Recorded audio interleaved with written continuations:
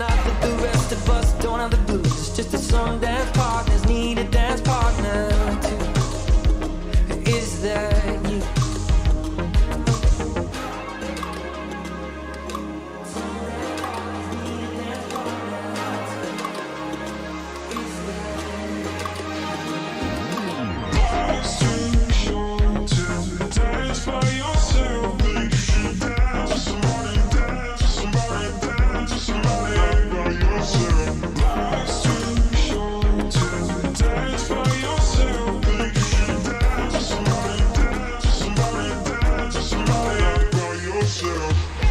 Take off your armor, let down your hair.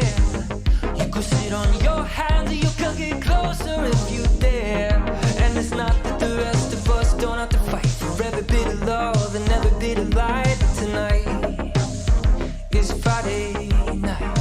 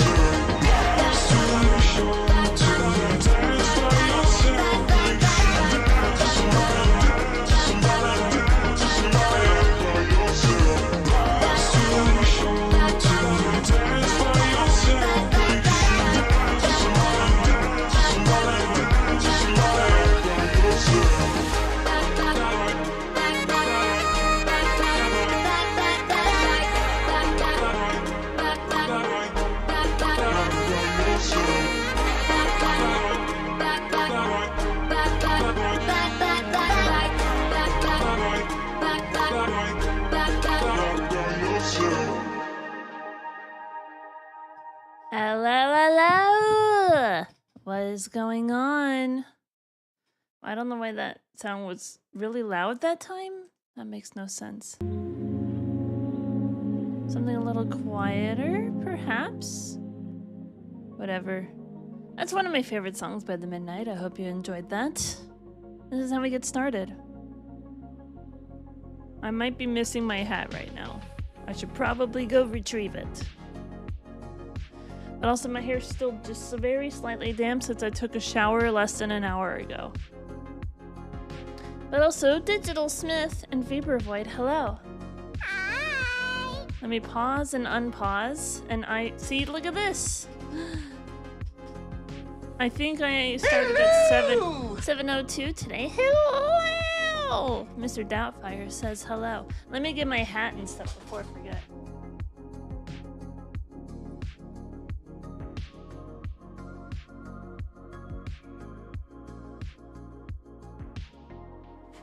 I got my hat and stuff.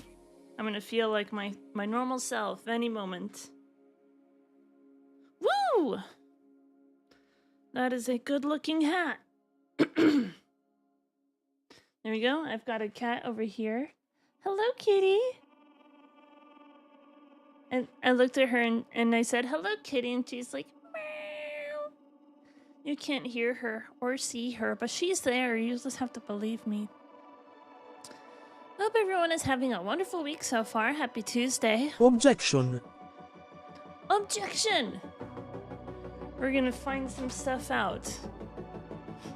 We are going to find some stuff out about Mr. Edgeworth here. It's like, holy crap, did he do it? I don't think he did it. Obviously, he didn't do it. He wouldn't murder someone. That's not like him. He wouldn't do that. And that prosecutor's a big old jerk. He's a big old heckin' meanie jerk. That's what he is.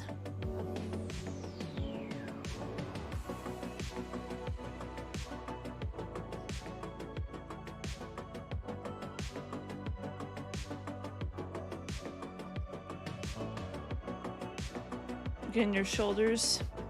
Make sure you stretch. Okay, stretching is good. You gotta do that. Get some stretches in. Objection. Let's see if my VTuber model is working. There it is. I haven't fixed the nose yet, but it's working. So look at this. Look at my model. This is what I'm thinking of doing. People don't like this super high voice, so how about if I pitch it down a little bit? Is this a more reasonable high-pitched voice for you? Is this better? Do you like this more? A little bit less annoying after a while?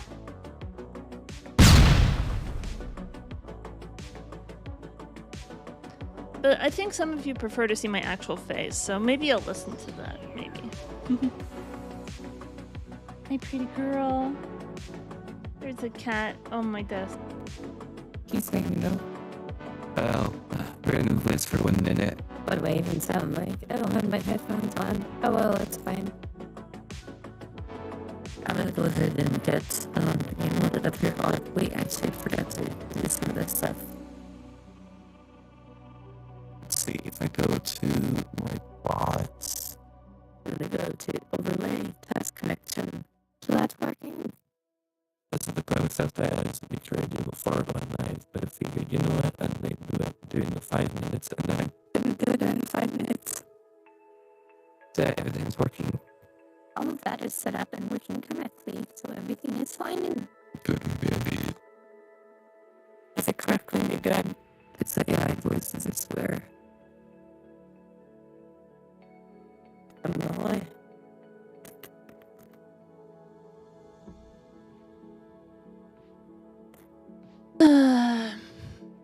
I should really put in a ticket to voice mod about the crackling voices. There we go. It should be back to normal. Because any other voice changer on this program doesn't produce the crackling voice, right? It's just the AI voices. I mean, I can show you kind of what that looks like if you want. So this right here is voice mod. This is what I'm using to change my voice. So the random human voice, like you see AI, AI, AI. Barbarian is really good, but it's another AI voice and it might be crackly. Hello. This is how you drive a Ford F-150. You never know what you're gonna find when you open a box of chocolates. And this is the cute voice that I have. But apparently it didn't, oh no, it did save the pitch change, didn't it?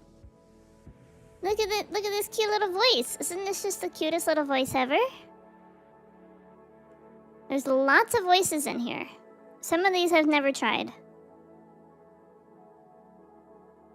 Lots of voices.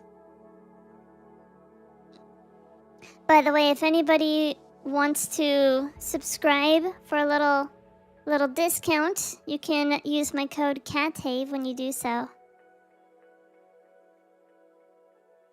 These are all available with a pro subscription. I think you get like 6 voices for free that change every day.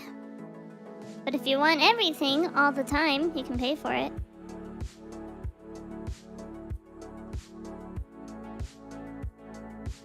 Okay, now we're back to my normal voice. So, are you happy with that? Crazy Clown is good.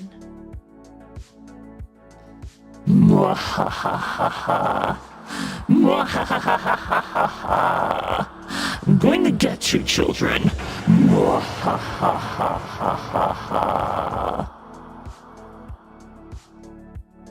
That is straight up terrifying, isn't it? Yeah, you like the normal voice, don't you? What if I go to... Let's see. It should be in here. Is it not in here? Huh. If I go to my app on here, Cathedral...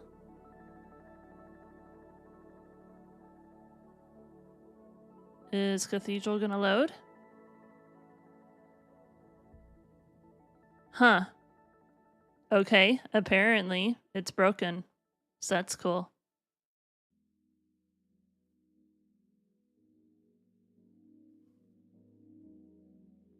Where is the Cathedral voice on here? It should be alphabetical, right? But apparently it is not alphabetical.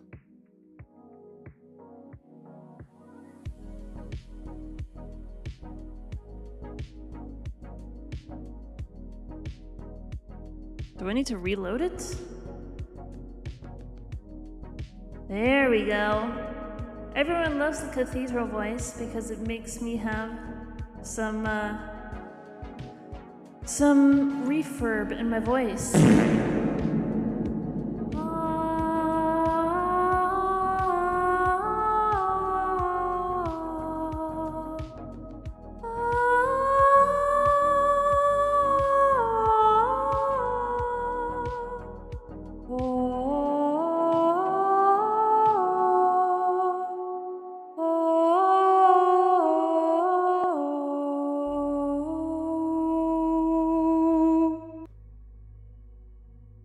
You like it? It's a good voice. Gotta move that back over here, though. Anyway, are we ready for some Phoenix Wright? I think we are. Thank you for indulging me on a little bit of that sometimes.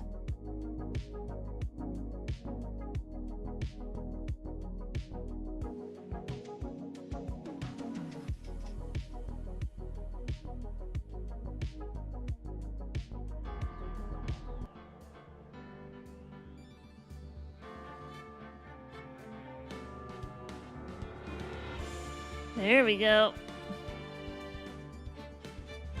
Indulge away. Sometimes I just want to play around with voices a little bit. Objection! What if I were to, like, add a soundbite of, like, objection? Although, admittedly, when the other dude does it, it sounds more like... Objection! It's terrifying when he does that. Oh, the cat is objecting too? That makes sense. She doesn't like anything I do if it doesn't involve feeding her or playing with her or giving her any level of attention when she wants it. If I give her attention when she doesn't want it, she gets very upset. Human, you're smothering me with love. I don't want you.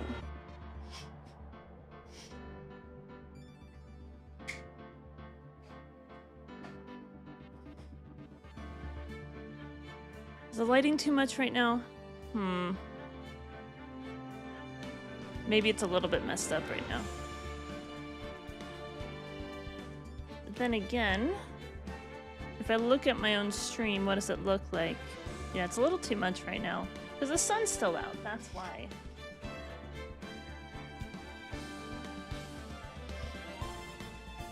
When the sun goes down, it'll be more normal. It's always like this when the sun's out. That's what I get for going live early. Or on time, I mean.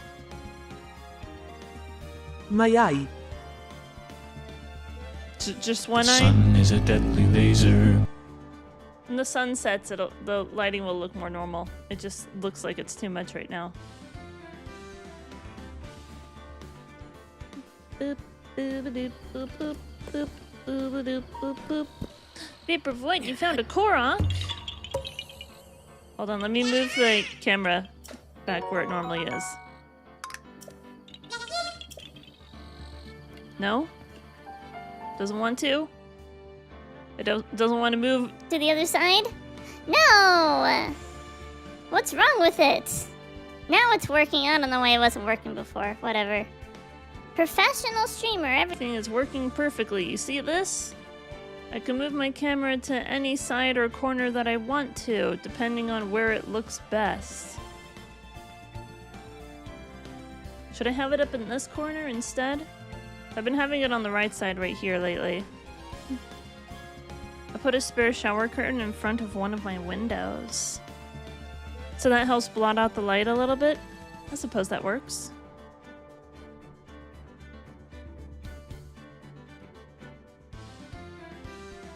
Alright, are we ready to go? Hello everybody, welcome back. It's a brand new day on Phoenix Wright Ace Attorney. So we are in the middle of case number 4, the Turnabout Goodbyes. It is now the beginning of day 3 trial. We are actually the defense lawyer for none other than Miles Edgeworth. So we're here to prove that he is innocent. Let's go. We are the best lawyer ever. December 27th, 10 a.m. District Court, courtroom number 3. Also, the other prosecutor is really scary. Wizzy, hello. Hello. How you doing? Court is now in session for the trial of Mr. Miles Edgeworth. The defense is ready, Your Honor. Very well. Apparently the prosecution is also ready. Who is the judge here anyway? Mr. Von Karma, your opening statement.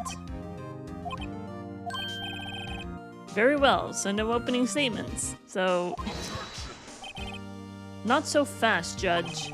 I was taking a meaningful pause before speaking. Right, of course. A prediction.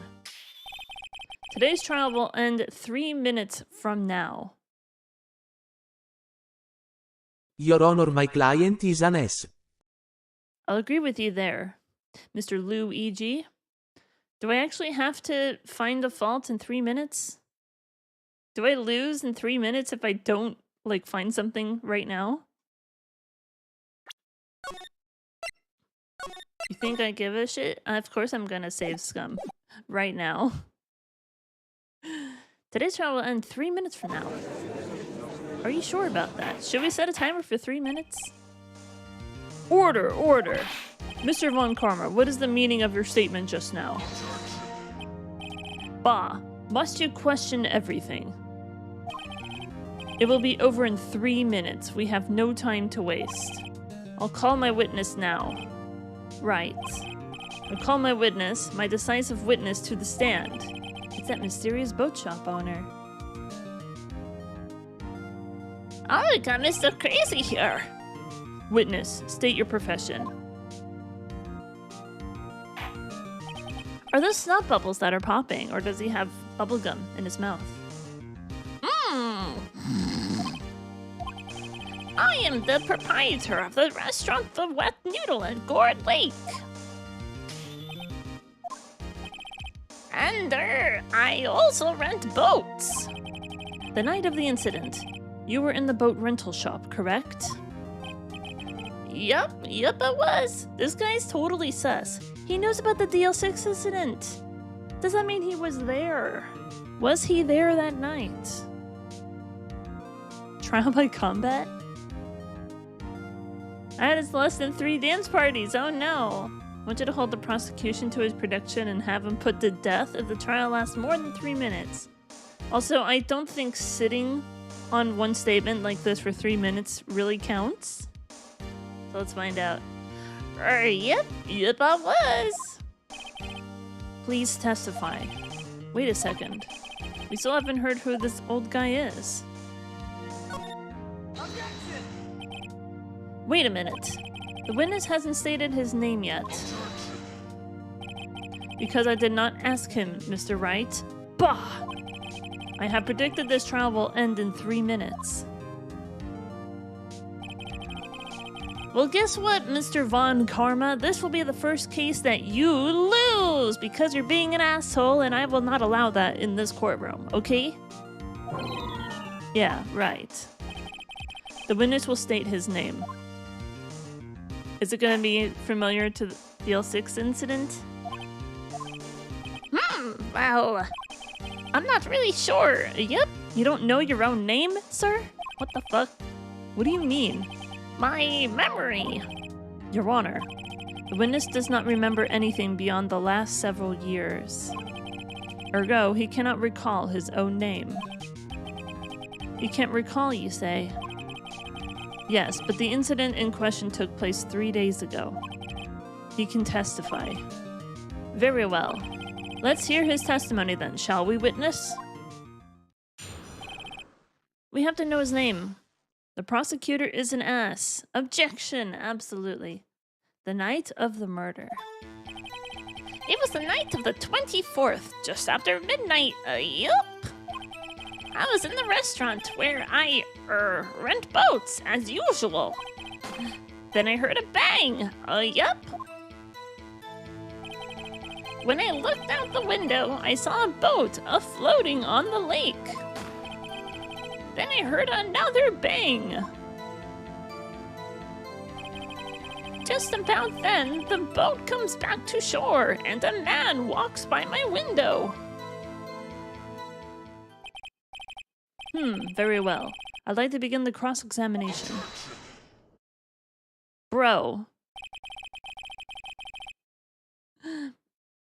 Bro, dude. Do you not believe in, like, a fair trial? Because this is not a fair trial if you're gonna keep objecting to this kind of stuff. I'm calling shenanigans, bro. You shut the f*** up, bro, and let me do my job as a defense attorney. Wouldn't it feel better to win this case by being a fair prosecutor? Or do you just want to cheat to try and get ahead? Do you feel proud of yourself, Mr. Von Karma, for being an asshole and cheating to get your way? You don't want a fair trial? Because you know if it's a fair trial, you're going to lose. That's why you always have to cheat. That's why you have never lost a case. Never lost a case in 40 years because you're a cheating cheater. Objection. Objection. Objection. Objection. Objection.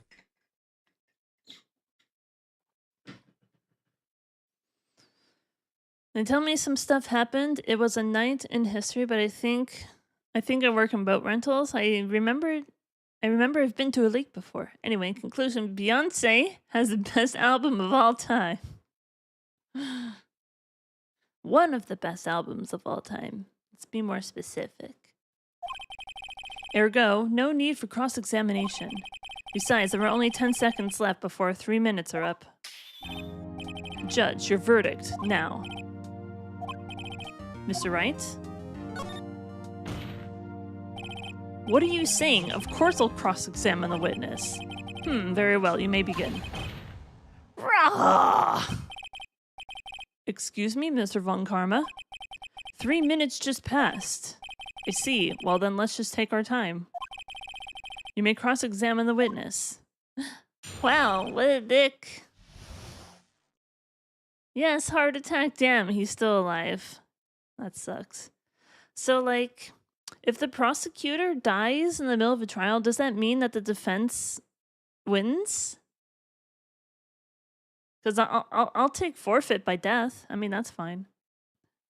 Keep damaging him emotionally. I want a heart attack ending. Yes, by Japan law.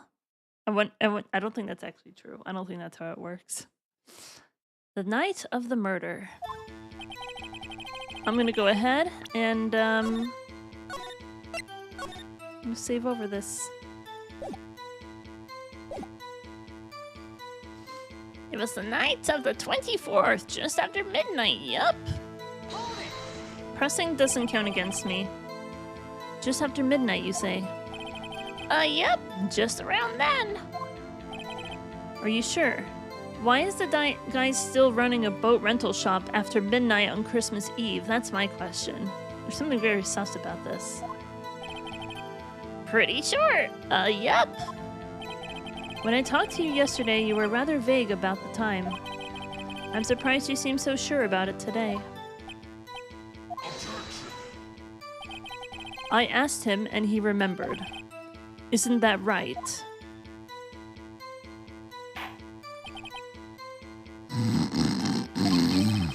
Don't glare at me like that. I remembered it clearly. I did. Yup. You see, continue. How can you rely on this guy being a witness when he can't remember his own name? How can you possibly regard anything he says as totally the truth? I was in the restaurant, where I rent boats, as usual. Is there anyone who can verify that? Well, I guess Polly could. That's not good enough for a court of law. It's a freaking parrot. It means he can't object. That's why I suggested you shoot him. Mr. Wright, exactly what's not good enough? Your Honor, this Polly is a parrot. A parrot? Don't be so hard on the girl, Keithy boy. Keith? The prosecution concedes that we cannot prove the witness was in the shop. Witness, please continue. Then I heard a bang. Yup. And where did the bang seem to come from? From the lake, I figure. Are you certain? Yup. Good. Continue. When I looked out the window, I saw a boat just a-floating on the lake. Was there someone in the boat? It was pretty far out there. I couldn't see clearly. But I figure there was 2 men out there. Yup. But you couldn't see them clearly. Yeah, at the time, that is. At the time? I feel like that should be something I should present. I saw a boat just floating on the lake.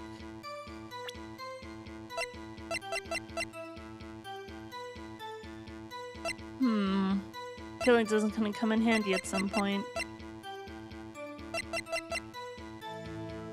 I haven't looked at this yet. So is that Edgeworth's father? It must be. Why the hell does, this dude know about the DL6 incident? That's my question. 12/28/2001. Because this game came out in 2001, didn't it? Air in elevator was oxygen. Depleted at the time of incident. No clues found on the scene. Victim data, Gregory Edgeworth, age 35, defense attorney, trapped in elevator, returning from a lost trial with son. Miles Edgeworth, age 9. 1 bullet found in heart. The murder weapon was fired twice.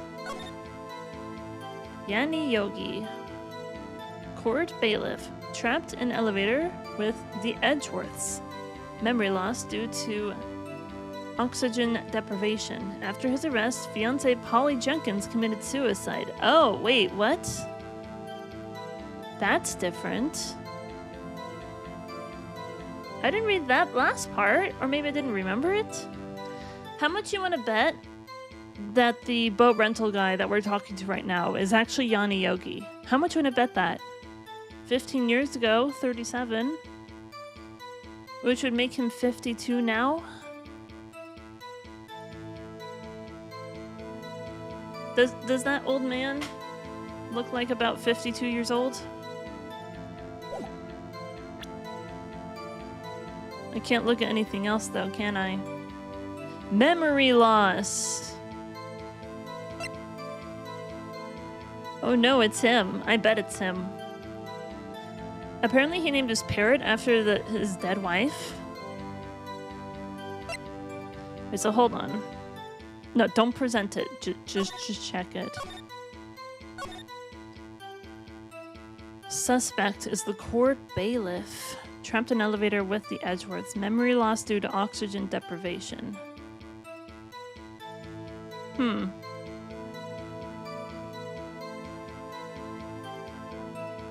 Fiancée Polly Jenkins committed suicide.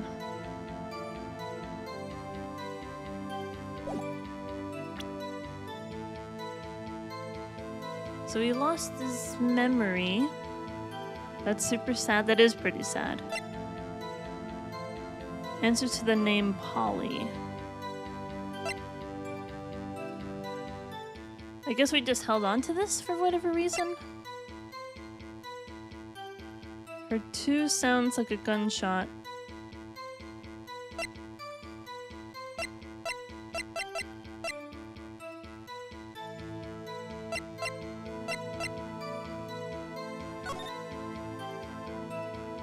The thing is, like, if this is the same photograph from before, but it's been blown up to this size. Because we didn't see a muzzle flash in the old photo. And in the zoomed one, suddenly there's a muzzle flash. That doesn't make any sense.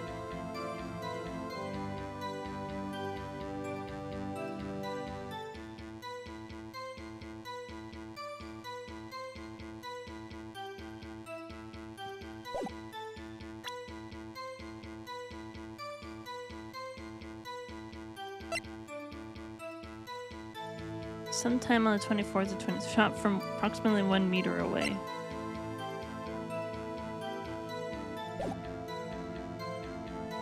I looked at the boat, I saw a lake just floating on the lake. I don't have a reason, I just like the burb. Can we inspect Polly's picture? Because the thing is, right? Was there someone in the boat? Pretty far out there, I couldn't see clearly. But I figured there was 2 men in the boat. Yup. But you couldn't see them clearly. Yup. At the time, that is. Couldn't see them at the time. That might be something important. Should I press? Then I heard another bang. So you heard 2 gunshots total? Yup. That's what Lotta said in her testimony yesterday. Just about then, the boat comes back to shore, and a man walks by my window. By your window? Yep, by my window, right outside the window of my little shack. Someone was banging on the lake? Interesting. And you couldn't see the man's face. Well, the fog was pretty darn thick, but he was right there in front of me. I saw him. This is a rather important detail. Please add it to your testimony.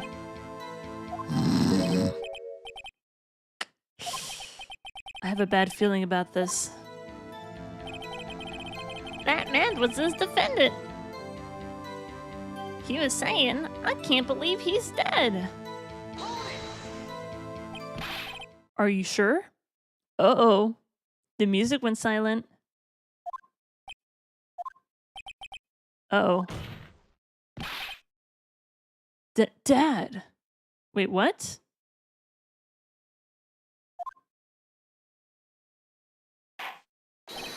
Oh, yeah, Keith. Dead certain, Keith. He said I can't believe he's dead, as he was walking by, too. Witness, are you sure that was the person you saw was Mr. Miles Edgeworth? The first time Phoenix has specifically said so you heard 2 shots gives us an opening. This is Phoenix's dad? The thing is, like, the old man is, like, senile, and he thinks that Phoenix Wright is his son named Keith, and also thinks that Maya is, what was the daughter's name? I don't remember. The old man is senile. He can't remember. Yeah, hold on. That should come into play. If he can't remember his own name, but he thinks that I am his son, he can't remember his own son? That seems kind of sad, doesn't it?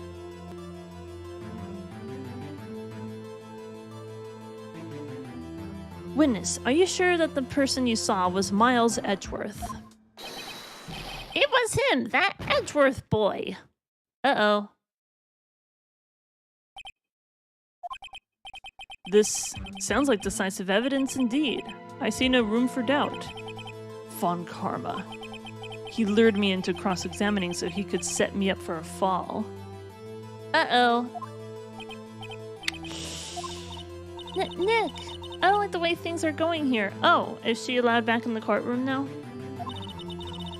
Everyone in the courtroom is glaring at us.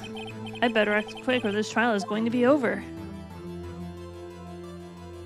I feel like if I say wait and see what happens, then, like, I'm just gonna lose. Why didn't we find his son? Well, he's dead.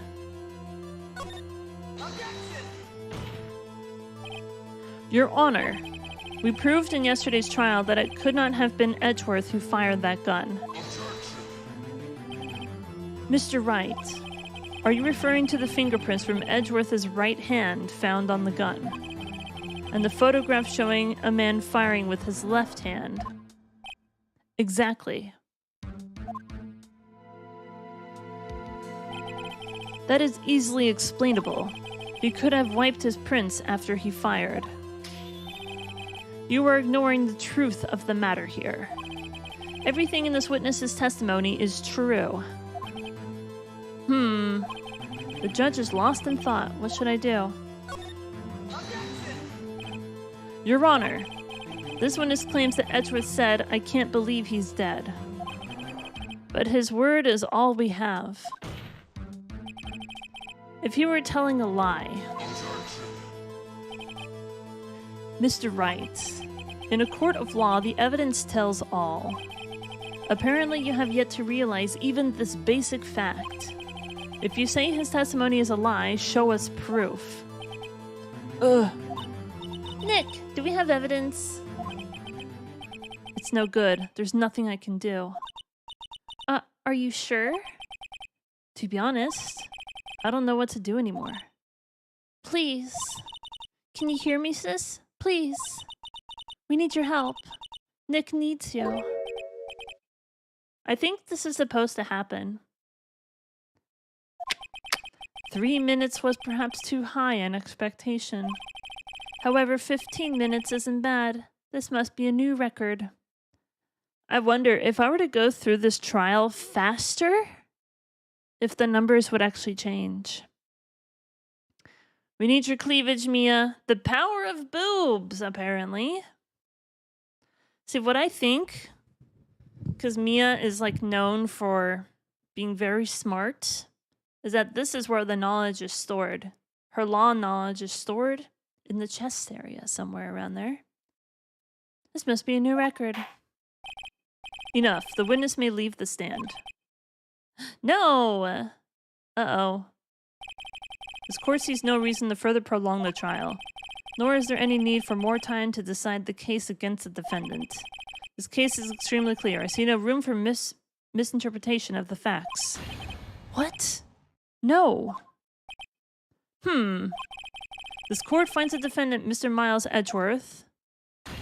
What?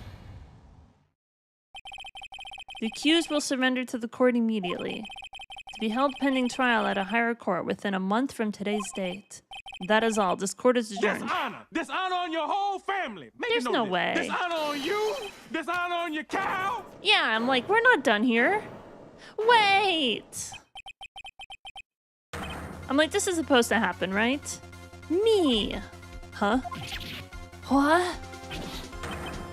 Larry? What are you doing here? Listen, you gotta listen to me. I was there in the park the night of the murder. I wasn't sure about it until just yesterday. I have come to testify. But today I remembered it. Remembered what? The gunshot. I heard it too. Order. What is the meaning of this? The verdict has been decided. I call for an adjournment. One moment, Mr. Von Karma. So you say you heard a gunshot? Yeah, I did. A gunshot that night. I was sitting here in the audience, listening to the testimony. Then I realized something he said was different from what I remember. Anyhow, I can't just sit here and let you call Edgy a murderer. Everyone's calling him Edgy. Former murder suspect, Seymour Butts. His name is Larry Butts, but close enough.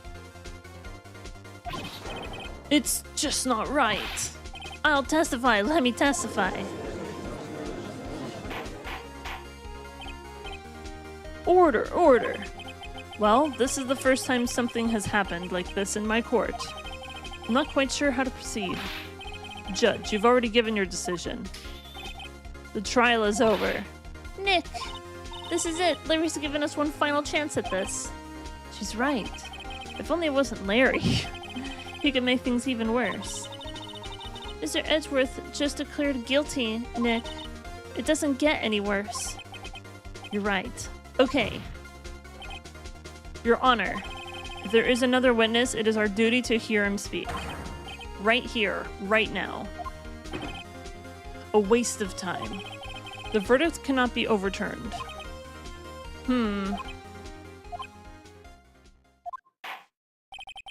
Allow me to speak my opinion. In all court proceedings, it is our duty to prevent an inaccurate verdict. In order to make sure no mistake has been made, every witness should be heard. Thank you, Mr. Judge. You know how to run a fair trial better than Mr. Von Karma. He's about to get his karma for 40 years of lying to the judge. What is this? I withdraw my previous verdict of guilty. Hell yeah, brother. Mr. Von Karma, I order you to call this new witness to testify. Now. What? The court will adjourn for a 5-minute recess. After that, we will hear this new witness. Court is adjourned.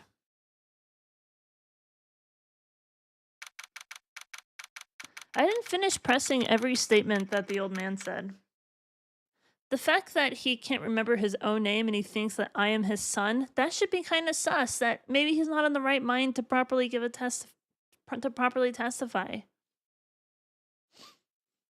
But I feel like this is supposed to happen as well. December 27th, 10:28 a.m. Whew!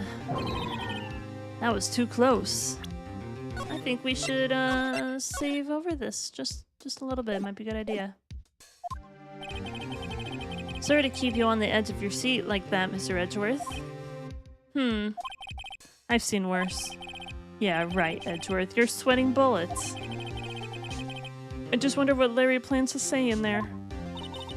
Larry was at the lake that night? Yes. He said he went looking for the steel samurai balloon that flew into the lake. Exactly, I remember that. I remember him telling us that. Oh, right. And he found the balloon in the air tank that night. Yeah. Hey, Edgeworth. Huh? You say something right? Yeah, a lot of things. You seem out of it. What's wrong? It's nothing. Larry was also in a boat? Yeah, apparently. So there should have been 2 boats missing.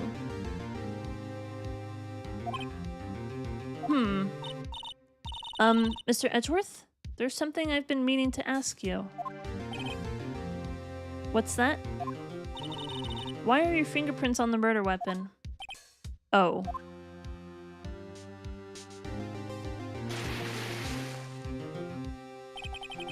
When he fell into the lake, I went into a daze.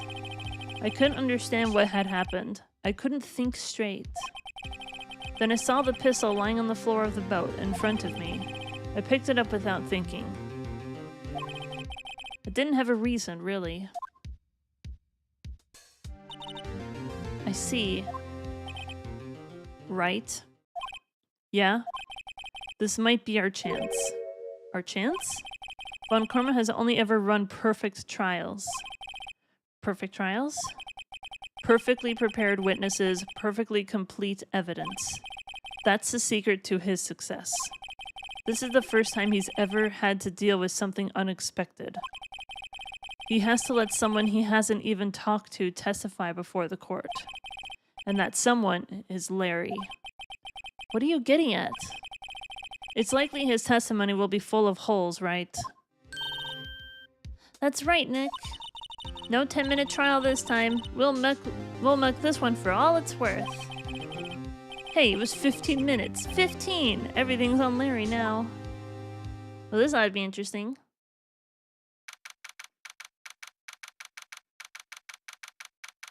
Courtroom number 3.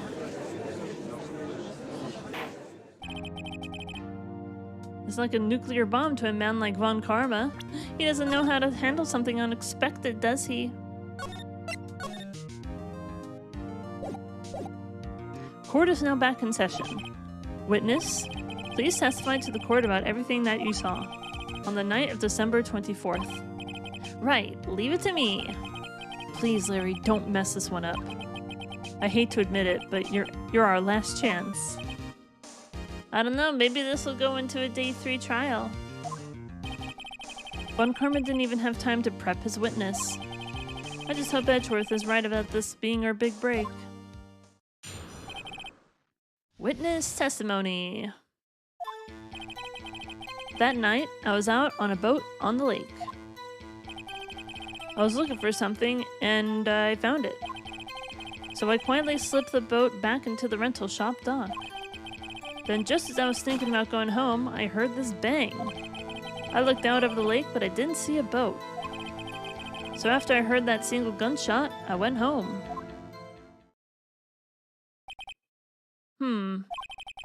That was an unusually vague testimony, even for this court. In any case, Mr. Wright, you may begin your cross-examination. Yes, Your Honor. What's wrong, Nick? It's Larry. I have no idea what he's going to say if I press him. I'm a little scared. We've come this far. There's no way out, no way to go but forward, Nick. This ought to be interesting.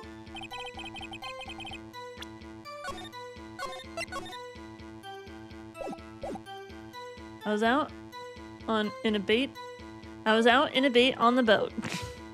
That night, I was out in a boat on the lake. Something wrong, Mr. Wright? There were so many things I don't know where to begin.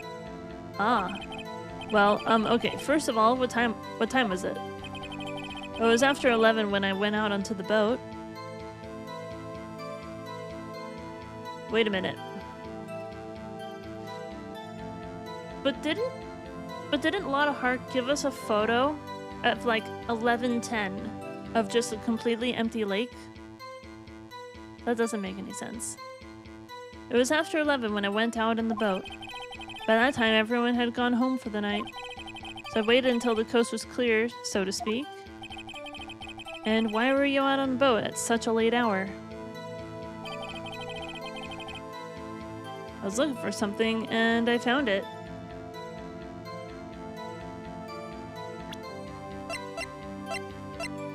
Shows an empty lake taken at 11:50. Okay. So how long was he out on the boat for? That's the real question.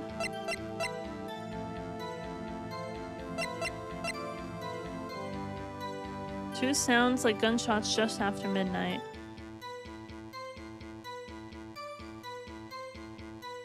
So both of those shots ring out after midnight.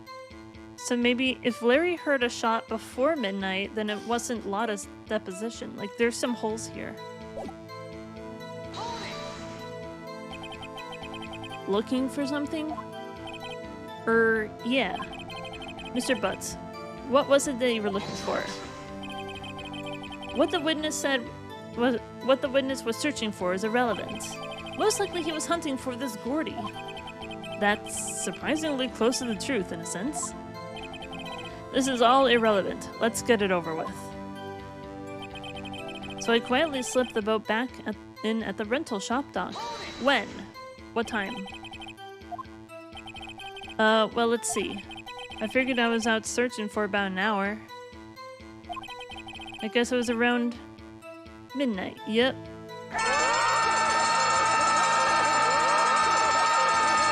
That's our secret word of the day!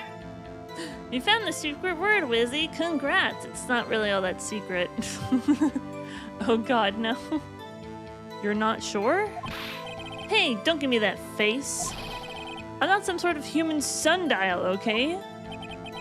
People use watches these days, Larry. Just as I was thinking I was going home, but the thing is right. So when did you slip back?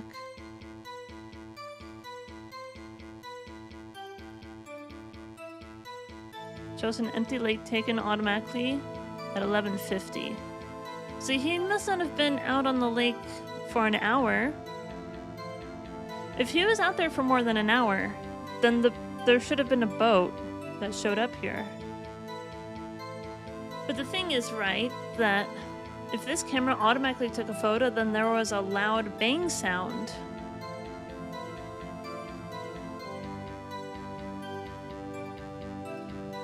Yeah.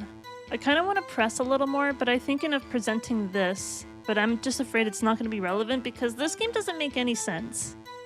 I have very sound logic for the evidence that I want to present, and it's like, nope, there's no correlation. And I'm like, what are you talking about? This game doesn't make any sense sometimes.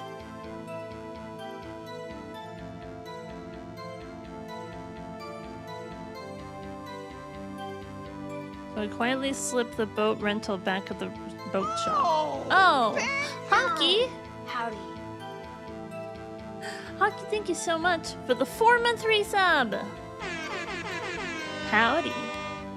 Hope you're doing good. By the way, every time we get a sub, we spin the wheel. What's it gonna land on?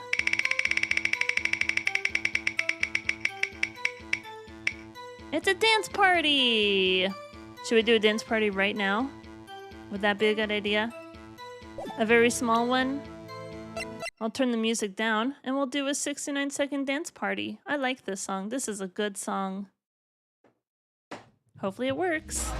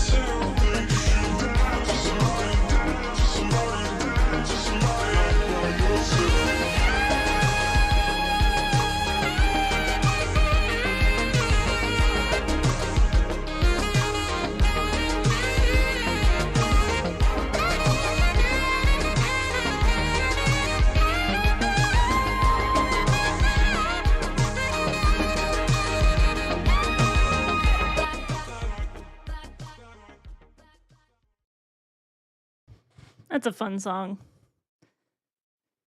Anyway.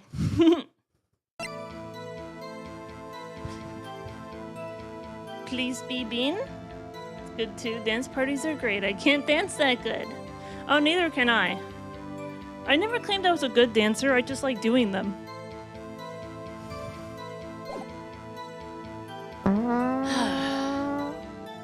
Thank you for the 10 awkward fart bits. But this is what I'm thinking.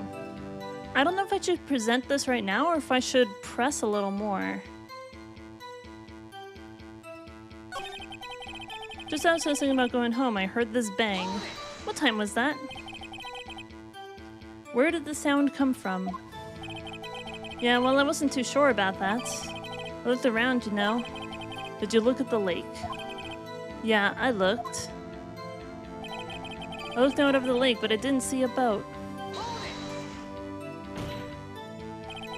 Wasn't there a boat on the lake? Order! Order! Well, Mr. Butts? Whoa, whoa. Everybody just calm down, okay? I mean, it was a real foggy that night. I'm not sure whether there was a boat out there or not. Okay, no problem. That's just the most important part of this case. So after I heard that single gunshot, I went home. So you only heard one bang, correct? Yeah. Huh. Well, Nick? It was a pretty wishy-washy testimony, wasn't it? I guess I should start working on the contradictions. Sorry, I wish I could be more helpful. I wish I could call my sister. So should I present the empty lake?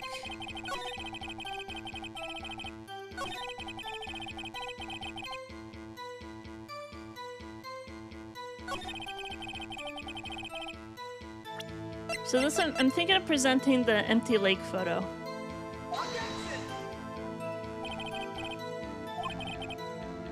Nope, apparently not.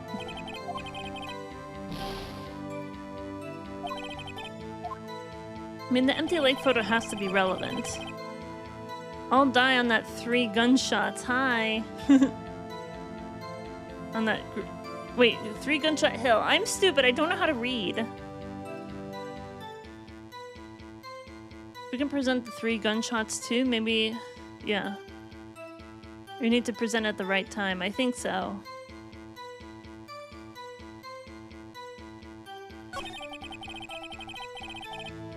I heard this bang, but I didn't see a boat.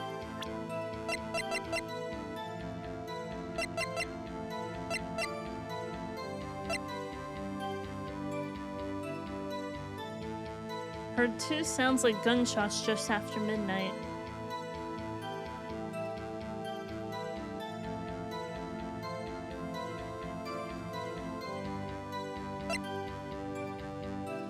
Murder weapon fired 3 times bears prints from Edgeworth's right hand.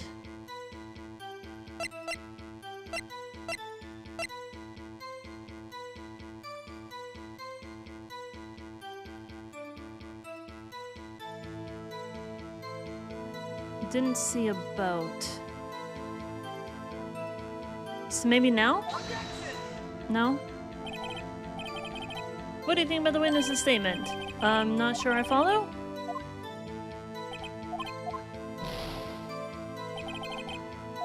I have the right evidence.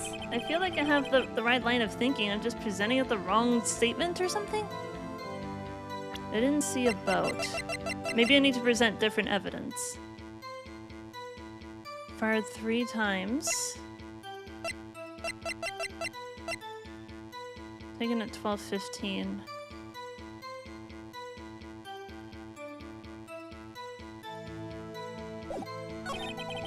So after I heard that single gunshot, I went home. I heard 2 sounds like gunshots just after midnight. So maybe it's the gun. It says if it was fired 3 times.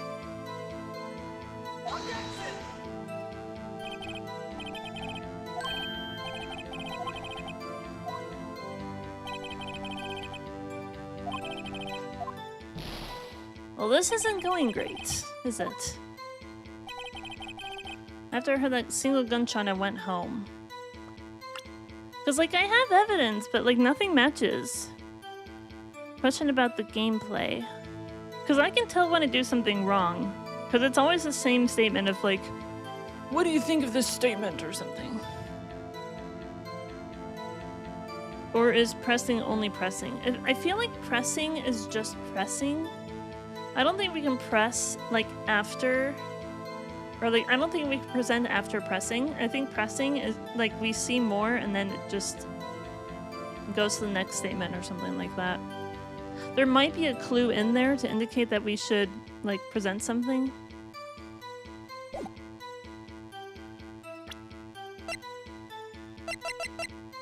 Sounds... 2 sounds like midnight. Here we go. That's the right thing. Yeah, there were two sounds coming from Lotta. Wait a second, Larry. What? You only heard 1 bang. You're sure? That's what I said. But Miss Lotta Hart testified yesterday that she heard 2 bangs. And the old man just now said the same thing. They both heard 2 gunshots that night. Were you even listening? Were you paying attention at all to what they said? Yo, Nick, please. Huh? You know, something's been bothering me. I'm a witness, see? I'm like a customer here. So you gotta treat me nice and stuff, okay? Larry, that's not how this works. Mr. Butts. What? You only heard one gunshot? Are you sure? Well, to tell you the truth, I'm not sure. Bro! Not sure? How could you not be sure? Yeah, well, I might have missed the other gunshot. I was listening to something else. Something else? My radio, dude. With my headphones. What? Order, order, and stop that booing. Mr. Butts, you were listening to the radio with your headphones? Yeah, so what? That a crime? I listen to my radio. Everybody listens to the radio. What's the big deal? No one listens to the radio. That's very sus. He's the murderer. Mr. Von Karma, your opinion? Waste of time. I do not accept this witness, nor his shoddy testimony. Well, Mr. Wright, should he continue the testimony? Continue. Your Honor, please allow the witness to continue his testimony. Bah! Nothing is more pitiful than a lawyer who doesn't know when he's lost. Very well, Mr. Butts. Please give your testimony and be sure to include the details like your radio. Right, leave it to me. I wouldn't if there were any other way out of this, believe me. What Larry heard. Oh boy. It's lonely being alone on Christmas Eve. That's why I was listening to an all request show on the radio, see? I was listening to it real booming loud, like. But I'm sure I heard that gunshot. I remember exactly what the DJ was saying when I heard it too. You were listening to your radio at a high volume? Yeah, what's the big problem? Can a man listen to his radio in peace? Isn't this a free country? Didn't he say that he was trying to, like, quietly return his boat? I don't think he wanted people to know that he was on the lake. True believe Larry has no idea what the problem here is. Judge, can you believe a word this witness says? What he heard was probably nothing more than a drum beat from the radio. True enough, it is difficult to believe this testimony. Wait, Your Honor. The witness said he remembers exactly what the DJ said when he heard the gunshot. Excuse me? DJ? An announcer, the guy who says things on the radio. Anyway, what this means is when he heard the sound, no music was playing. The DJ only talks between songs, so he could have heard the gunshot from the lake. I'd like to cross-examine the witness, Your Honor. Very well, Mr. Wright. Can't believe I'm continuing the charade.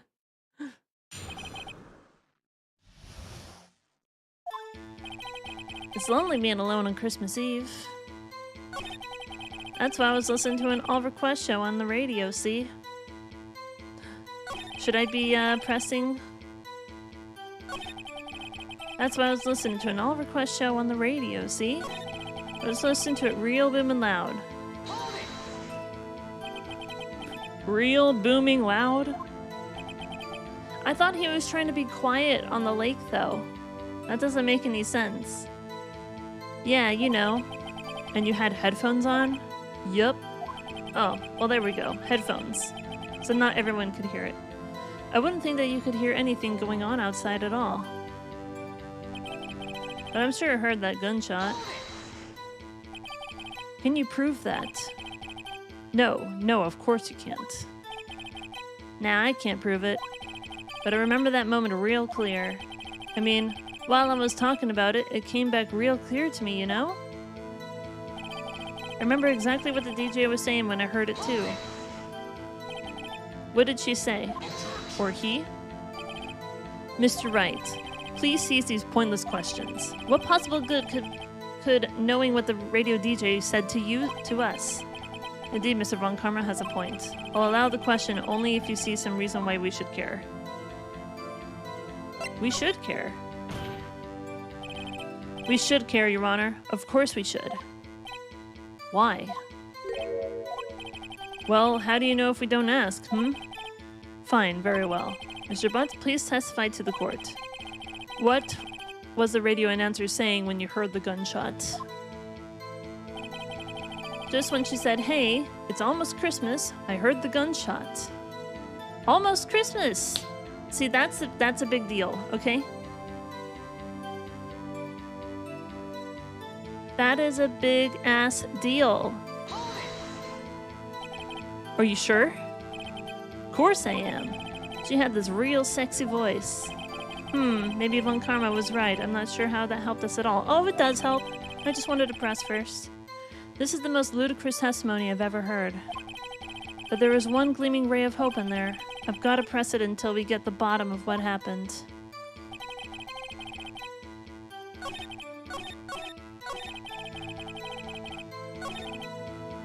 It's almost Christmas.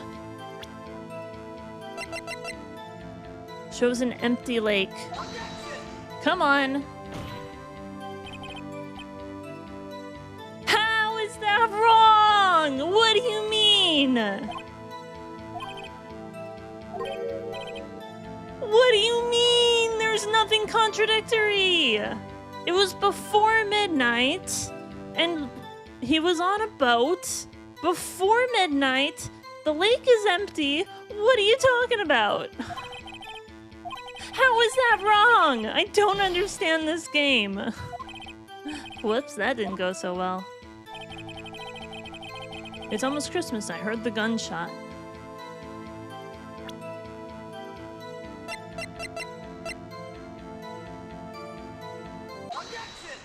Let's present this one then. Larry, are you absolutely sure what you're saying is correct? Huh? What's with the face? You look scary, dude. Hey, if you're trying to scare me, you better know I don't scare that easy. Is something the matter, Mr. Wright?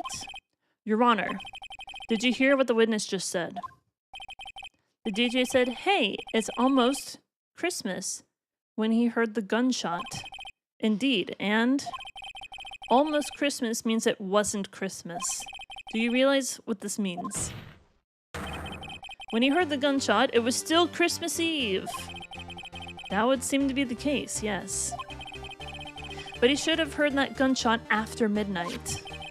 This photograph is irrefutable proof of this fact. Let's see what the time was on the photo taken when the gun triggered Miss Hart's camera. 15 minutes after midnight on Christmas Day. This is a clear contradiction, Your Honor. Order, order. What does this mean? The two prior witnesses heard gunshots after midnight. However, this witness says he heard a gunshot before midnight. Judge, the answer is simple. The current witness is plainly mistaken. Just look at him, suspicious. What? Well, Mr. Wright? What do you think about Mr. Butts' claim he heard? Larry's right. Larry's not mistaken, Your Honor. He heard that gunshot before midnight. Intriguing. I'm assuming you have evidence for this wild claim? Show me evidence there was a gunshot before midnight. The empty lake photo! Look at this photograph. Do I need to have this on the ready?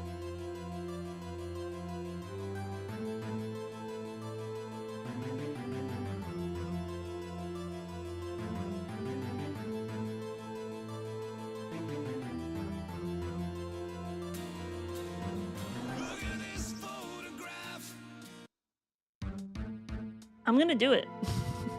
Every time someone says that statement, I'm gonna play the song. This was taken by our witness yesterday, Miss Lotta Hart, with her automatic camera. The timestamp on the photo reads December 24th, 11:50 p.m. Look at this graph! Oh? But there's nothing on the lake in this picture. Your Honor? The real issue here is not why nothing is shown in this photograph. It is why the photograph exists at all. What do you mean? Your Honor? This photograph was taken by an automatic camera. That camera was set to go off in response to loud noises. Aha!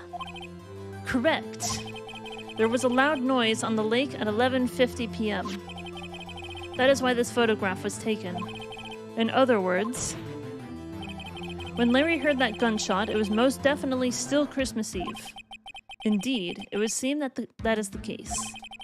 Then, where does that leave us? Ms. Hart testified that she heard the gunshots after midnight. Are you claiming she was mistaken? Not at all, Your Honor. It is a fact that the camera also triggered at 15 minutes after midnight.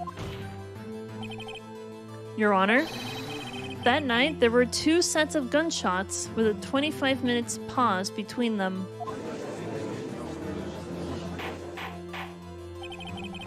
Why would this be? Don't be fooled, Judge. That camera was set to respond to loud noises. Yes? There was no proof that the loud noise at 11:50 was a gunshot. Why the witness could have sneezed, triggering the camera. Hey, my nose was clear that night, man. Well, Mr. Wright, there's no turning back now. Can you prove that the loud noise at 11:50 was indeed a gunshot? Please show the court evidence if you have any.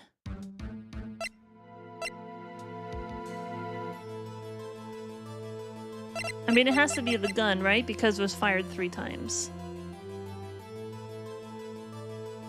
Here goes nothing! I'm gonna have to start over if I don't get this presented right now. This is my evidence. The murder weapon. Something about this pistol was bothering me, Your Honor. Both of the witnesses who testified yesterday heard 2 gunshots. However, the murder weapon was fired 3 times. When, then, was the last shot fired? Only now have I realized the truth. That 3rd shot was the shot Larry heard just before midnight. I'd die on this stupid hill with a gun. Order, order. That would make sense of the evidence we've seen so far. However, this leaves me wondering exactly what did happen that night on the lake. Exactly. If this is true, there were 2 sets of gunshots, separated by 25 minutes. One at 11:50, another at 15 minutes after midnight. Why, I ask you, why? I better think of something quick. Wait a second. Gunshots separated by 25 minutes. Ah! What's wrong, Nick? I have it! I have it! Huh? Remember the case with the steel samurai? Huh? Yeah, of course I remember. The murderer in this case had the same idea as the murderer in that case. What do you mean? Maya. Yes? If we don't figure this out now, we'll never overturn Edgeworth's guilty verdict. I've got a hunch, and I'm going to run with it. Right. I mean, is this safe? Safe? We've already gotten a guilty verdict. We have nothing to lose. You just watch and let me know if I say anything that sounds fishy, okay? Right, Nick. Your Honor. Yes, Mr. Wright? The testimony just now has cleared up this entire case. What do you mean, Mr. Wright?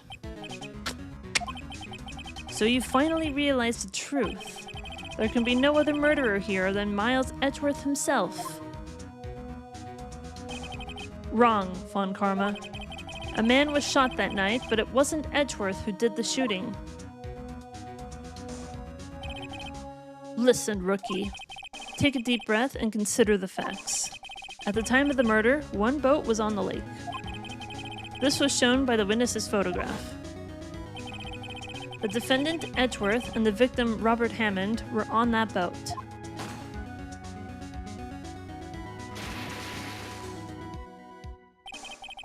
There was a gunshot fired on that boat, and Robert Hammond fell into the lake. The distance of the shooting was 1 meter. It couldn't have been a suicide. Well, The guilty party has to be the other man on that boat. I admit it, it's hard to imagine any other possibility. Yes. But this assumes that the victim was shot at 15 minutes after midnight. What do you mean by that, Mr. Wright? We have photographic evidence of the time of shooting. This timestamp on the photo says 15, but Larry heard a gunshot 25 minutes before that. Robert Hammond was killed then, 25 minutes before the shot on the lake. That's the only way Edgeworth could be innocent. Mr. Wright, are you quite mad? Explain who the two men on the boat are.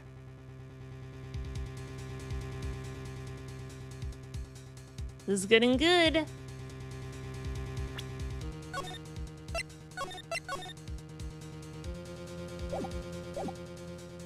The murderer and Hammond. Edgeworth and the murderer. Edgeworth and Hammond.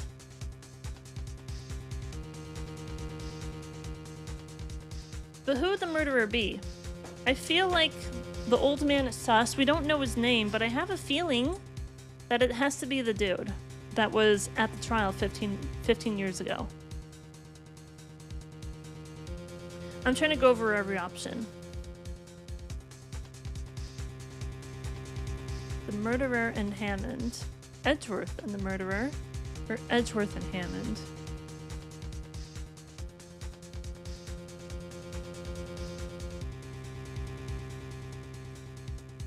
Does that old man have a motive? He does, right?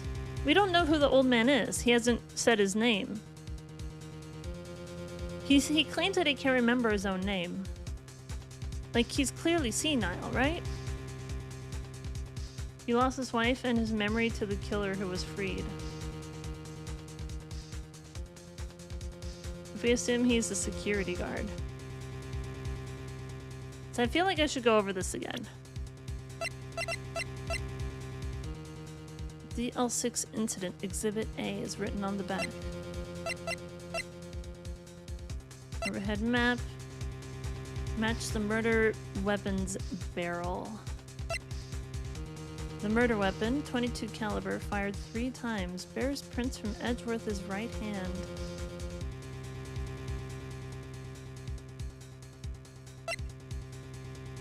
Or 2 sounds like gunshots just after midnight. Makes a noise when metallic objects are near. Am I gonna use that in some way? Erstwhile companion of the boat shop caretaker answered to the name Polly.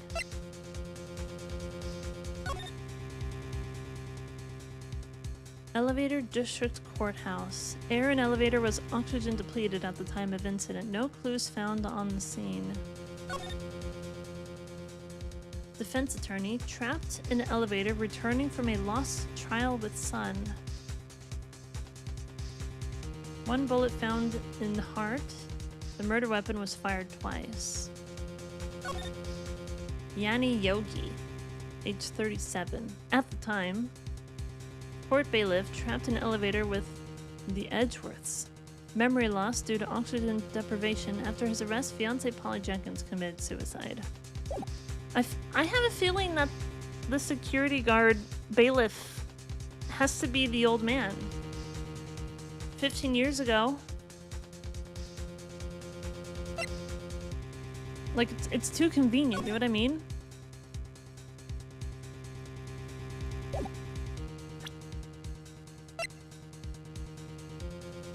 I got him confused. I thought there was another man. Yanni Yogi was a suspect. Because was there a trial for...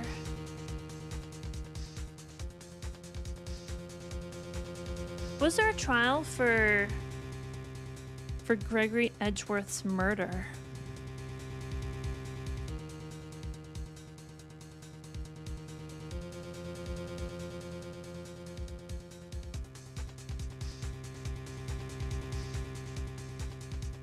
Because I think that was the original case that they were talking about, right? Because the victim in our current case was the defendant for the suspect, and the defense won. So the suspect, who is suspected of killing Gregory Edgeworth, didn't get convicted.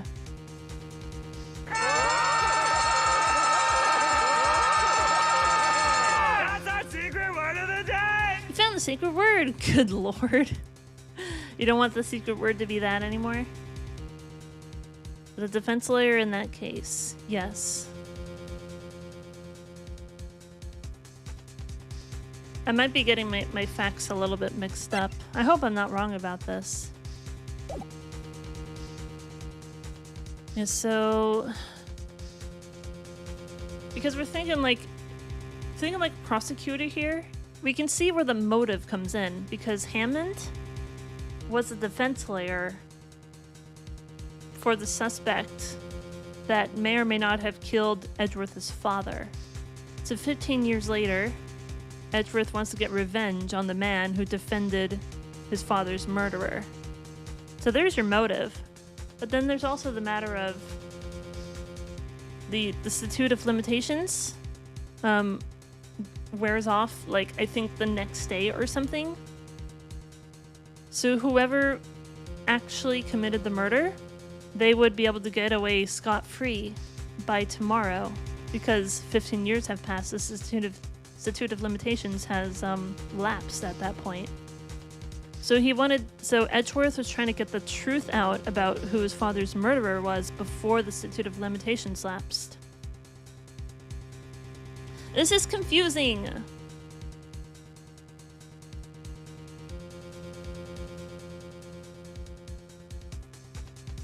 Something about like I can finally get my revenge or something like that. But the thing is, right?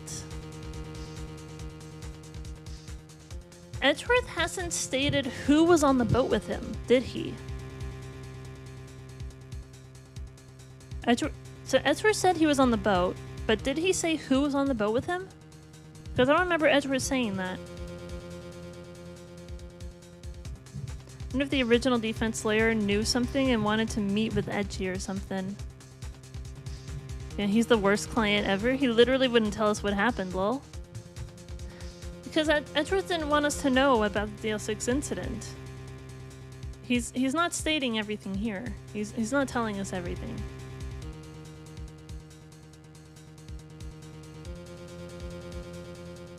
If someone else murdered Hammond,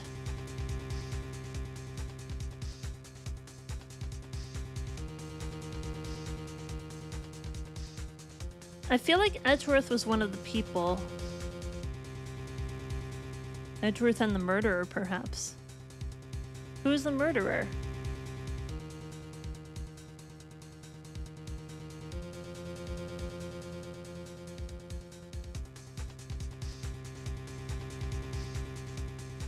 Did they state where they found Hammond's body? Was he in the middle of the lake, or was he like off to the edge of the lake? I just don't want to be wrong here. Like, I want to think this over. Because, like, if I get it wrong, I can just, go back and pick something else and then get it right. And then the trial will continue. But I want to get it right the first time, you know what I mean? This is why I'm thinking about this so hard. Like, there's not a big penalty if I get it wrong, because I'll just go back to this point and then pick a different answer. I want to feel like there's actual real stakes here.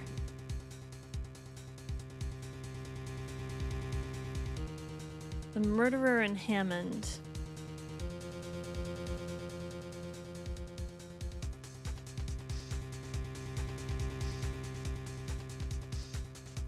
Explain who the two men on the boat are, because that's never been made entirely clear. There's 3 people involved here. Edgy and the murderer can't explain why.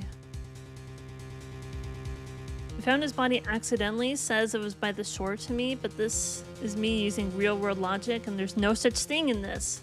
This game doesn't follow real logic. I've used real logic, and my logic was wrong. Because if Edgeworth was on the boat, but it was Edgeworth and Hammond is the victim here. Which makes me think that if I were to pick Edgeworth and Hammond, then that would be like, oh, so you admit that Edgeworth was on the boat with Hammond. But I'm thinking maybe it was Edgeworth and the murderer. Like, if Hammond was already killed before?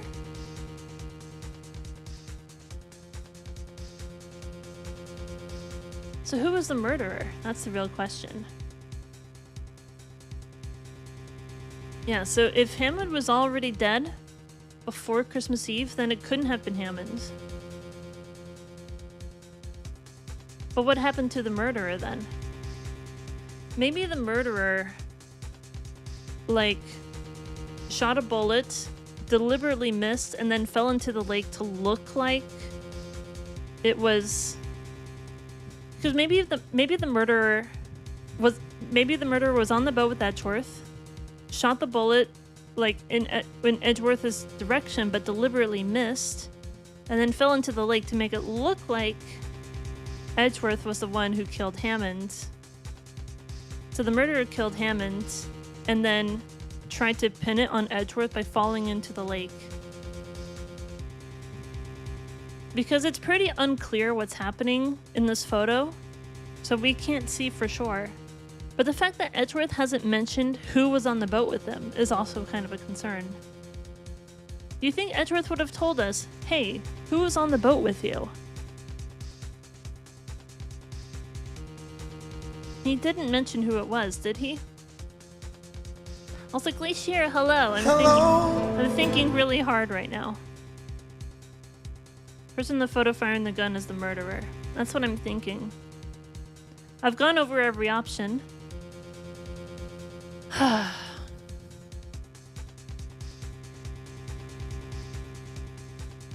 I gonna be wrong? Edgeworth and the murderer. Of course, it was Edgeworth and the murderer. After the murderer killed Robert Hammond at 11:50, he assumed the guise of Mr. Hammond and met Mr. Edgeworth. Why do I keep saying Mr. Edgeworth? What? Are you serious? Yes, Edgeworth won't tell us why he went to the lake that night. However, I have a hunch. That night, Robert Hammond called Edgeworth to the lake. Now, Edgeworth didn't know Robert Hammond's face that well. That's why he didn't suspect anything when the murderer took Robert Hammond's place. I'm not sure what to make of all this. Ludicrous! Mr. Wright, tell us the name of the murderer then. The murderer's name? Right, it's...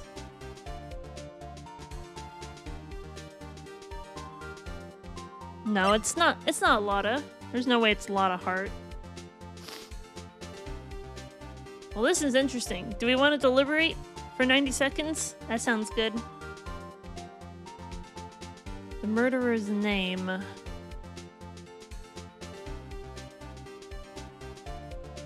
Because maybe it was the court bailiff. Hold on. Can we go over this again?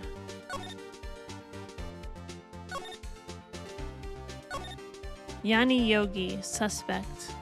Court bailiff, trapped in an elevator with the Edgeworths. Memory loss due to oxygen deprivation. I feel like Yanni Yogi is the boat rental guy. I feel like it's the same guy. It's too obvious. And the fact that he named his parrot after his, like, late fiance. Like, it's definitely the same dude. But was Yanni Yogi the murderer just now? Is the real question.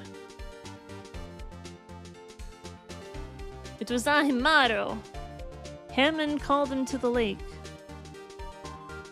Is super scared of loud noises, so the gunshot may have dazed and disoriented him. Possibly. Couldn't possibly mistake Lotta Hart for Hammond. Exactly. She looked like a man. Actually, this is why Von Karma kept him from saying the name, No Shot. Von Karma knows it's him. Say it was Von Karma? I don't have that option. Say it was Butt Karma? Thank you, Buttspot. That is the best option, I think, actually. Definitely Butt Karma. Okay. So we don't actually know the name of the murderer. That's kind of the whole point, isn't it? The murderer's name, I don't know. Actually, I don't know the murderer's name. You don't know? Bah! Again, you waste my time. I don't know because he never told us. The murderer is the caretaker of the boat shop, that old man. At 11:50, he was the one who killed Robert Hammond. The caretaker of the boat shop? Where did he do this? There weren't any boats on the lake then. Why would he have to go all the way out onto the lake just to shoot someone? May I suggest that the real scene of this boat crime was not on a boat? Well then, where did the murder take place? Show the judge where the murder really took place.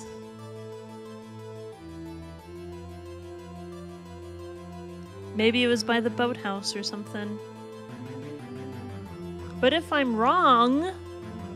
The thing is, if Larry was over here by this place...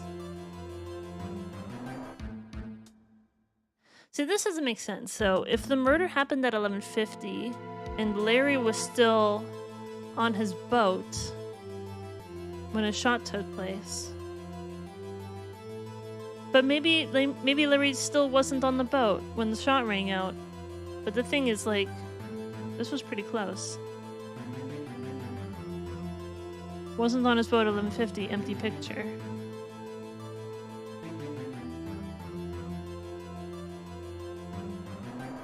Because that's what I'm thinking, like, because Larry doesn't know exactly how long he was on the lake for, but it must have been less than an hour, because at 11:50 he wasn't on his boat. Maybe it did take place over here. Because if there was a gunshot at 11:50 and the camera took a photo of something empty, there's also this empty section of beach all the way over here.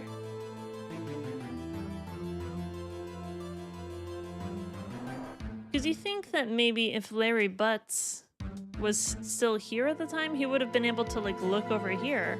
Unless that's not actually how it looks. Inside the boat shop. Maybe, possibly. Oh, and that's right. Hold on. And the fact that the parrot knows the phrase, remember the DL6 incident.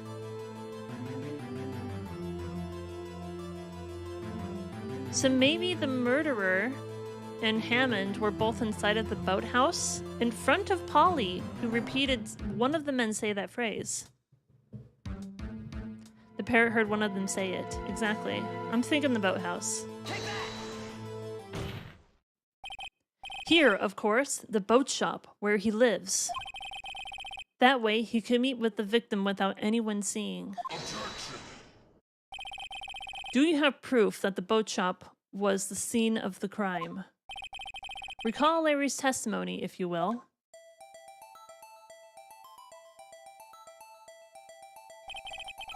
That night, he was out on the lake in a boat searching for something. He finds it and returns the boat. And just as he's starting to head for home, he hears a gunshot. He heard a gunshot, Your Honor, even though he was wearing headphones at the time. In other words, the gunshot was very, very close by. And where would that be if he had just returned a boat? The boat shop. We got him. Are we gonna call the parrot to testify? That would be hilarious. I figured it out. It was Polly. Polly was the murderer. That makes so much sense. I love the bad RPG animation of the boat. Mr. Wright, what happened that night on Gourd Lake? Please tell the court from the beginning. Yes, Your Honor. Nick, are you sure about this? Not really. But I think if I start at the very beginning, and I take it slow, I might just be able to figure this out. That night, the caretaker of the boat shop called Robert Hammond to his shop.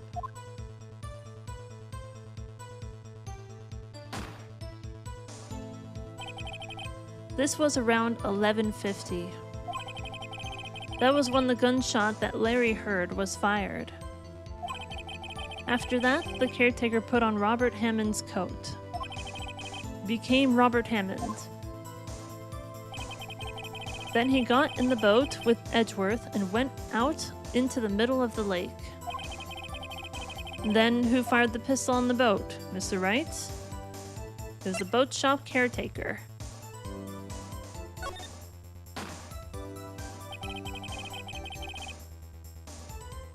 Of course, it was the murderer who shot the pistol. He shot twice. Both missed Edgeworth on purpose.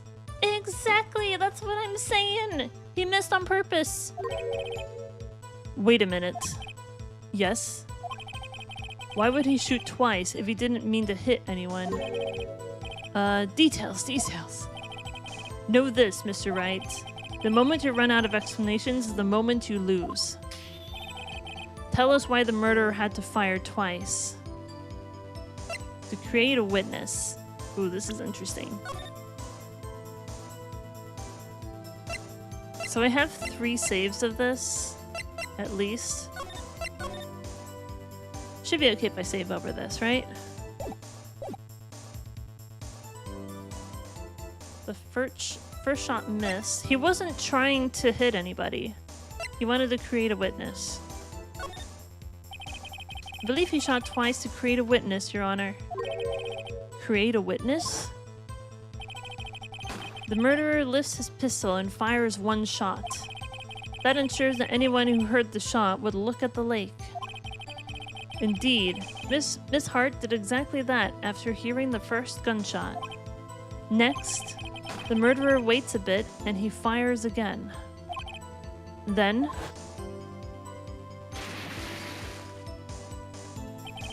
the murderer jumps from the boat himself, leaving the pistol in the boat behind him.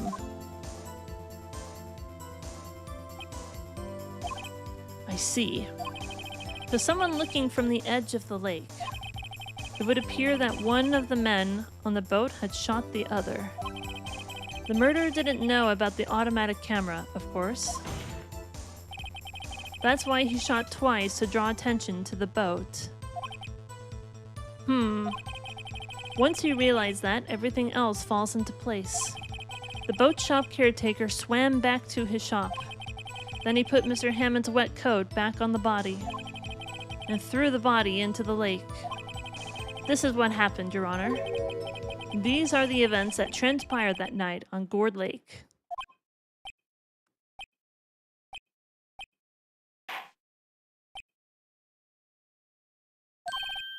Bailiff? Uh-oh. Bring out the witness from before. Oh, shit! The boat shop caretaker, quickly. Oh no! Sudden death. Very well. While we are waiting for the caretaker, I would like to ask the defendant, Miles Edgeworth, a few questions. Mr. Edgeworth, please take the stand. He does not look happy. He never looks happy. Mr. Edgeworth, you heard what the defense has said? Yes. Well, why did you go to the lake that night? What Wright has said was mostly correct. Astonishingly so, actually. Yes. Several days ago, I received a letter. The letter was signed Robert Hammond.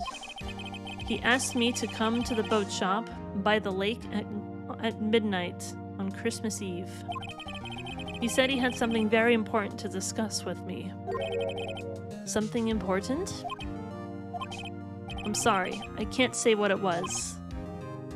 I think that might be important, Edgeworth. Don't be withholding evidence here. Your Honor, sir. Bailiff, we are conducting a trial here. I ask that you remain quiet.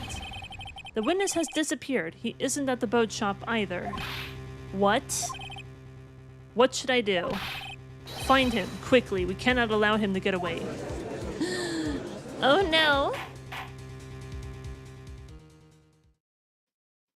Mr. Edgeworth, have you ever been a Pokémon? Mr. Von Karma, your witness has disappeared. A search warrant has already been issued. It goes without saying that I cannot declare a verdict under these circumstances. I will extend the trial until tomorrow, the final day allowed. I request that the police department utilize all its forces to find that witness. Am I understood? One more thing. Just who is that boat shop caretaker? I think his identity has become very important to this trial. I want him, and I want to know who he is. Very well. Court is adjourned. Get wrecked.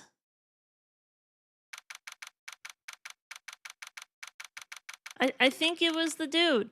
I think it was the bailiff security guard person from 15 years ago that was in the elevator with them. Memory loss due to oxygen deprivation.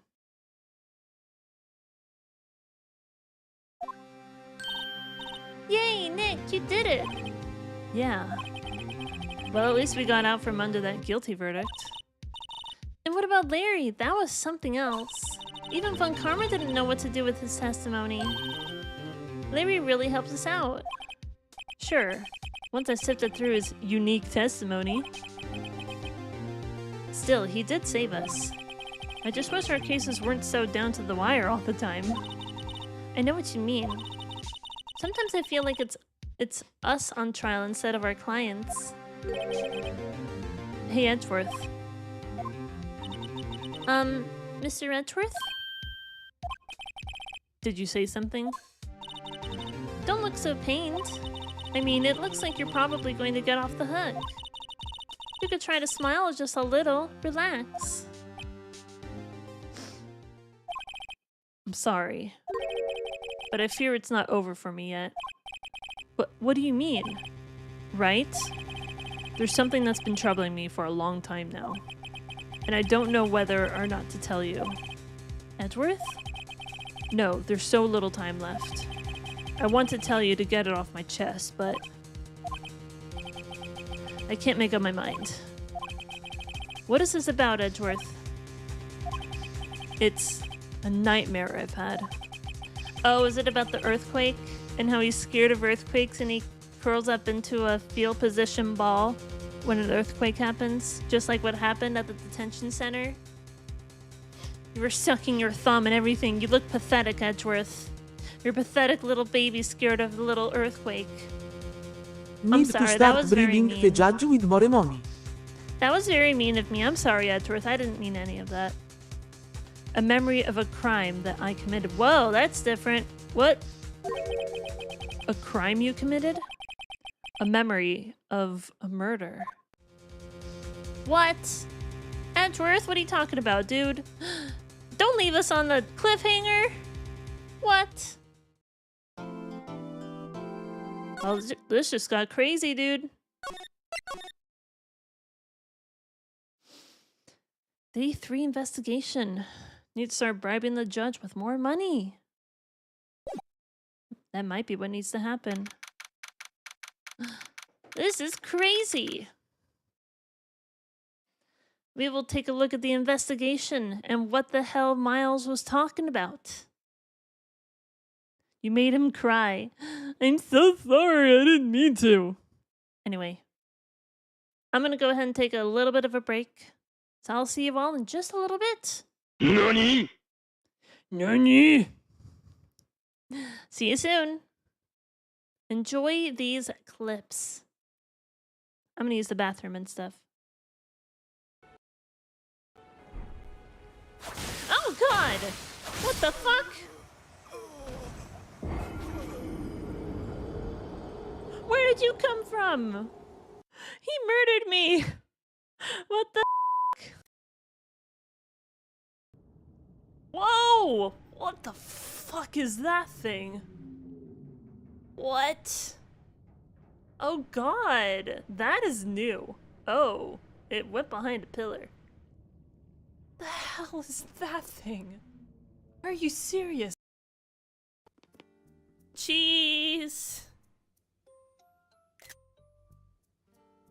I'm not upstaging them on their wedding day at all. This is exactly how it went down. You should teach him the true rhythm with your baton, Smile Fry. Show him what it's all about. The hokey pokey? I mean, that's what it's all about.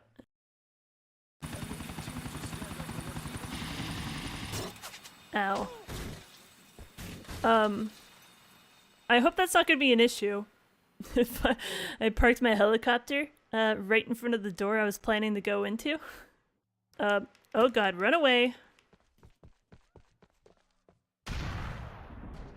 I don't know if that did anything though. Where did it go? Helicopter? Okay, well, this is probably gonna be my death. Oh. Wow, really? Whoa! I didn't do that. I didn't do anything. I didn't touch anything. It just blew up on me. Did I lose that? Did I lose that gun? I mean, it is quite amusing, the tingle battle. I mean, but no, really. I would not expect you to. Heave! Ho! Can you finish a complete thought, maybe? That would be... Need to be an elder great. Alright, I guess we can go over here and kill some more humans? I suppose? If we need to kill humans, we may as well do them in the designated areas. Like how there's a designated smoking area, there's a designated human eating area as well. Tetra, come to me. I am your father. Actually, he could be. I don't know. I mean, if she's a princess, he's a king. Who knows? And so the time has come for me to teach you. I am your father's brother's nephew's cousin's former roommate.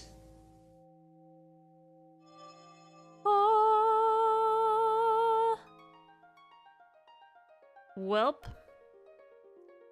And that, kids, is how babies are made. Insert triangle into opposite shape. Oh my god. Why did I... Let's go talk to her. I just really want to see if I can get through this cutscene with the iron boots.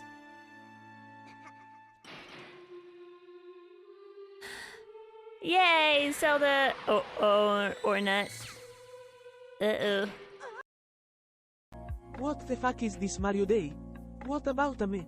Maro, EFF that damn Mario. Why don't you have fun Maro face? Why always Mario Mario Mario? Wait, what is your name? Jan? Mario, Mario, Mario! Mario gets everything. Oh, they're not open right now? Why aren't you open right now? I'm just gonna blow up the gas station. This is retaliation for not being open when I want to rob you. I hope he doesn't die from this. Cool guys don't look at explosions. They blow things up and then walk away. I was really hoping for something better than that. Let's not hold that so no one gets suspicious over here. Hey guys. Hello, gentlemen. Gee, that is unfortunate. I wonder how that happened. Oh. It took literally 0 effort just to put out the fire. Fire truck, where are you going? You're gonna be needed again, immediately. That last one didn't blow up. There it went. Alright, I blew up the gas station. It would have been nice if it all got done at once, but... Template. Response. Hello. Why? Template. Response. Hello. I'm fine. Template. Progress Response. report. Still pretty tricky. I'm scared. I forgot to put my spacesuit on. Whoops.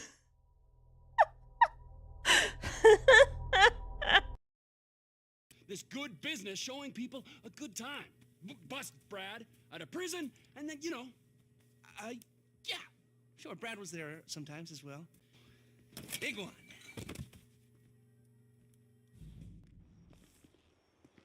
Who the hell was that? Brad? Was that Brad in the fridge? He was in the fridge? If that was Brad in the fridge, then I guess. He was Brad? That was Brad enough? What? Why are you so good with the timing, dude? Yeah! All we gotta go do is bust out Brad, and then we're golden, man. Franklin, he makes us multicultural. Okay, so Brad Lester isn't makes dead. it Then who was the cyber. body in the We're fridge like at the modern strip America. club then? We just get our... Oh, as if I didn't know. Brad! Look. We found Brad! We gotta... Can I get up there? Oh. I really gotta be careful. Oh, dear God. I'm not getting paid to lug your ugly ass around, and I'm not happy about it, okay, my friend? Get in! Dude, I want chill to go out, dude. To, Xenotime Street. I'm going to hate this drive. What's wrong with him? You're a charming guy, you know that? Screw you, shitface. You remind me of my wife, man. You take advantage of my generosity and insult me at the same time. You got a wife? How about all that women you pick up in the car? My friend, you are a bitch. I thought you were ever since I first see your ugly ass face. Wouldn't matter that I got a wife. If you've been married for 3 years, you'd realize getting pussy is a very different thing. Don't you love her? Of course I love her, my friend. She cooks for me and does my laundry. I love that woman, yeah. But I love pussy too. There ain't no tying this warrior down. I don't know, that cab driver has some problems. Anyway, welcome back, everybody. I hope you enjoyed those clips. I'm making more. I need to make more and upload more. Beautiful. Absolutely beautiful, Dub. Are we ready to go? Ilike mushrooms. Ilike mushrooms. Here we go. And hello, everybody. We're back. So we actually made it through the day 2 trial. Or was it the day 3 trial? Now we suspect that the boat rental dude was the actual murderer. And also, Miles Edgeworth decided to let us know that he had a memory of a crime that he committed. And he may or not be really scared of earthquakes. But here we go. We're in the investigation phase again. December 27th. Wright & Co. Law Offices.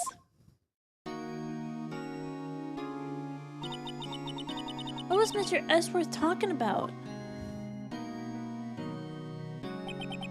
A memory of a crime that I committed. A memory of murder. Did he kill someone? Wait, did Edgeworth kill his own dad? Uh-oh.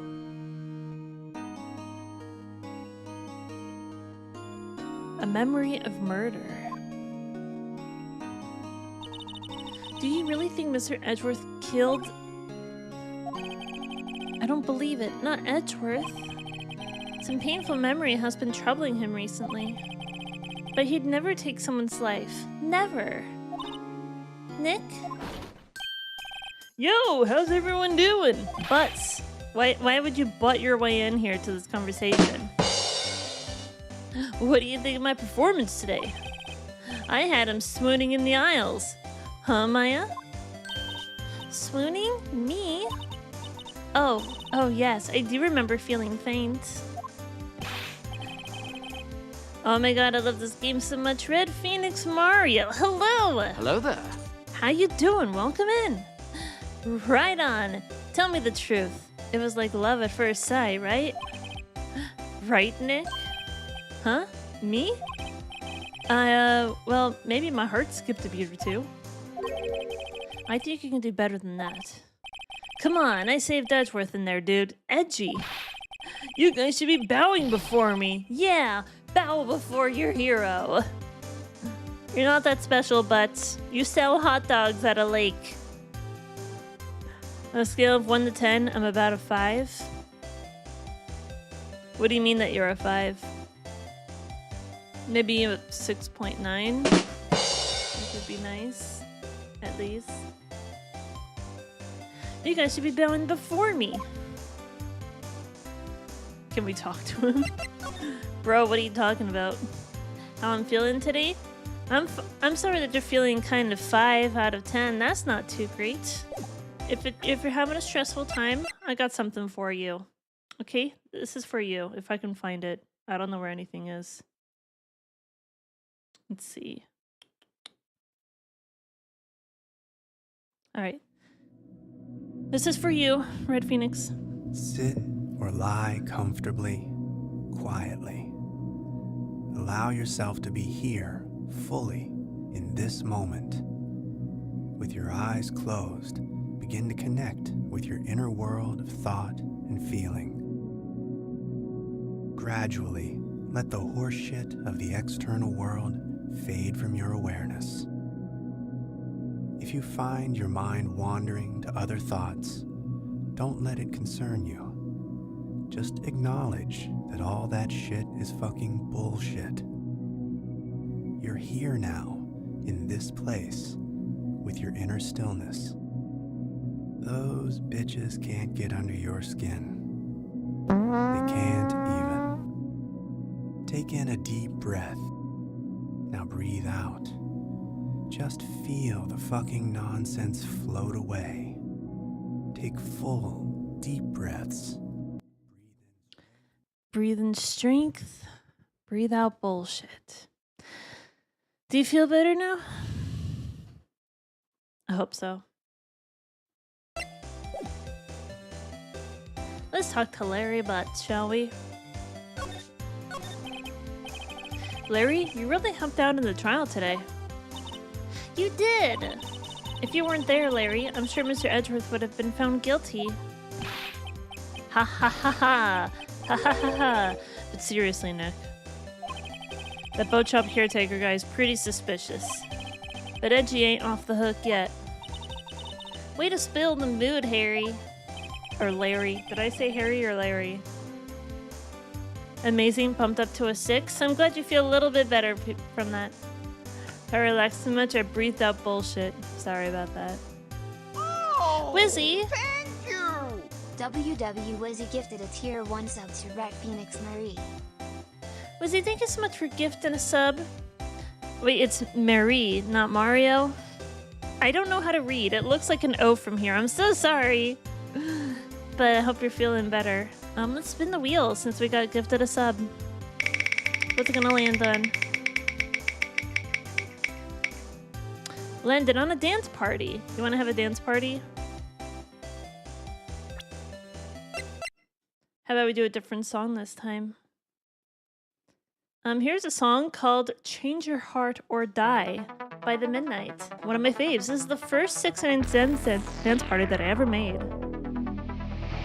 Took a lot of money to look the part. Took a lot of pain to tame a heart.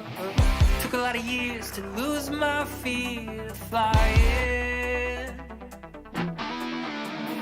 Took a long time to finally start. Then it took a good day to fall apart.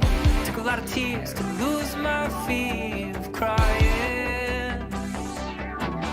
Of crying. Change your heart or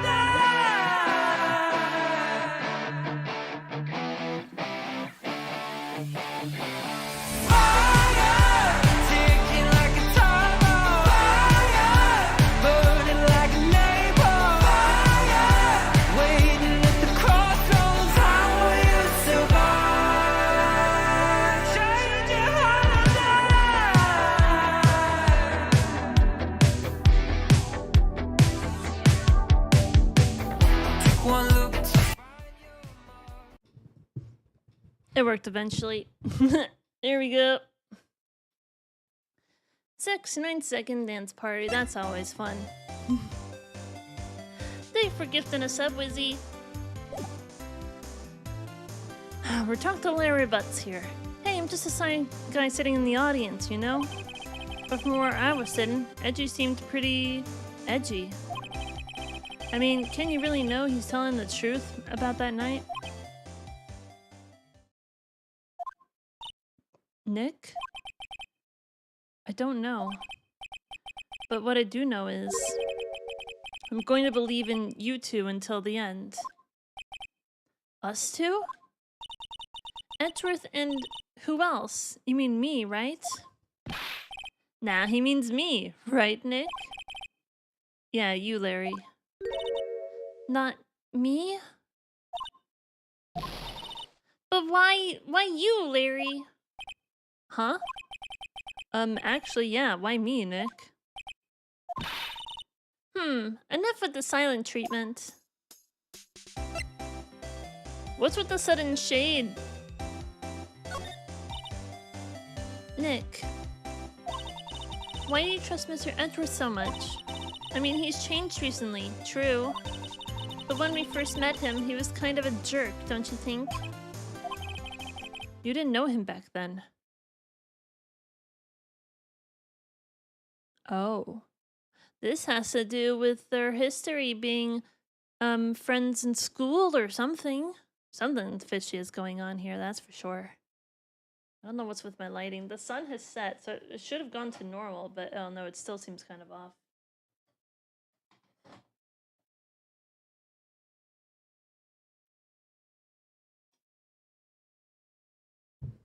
If I sit back here, maybe it's normal.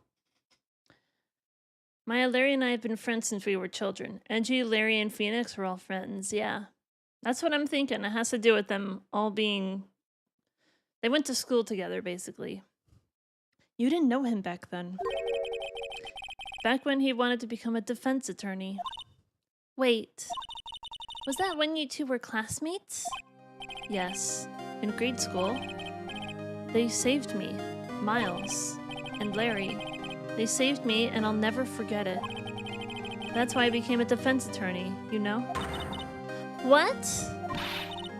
Hey, Larry, what's he talking about? Huh? Sorry, but I kind of forgot. Okay, Nick, out with it. I'm going to hear this story today, and that's final. Okay. Robin Santos, hello! Hello, darkness, my old friend. Hey, crime-solving friends, how you doing? Good to see ya. Okay. It's kind of a long story, so hang in there. It was the very end of 3rd grade. I was on trial. A class trial. Oh. A class trial?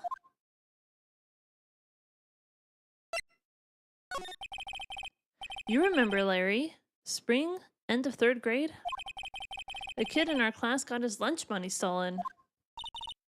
Lunch money? Our school was really small. Every month, kids would bring in an envelope with money for lunch from home. Huh, I see. Anyway, this kid's envelope disappeared with $38 still inside. Oh, yeah. Now that you mention it, I do remember that. I can see why you'd forget, though. You were out of school that day. Anyway, the envelope had been stolen during PE class. I was coming down with a cold, so I'd skipped PE that day. I was the only one not in class. So they thought you did it? Yeah, the kids in class said I should be put on trial. Trial? So the next day, we held a classroom trial, with me as the defendant. That's pretty rough, isn't it? Putting children on trial like this? I didn't do it!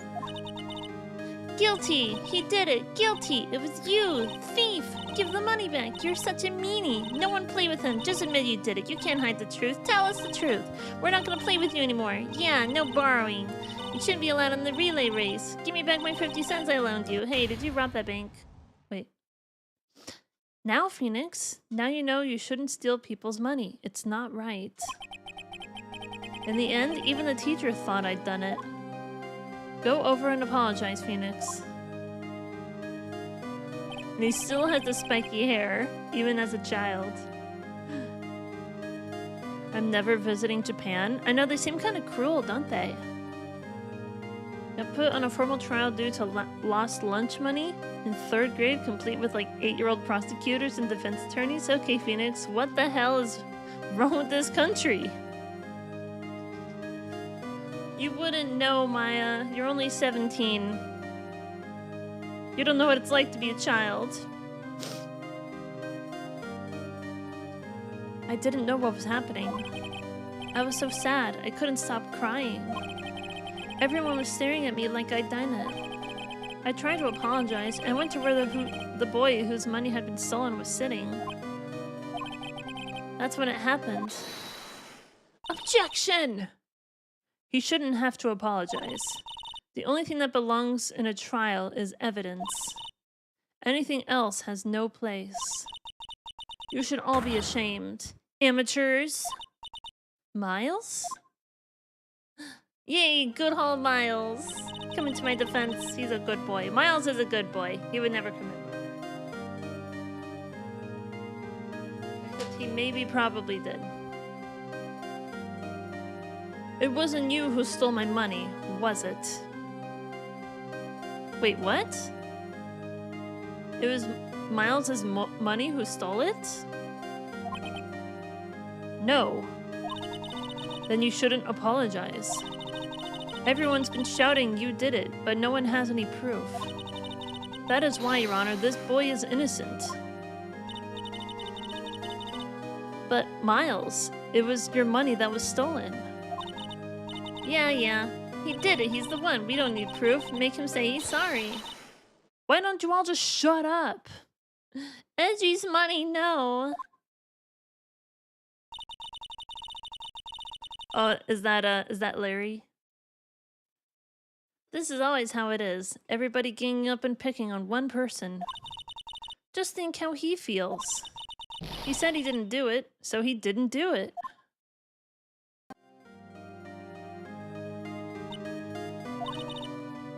Very well. I will replace the money myself. This class trial is over. That's how it happened. After that, the three of us were best of friends. Larry is the hero we all need. I mean, because Edgeworth was also the hero. He's like, yo, why are you all ganging up on him?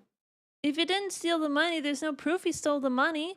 Don't be ganging up on him. That's mean. It was my money, and I don't think he did it. Or at least I don't have any proof that he did it. So y'all need to stop being so mean and ganging up on Little Phoenix. Wow, I had no idea. Yeah, I had no idea either. I mean, I forgot.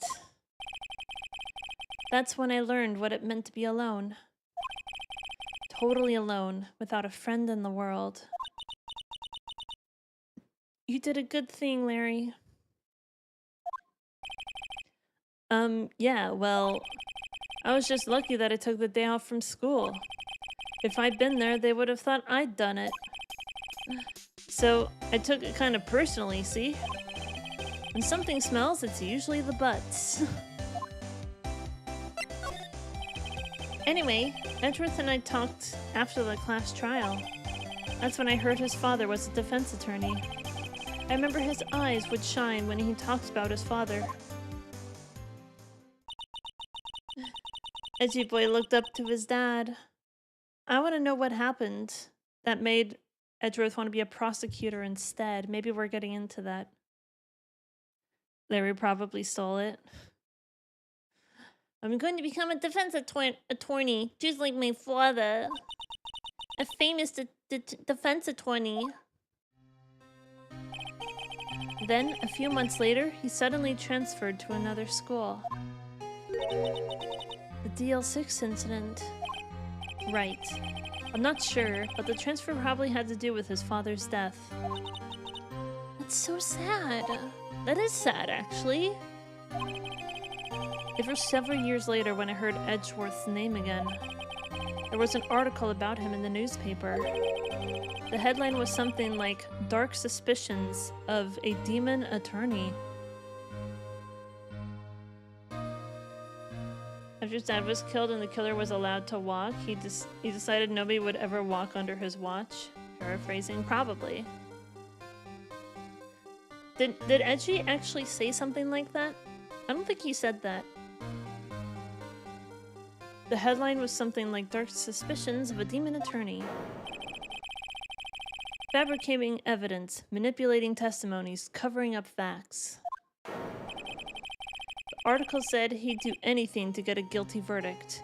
Anything. But why? What happened? I mean, that's not the Edgy I used to know at all. That's what I thought too. I tried to get in touch with him. I don't know how many times. He never replied. I guess he didn't want to see his old friends. I couldn't just drop it though. I wanted to meet him, to learn why he had become who he became. That's when I decided. Wait, you don't mean... That's why? That's why you became a defense attorney? To meet Edgeworth? If I was a defense attorney, I knew he'd have to meet me whether he wanted to or not. In court. Edgeworth believed in me, and I believe in him. He's in pain, and no one's on his side. I'm the only one who knows the real Edgeworth. I'm the only one who can help him. Oh my god, there's so much backstory, so much lore. Whoa, Nick. So that is why you helped me out for free? Yes. I helped you because I believed in you. Except I don't remember saying I'd do it for free. Aw, Nick. Nick! Nick! We have to save Mr. Edgeworth if it's the last thing we do, okay? Right. It very well may be. First, there's that rental boat shop caretaker. We need to find out who or what he is. I'd settle for who. I guess I can clean out some of the evidence I no longer need. Okay, let's go. Combining two different edgy quotes. The first that he said the killer walked, and his monologue that all accused are guilty. I guess they're also combining the two right now in this cutscene, maybe. It's in Ouroboros. They're saving each other. Aww! Edgeworth saved him as a child, and Phoenix is saving him as an adult.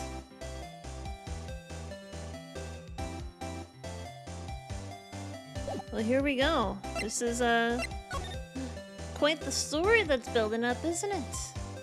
Have a new hill to die on, Cat? Well, there we go.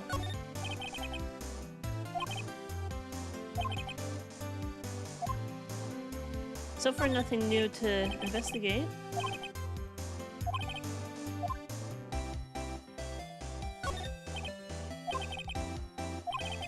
So, we haven't talked to Mia in a while, have we? Difficult-looking legal books stand in a formidable row. They mock me. I tried reading one and made my head hurt. When I closed it, it slipped out of my hand. Then my foot hurt too. That sucks. Call the parrot. I want the parrot to testify. Looks like it's cleaning day at the hotel across the way. I hear they're planning a second branch outside the city. We already read that. Can we present stuff? Woohoo! That was hot out there. Hot! I'm glad someone's happy about how this case is going. He seems too happy to care about anything I show him.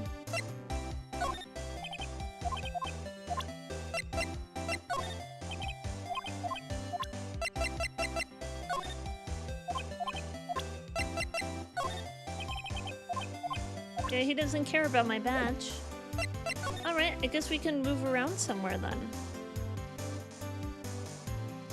There's a giant plant we can take care of simply by making sure to inspect it during free roam. Look at that dashing bird. That's a good-looking bird, isn't it? December 27th, Detention Center Visitors Room. So tomorrow is when the Statute of Limitations wears off. So basically, the true killer of Miles's father can freely walk starting tomorrow. They can still be tried if we find them by tomorrow. Sorry, I passed out. Thanks for the gifted sub, Red Phoenix. Enjoy those emotes and stuff. I hope you enjoy. Detention Center Visitors Room. You look as grim as always. Mr. Edgeworth? I heard the story about the class trial. Class trial? What do you mean? You don't remember? No, I don't. Your lunch money was stolen, wasn't it, in 3rd grade? Lunch money? Oh, right. Yes, I seem to remember something like that. Nick, I think you're the only one who really remembers. Well, it probably only mattered to me anyway. Mr. Edgeworth, didn't you know? That trial was the reason Nick became a defense attorney. Ridiculous. Gee, thanks. That said, it does sound like the kind of thing you'd do. You haven't changed a bit, have you, right? So simple. To a fault, even. Well, maybe, yeah, but I think you changed too much, Edgeworth. Perhaps. He does not look very happy. I need to fix my throat.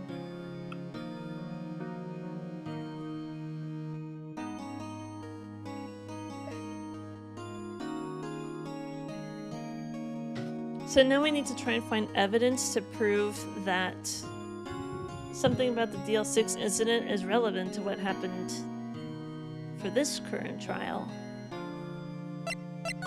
If I examine, there's not gonna be anything new, right?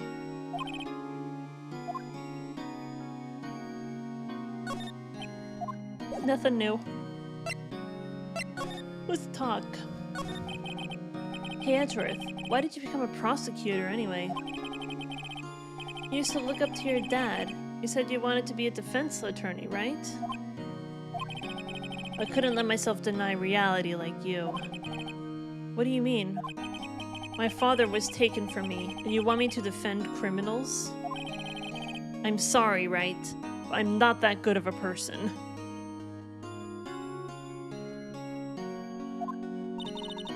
One suspect was apprehended in your father's murder, right? Yes. Man trapped in the elevator with my father. His name was Yanni Yogi. He had to be the shooter, any way you look at it. Yet he was found innocent. That defense attorney got him off the hook. That would be Robert Hammond.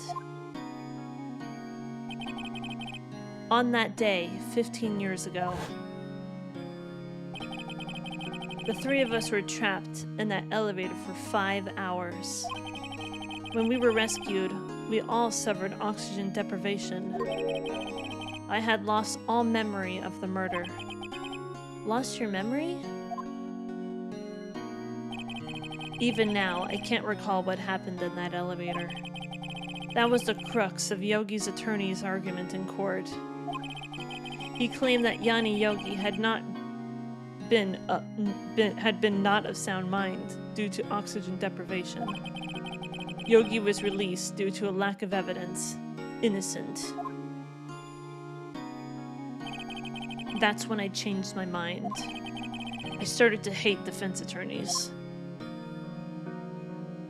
Revenge. That's why he didn't testify. What's your relationship with Von Karma? He's my teacher, and a man who deserves respect.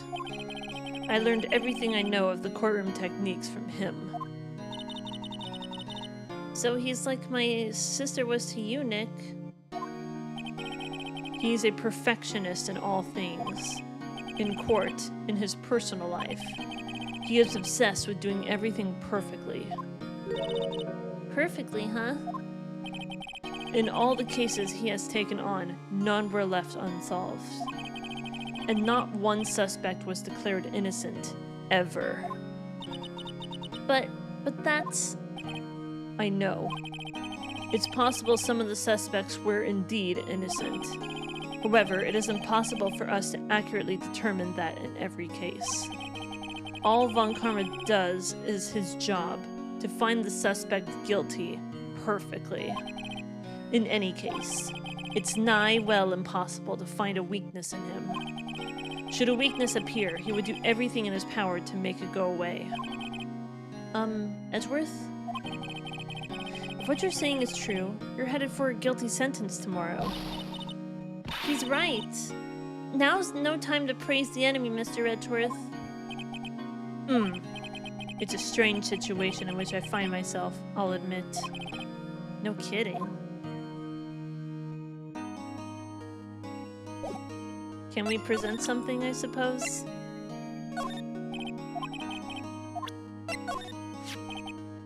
What are you showing me this picture for? Oh, no reason. You know, I was impressed by your deduction in the trial today. Granted, you were at the end of your rope, but still. Nick, he noticed. Haha!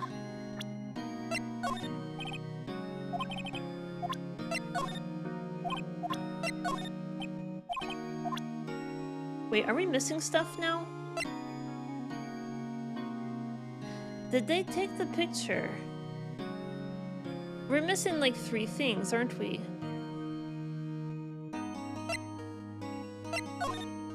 They took some of our evidence. They took a picture of the empty lake. I think they took a lot of Hart's testimony as well. And like a 3rd thing they took as well. Discard things that won't be needed a few minutes ago.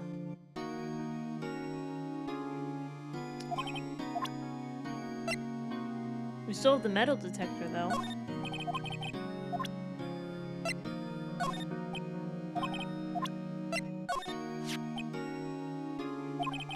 It was that case that changed my life. And tomorrow, on December 28th, its statute of limitations runs out. Tomorrow, could that be a coincidence? But even if the case is finally closed on paper, it will never be erased from my memory. Never. Poor Mr. Edgeworth. DL6 incident.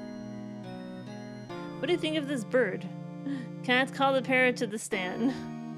The parrot must testify. Nick, no! That's a photo of his father, don't show him that. You're right.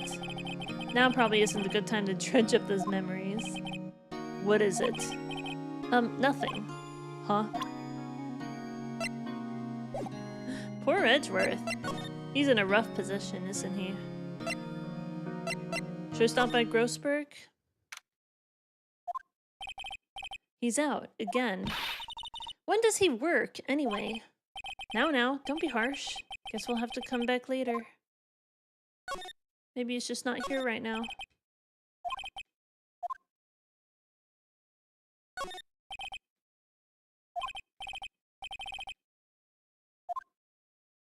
They don't look like they've ever been read. I'm just seeing if there's anything new. I don't think so, though.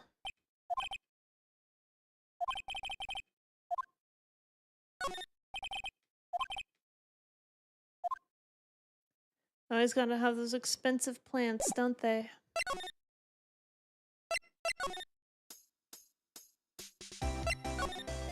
Let's go to the Criminal Affairs Department. Let's go see Gumshoe. Hasn't gotten back yet. Gumshoe? He won't be coming back today. Oh, really? He said there's some guy he had to arrest by tomorrow. The boat shop caretaker. He shouted something about catching him if it's the last thing I do, pal. Good luck, Gumshoe. This must be the chief of detectives over here. He's glued to his computer screen. What? That's not possible. The world ended yesterday? He must be reading predictions for the future on someone's homepage. It must be 2012. Go through his desk. I figured it out. The parrot did the murder. I think we all suspect that.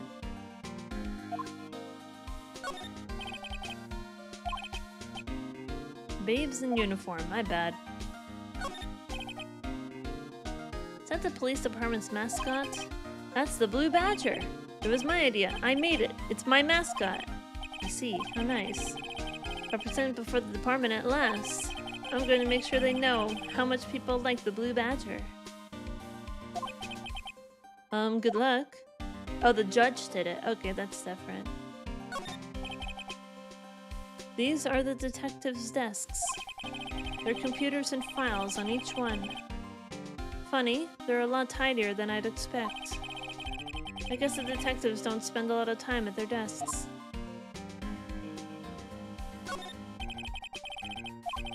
He's mumbling something to himself. Please, think about what you're doing, Jolinda. Don't take my Tommy away from me. No! Image training for a nasty divorce argument. Are you sure that was just divorce? You should accuse him in court. Accuse the judge? That seems like a bad idea. I want to keep my job. Gourd Lake entrance. Here we go. Hey, it's Gumshoe. Hey, pal. Long time no see. Wow, it's been a whole 24 hours since I saw you. Such a long time. Oh, Detective Gumshoe. Close one today, eh? I got so worked up I snapped my tie in half. Sorry about that. No prob, pal. Thanks to you, we now know who really did it. You mean the boat shop caretaker? The secret word didn't go off? Oh, it didn't go off, did it? Maybe it has to be just the single word by itself. And not lawyers, but lawyer just by itself. Look, I'll make you a promise. I'll have that scoundrel in my custody by trial time tomorrow. Come what may. It's my duty to you as a police officer. Now I'm off to catch me a criminal. Detective Gumshoe sure is active today. Oh, one other thing. No one can go into the woods today. The woods? Were a lot of us camping? The woods are off limits to camping, and apparently the park ranger found out. He got pretty mad. No one can go in for a while. I guess Lana's in a lot of trouble. Anyway, I'll be seeing you tomorrow.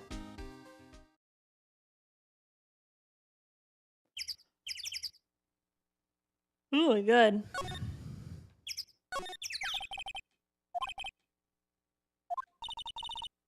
But no waterfall.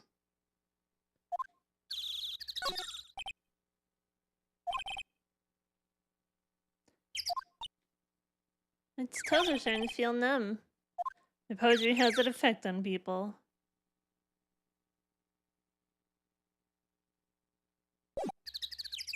I guess we'll move a little more to the Gourd Lake Public Beach, perhaps. Lotta seems guilty. I mean, she was camping in a no camping zone, so not ideal at all.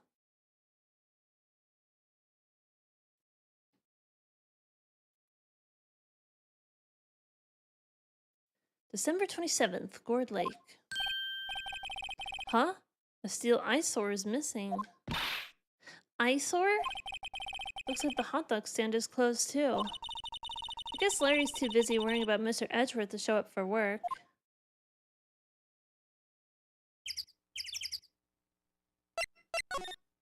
Anything new? Everything that happened here turned out to be a lie. Gordy was a lie, and the charges against Edgeworth were a lie. I guess you're right. I mean, I'm glad the charges were all lies, but still.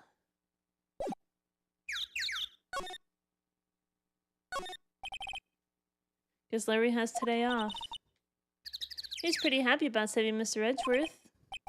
True, we owe him big.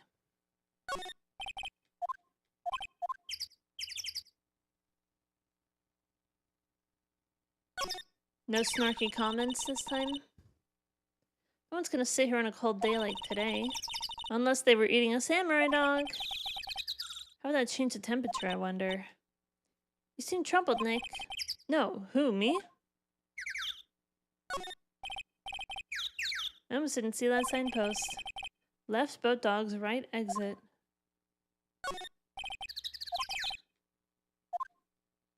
The place is well maintained. Boat rental shop.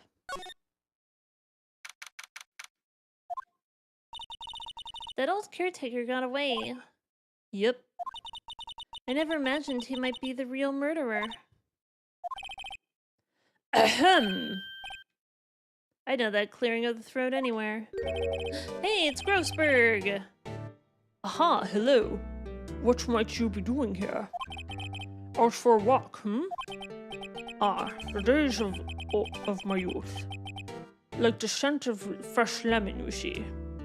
I'm gonna give him a Sean Connery accent now. He seems like a Sean Connery type. Mr. Grossberg! This is no time for idle reminiscing. Mr. Edgeworth's trial ends tomorrow. That is true, yes.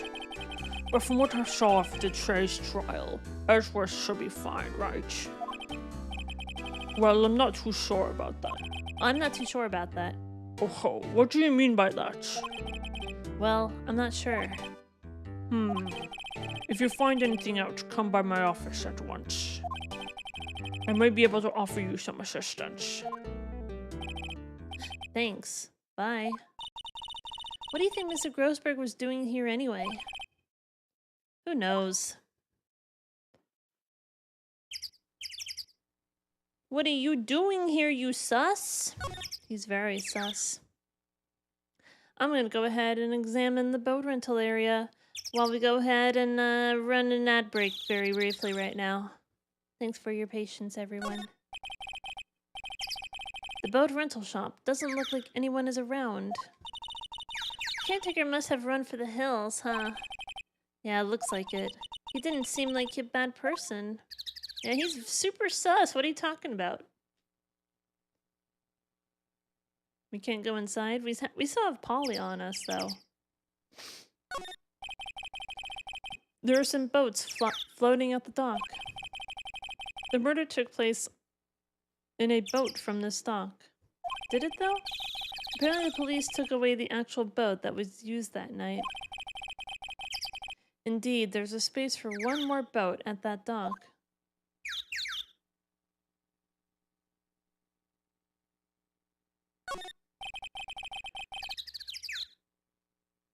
There's a forest here beyond these bushes. Nick, the forest! There's someone in there. You're right, there's a few policemen in there. They must be looking for the caretaker. Good luck. Well, that was super useful. Oh, we can go inside the caretaker's shack. Polly's there! Does Polly want a cracker? Nobody's home. Hello, Squawk! Hey, it's Polly. I wonder where your owner's gone, Polly. Hello, Squawk! I can't believe he'd run off and leave his poor parrot to fend for herself. Hello, Squawk!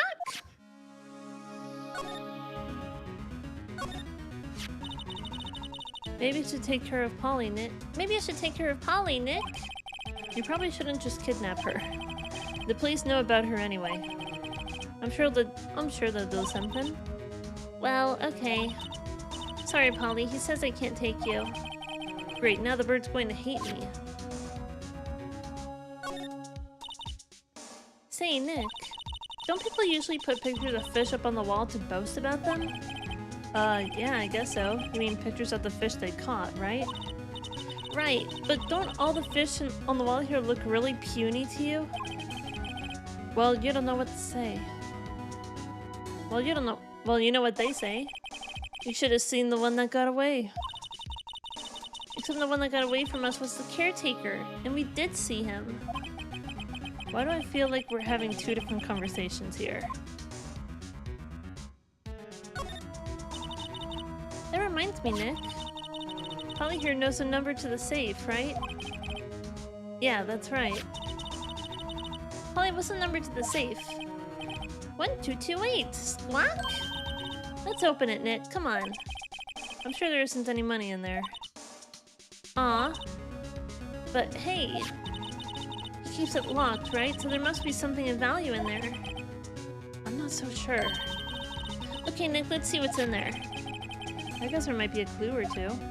The only thing in here is a letter. A letter? Aw, boring. There's no name or signature on this thing. It's handwritten in very precise, clear letters. Get your revenge on Miles Edgeworth. Woo! That's evidence. Edgeworth? Nick! Why would Mr. Edgeworth's name be on here? How should I know? I'm going to read this whole thing. Get your revenge on Miles Edgeworth. It also says, this is your last chance. Now is the time to get revenge on the 2 men who ruined your life. The rest of the letter goes on to describe the murder plot in detail. How to kill Robert Hammond and frame Edgeworth. Calling Edgeworth out to the lake, getting on the boat, firing twice. This is exactly what I figured out today in court. It's all here in perfect detail.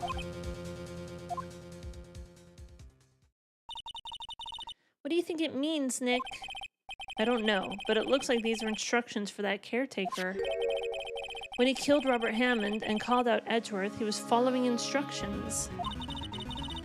But who could have written that letter? And what does it mean to get revenge on Miles Edgeworth? Look, I don't know, okay? But one thing's for certain. This letter is an amazing clue. Letter from the safe added to the court record. Get your revenge on Miles Edgeworth. This note details the murder and setup. Incredible! Glad we came here. Ah! What's wrong? Huh? Oh, never mind. What? Tell me.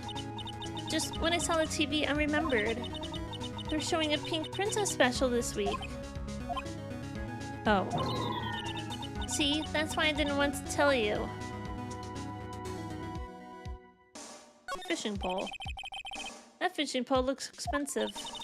Maybe we should bring it to Detective Gumshoe. Don't you think the caretaker would mind? Well, I think we can leave him a metal detector in exchange. Maybe we'd better not. Everything's cold. Looks like he didn't turn his heater on. Guess he hasn't been back here since the trial. I've seen this in Animal Crossing. This is one of those, like, heater thingies. Like, this is like a Japanese specific type of way of, like, eating, cooking food, whatever. I don't know what it's called. But it's like a table and heater at the same time or something like that. I never noticed that until now. It doesn't look like he used his kitchen much. You're right. I guess the whole pasta restaurant thing was a lie. Well, you thought he was telling the truth? Well, we should probably go to Grossberg, shouldn't we?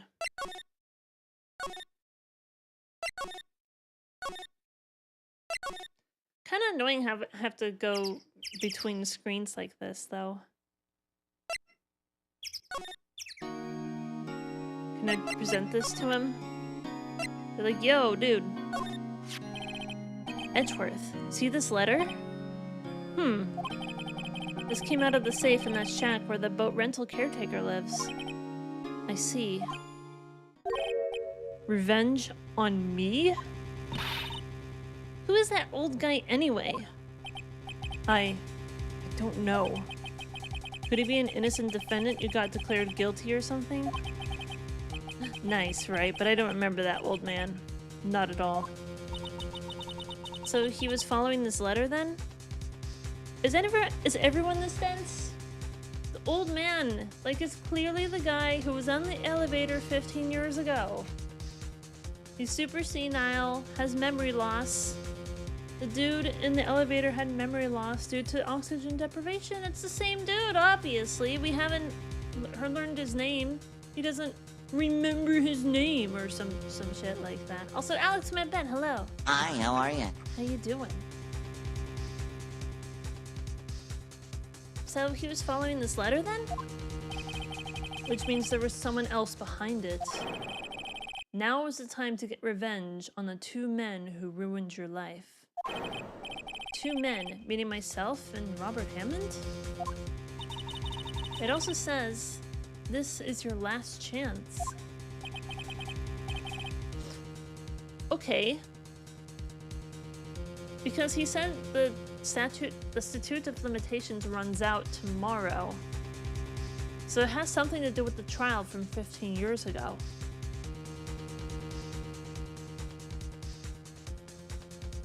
Was someone declared guilty for a crime they didn't commit?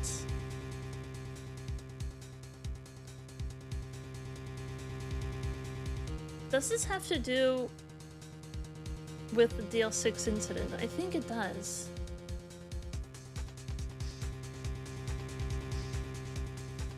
But the thing is, right, the man who was the suspect of killing Miles' father, if he was declared innocent, then why would his life be ruined? This might be someone different that we're talking about.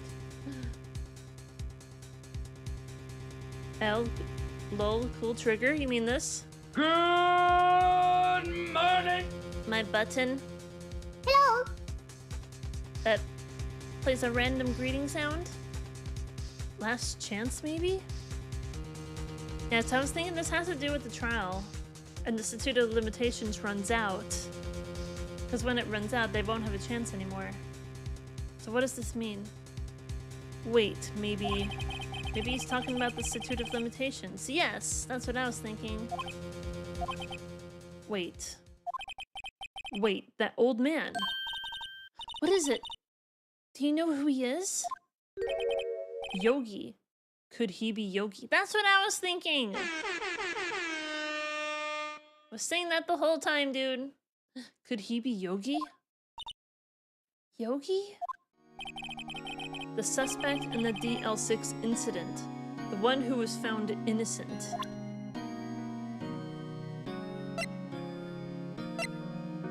So this one is the case that changed my life. And tomorrow, the statute of limitations runs out.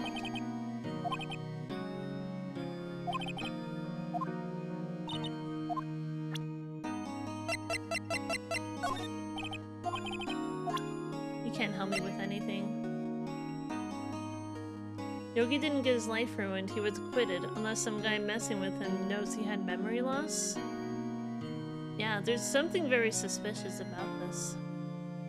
So I feel like they're not gonna introduce any characters or any suspects that are not, like, absolutely relevant. Let's look at these profiles again. So where is this guy? Age, question mark. Yeah, so we don't know his name for sure. Because Yogi at the time was 37, 15 years ago. That would make the old caretaker 52, if it's the same dude. Does he look 52 to you? Manfred von Karma, 65. He's scary looking. 46, 48. Wait, so 15 years from... So that'd be 23? Robert Hammond was 23 at the time? Unless I'm wrong. Wait, 15. So 33. He would have been 33 at the time. When he was a defense attorney.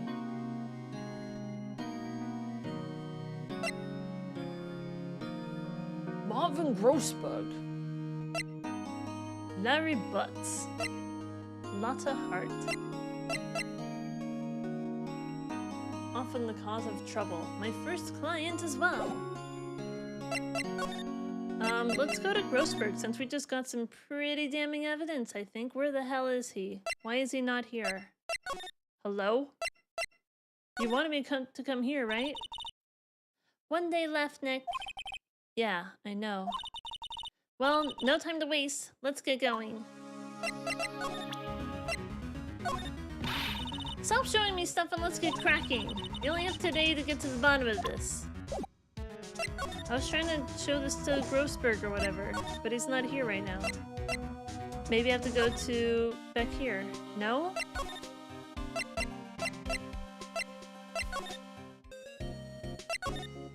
Why is he not here? We have the evidence he wanted.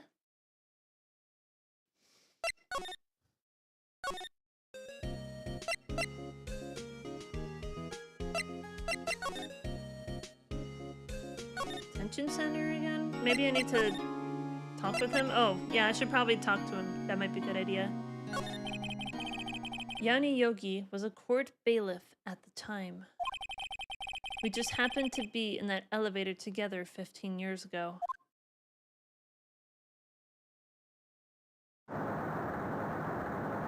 Oh yeah, the earthquake.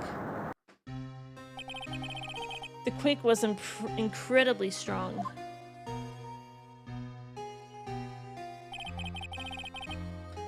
I keep forgetting that strong earthquakes are a thing, because I'm so used to super weak earthquakes that don't really do any damage and I don't really feel them. So I'm like, oh, was that shaken earthquake? Okay. But yeah, earthquakes can be quite devastating.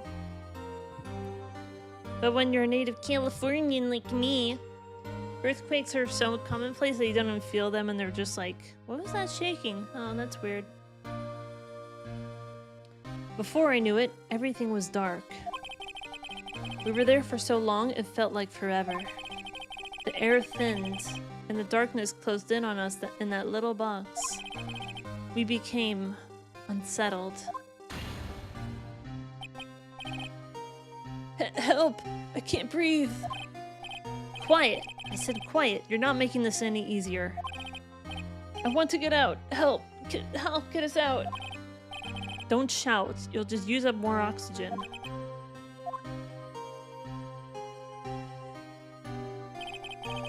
That's all I remember. When I came to, I was in a hospital bed, staring up at the ceiling. In court, Yanni Yogi's mental condition was called into question. They claimed the oxygen deprivation and stress had caused temporary insanity. In the end, the claim passed the court and Yogi was found innocent. Huh? But isn't that strange? His letter tells him to get revenge on Edgeworth. Why would he want to take revenge on you? Right. Yeah? There's something that's been troubling me these past few days. I didn't know whether or not I should tell you. About a murder that you were involved with? You mean the nightmare? It's a nightmare I've had. A memory of a crime that I committed. A crime you committed? A memory of a murder. I was thinking, like, maybe he murdered his own father when he was 9? I hope not. I think the time has come to tell all. Tell us everything! Oh no. For the last 15 years, I've had the same dream almost every night. I wake up in a fearful sweat every time. What kind of dream? It's a dream about my father's killing in the dark. Help!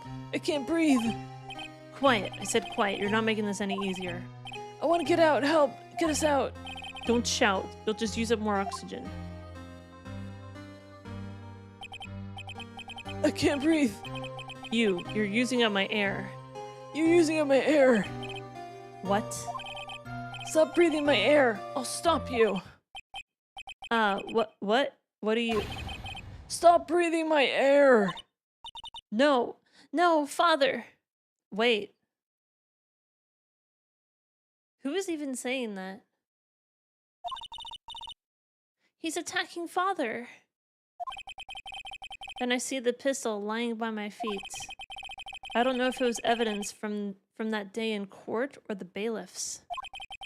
In a daze, I pick up the pistol. Uh-oh. Get away! Get away from my father!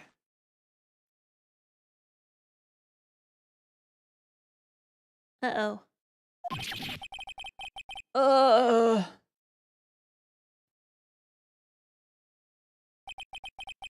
And with that scream, I wake. It's a bone-chilling scream. A scream that has rung in my ears for the past 15 years. But that's just a dream, right? That thought is the only thing that has kept me sane for the last 15 years. But what if I'm wrong? What if it's real? They say that sometimes people shut out memories in self-defense. Maybe it was I who killed my father. What? If you think about it that way, this letter makes sense. Get your revenge on Miles Edgeworth. Think about it. Yogi was really innocent. That's why he wanted revenge against me. Wait, Edgeworth, you mean... It was me. I was a true criminal of DL6. I shot my father. Oh my god.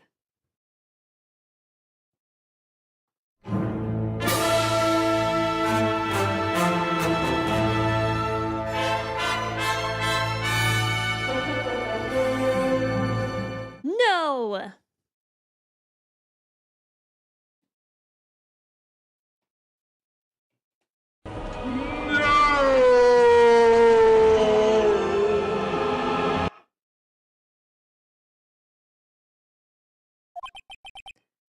This is bad. What are we going to do, Nick? What can we do? I don't know. I don't think there's anything we can do, like it or not. If there's someone else who knows a lot about the DL6 incident, maybe. There is, Nick! There's someone else who knows about DL6.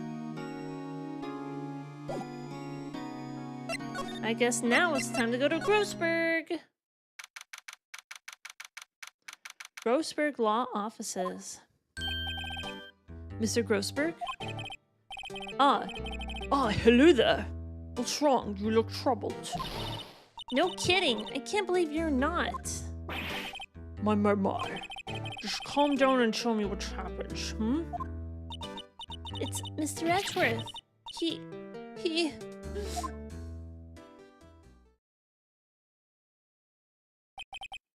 I see. So Edgeworth dreamt he shot his own father. It's only a dream. Only a dream. I wonder. What? If that's the case, then why don't you two look troubled, Well? Also consider this. Yogi quite certainly holds a deep grudge against Miles Edgeworth. So deep, he'd want to frame him for murder. This leads me to surmise that Mr. Edgeworth's dream was not a dream, it was real. As you imagined. This is so sad. Miles Edgeworth threw the pistol to save his...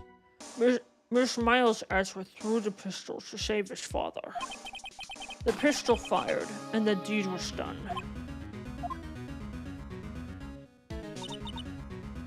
But he didn't shoot the gun, he just threw the gun. That's not his fault. No! I don't believe it. Yogi was suspected of murder, and his career as a bailiff was irrevocably wrecked. Thus, he sought revenge on Miles Edgeworth. This was his last chance, of course, with statute of limitations so close. The pistol was fired twice. That's true, isn't it, Wizzy?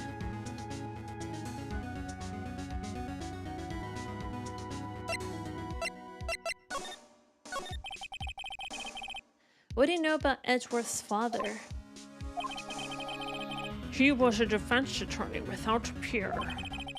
It sounds trite, but it's true. Well, he may have had one peer now that I think about it. Your mentor, Mia Fey. My sister? Gregory Edgeworth was very disapproving of Mr. Von Karma's techniques. That's no surprise. Von Karma is an extreme man. Forged testimonies and evidence are nothing to him. The results. He has a perfect win record in court. To beat him, Gregory Edgeworth tried to call attention to his methods. And he lost. He died in despair, as it were. I see. When Gregory Edgeworth was killed, the police called on a spirit medium. That was your mother, Misty Fay. I am Gregory Edgeworth. I have been killed. The one who shot me was the bailiff, Yani Yogi. Yet Yogi was found innocent. That's when my mother left us. Everyone called her fraud. That's right. Everyone thought she was, you see. Yet, now that I think about it, it seems the one who lied was Gregory Edgeworth's ghost.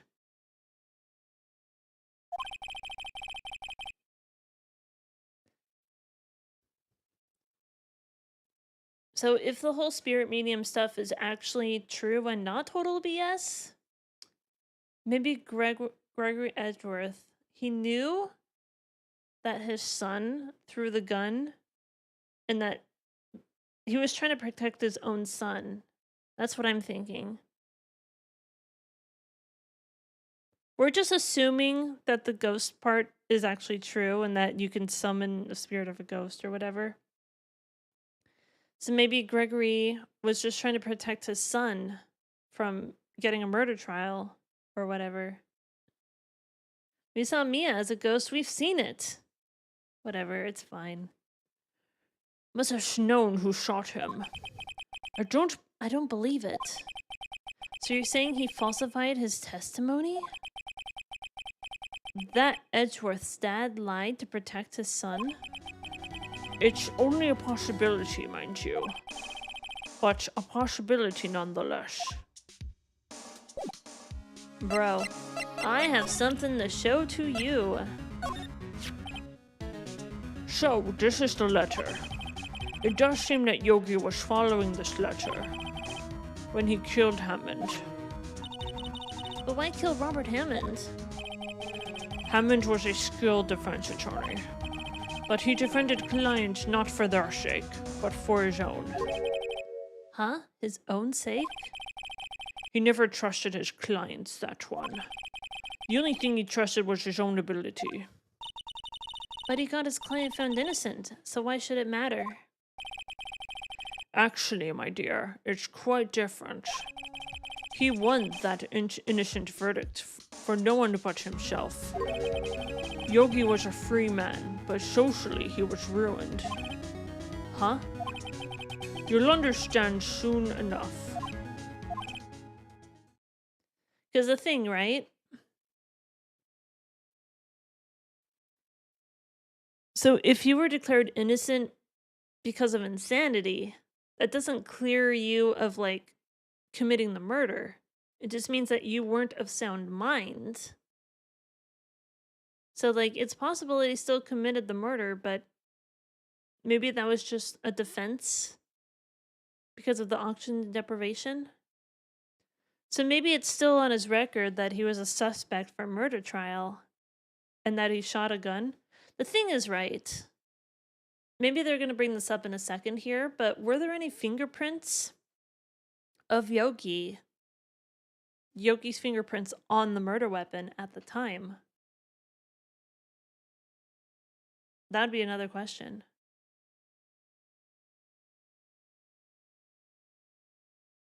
Cost him his job, yeah, stuff like that.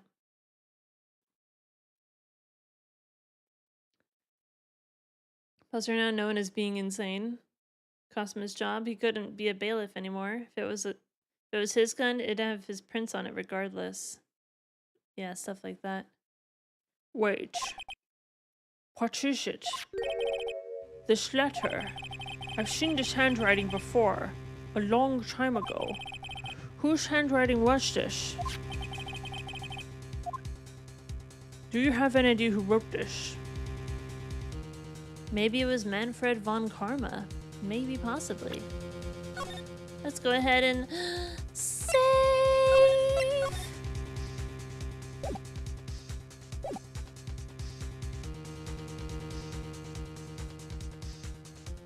Because what if the boat caretaker was Yanni Yogi? Then it had to be someone else who carried it out, right? What if it was? Could it be Manfred von Karma? Von Karma? Why would he have something to do with this? Well, I'm not sure.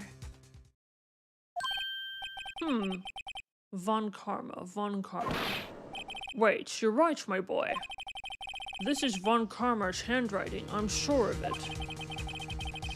I used to see it in old time on court's reports. What? But that means... So I wonder if, I was thinking, like, maybe, Von Karma was the prosecutor in the DL6 case. Is that what it is? Oh lord!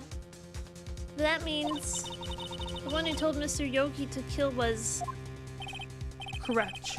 Manfred von Karma himself. What does this mean then? Why would von Karma want to frame Edgeworth?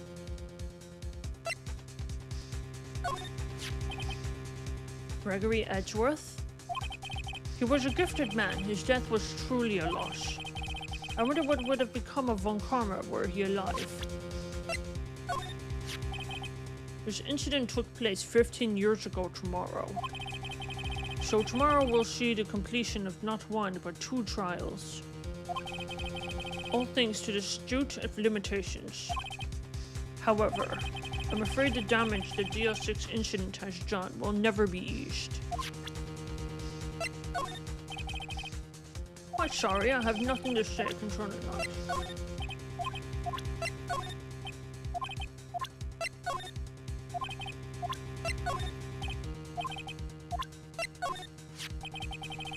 Ah, she was a beautiful woman. I'm truly sorry about what I did. Huh? Sorry about what? I think I'll stay out of this one. What did he do, dude? Von Karma knew Edgeworth killed his dad somehow, and he hates letting guilty people go.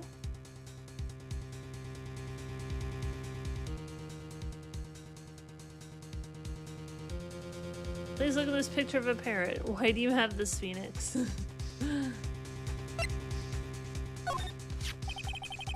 In any case, it's good that the one shooting isn't Miles. You bet it's good. I can't believe the fiendish planning that went into this murder. We almost fell right into his trap. What a creep!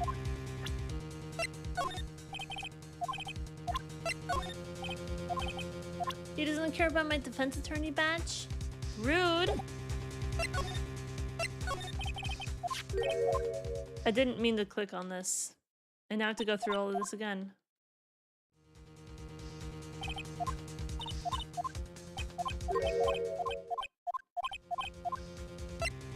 Prosecutor von Karma.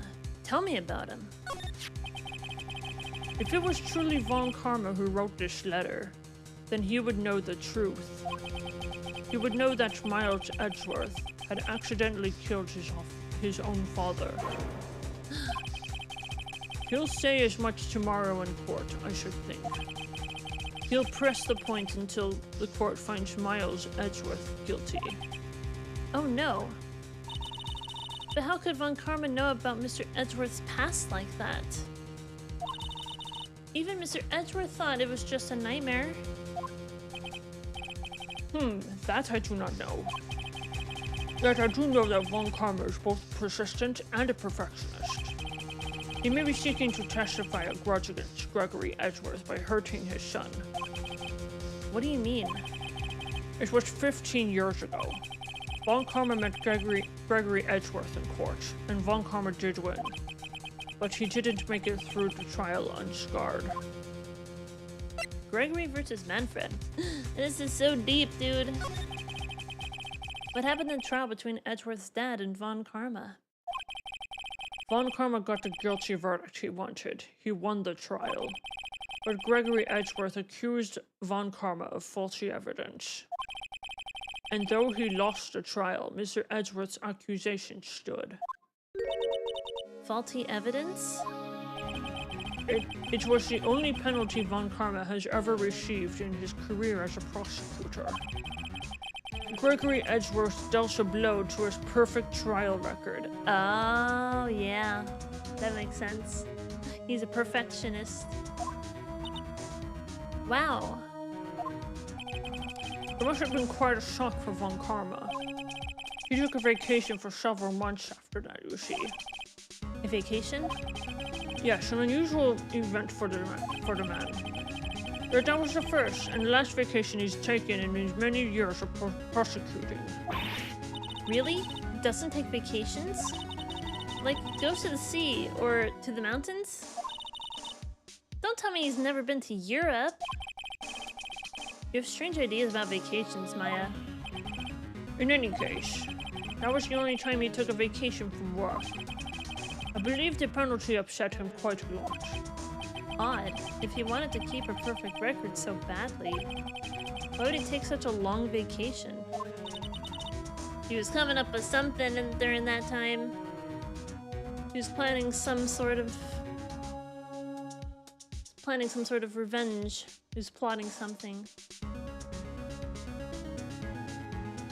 You can call the prosecutor for fake evidence. Not anymore, Phoenix. Von Karma made sure that isn't allowed anymore. What do we do, Nick? Von Karma's going to bring up DL6. You can bet on it. What if Mr. Edgeworth pleads guilty to DL6? I won't let him. Yes, Mr. Reich. I hate to say this, but even accidental murder is murder, you know. I know that. I just believe Edgeworth's innocence. I can't believe he'd kill someone. So I think the revenge that he's talking about is trying to get Edgeworth considered guilty. Not just for this murder, but for the murder 15 years ago. Like, this has to be what it is. Someone's trying to get revenge against Edgeworth to make him guilty for 2 murders. Accidental murder is manslaughter, not murder. Yeah, I think that's what it is. Because murder is like when you deliberately kill someone. But if you accidentally kill someone, that's not murder. I can't believe he'd kill someone. But Nick... Mr. Edgeworth admits it himself. His father must have lied to protect him from beyond the grave. I don't care. I know he's not guilty. Mr. Wright, if you say so, I suppose I could go check again. The police files might hold something of interest. Mr. Grossberg, thank you. I can't promise anything. In fact, I think the chances of finding something are slim. I understand. The police materials, I think we presented everything. Should we go move around somewhere?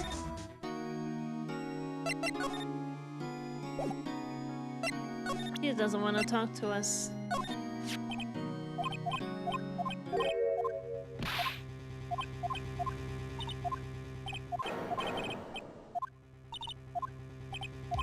Last chance. The old man. We've already talked to all this. It's bad I can't, like, skip forward if I'm like, never mind, I don't want to listen to any of this. Here we are. December 27th, Police Department, Criminal Affairs. There's hardly anyone here. Everyone must be looking for the old guy, Yogi. Ah, it's you. I don't think Gumshoe will be coming back today. He's staying out late looking for someone. Sounds like Detective Gumshoe is pounding the pavement for real. We were wondering if we could check out the records room again? Well, I can't have just anyone running around in there. But I guess Mr. Von Karma is in there now anyway. You can go in as long as he's there. Von Karma? Yes, he's just arrived, actually. Von Karma's in the records room. Nick, let's hurry.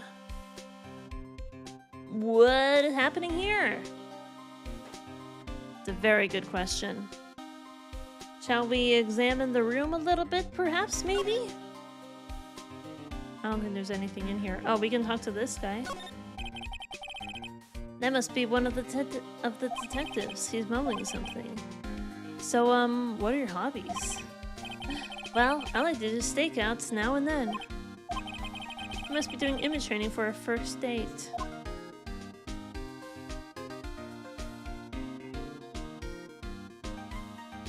Image training on a first date, you say? But look at these old-ass computers. They have that gross yellowy plastic look as well. Why did they use that gross yellowy plastic? Was it just really cheap material at the time? It looks gross. Let's go to the records room. What are we gonna find in here?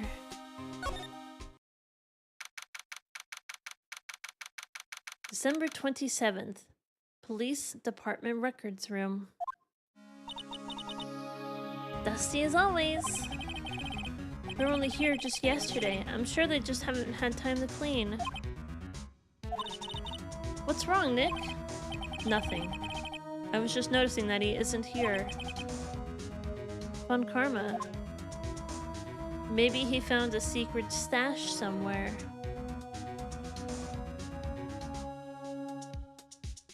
Shall we examine? This cabinet is where they keep evidence for current cases. Murder weapons, question marks. It just looks like random junk. Nick, what do you think this clothespin is for? Don't touch that, it's evidence. Fancy meeting you in the false records room? Weird.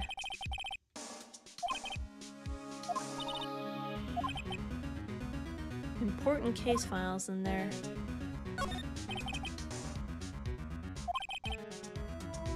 Forgotten cases rotting away for eternity. Let's go we need and get out of here. All this dust is getting to me. Here are files of collected case reports. There's quite a large volume of reports here. Wow, these are all case reports? Yeah, it's like a graveyard of police cases. I guess my sister's case report is in here too, quietly gathering dust.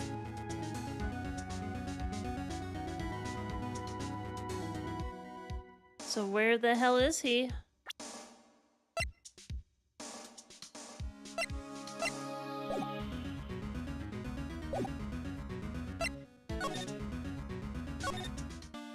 He's not back there.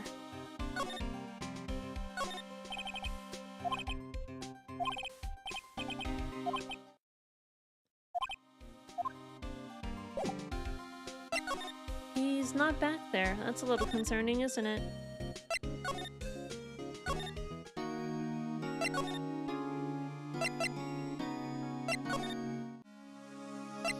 Sir? He's not back there. Is there something else that we could do then? I guess we haven't been back to the Gourd Lake place yet. Haven't been back here in a while. Is there going to be something new? At the boat rental shop? No?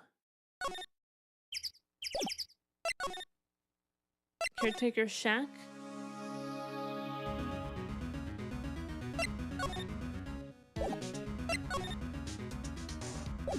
Maybe there is something else in the room that I didn't see yet.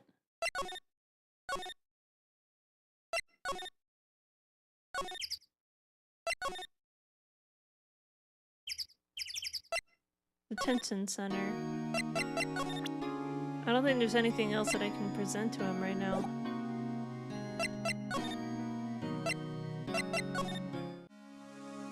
And you're not here either.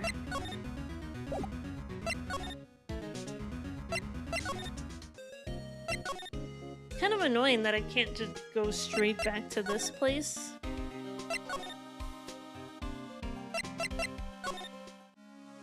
Is there nothing to do in here? Maybe I need to examine a bit more.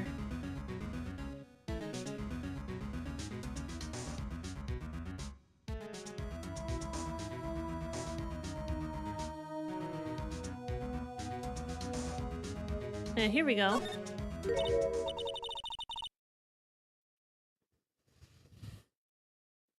Because I don't remember that file drawer being opened before.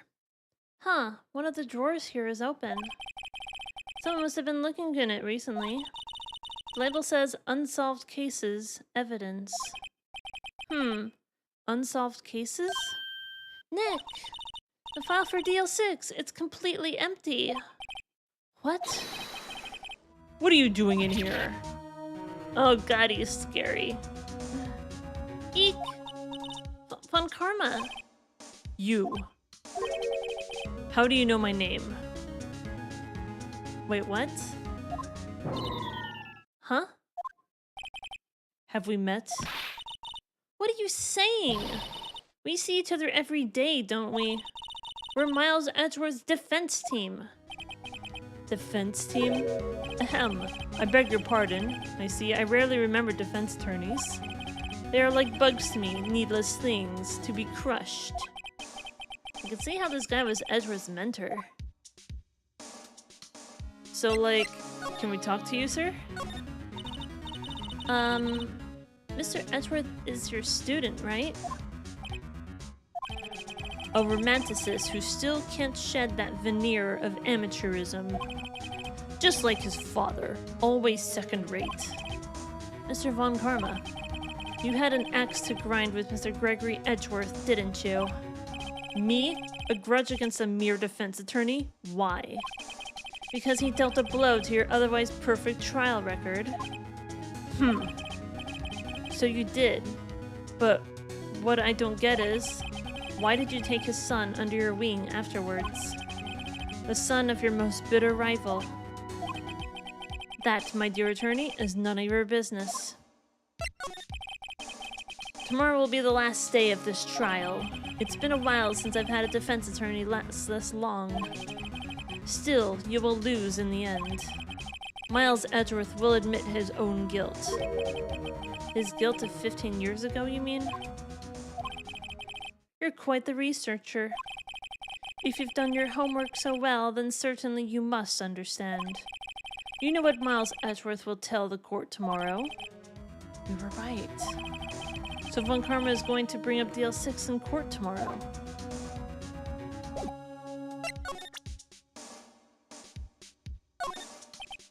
Fool.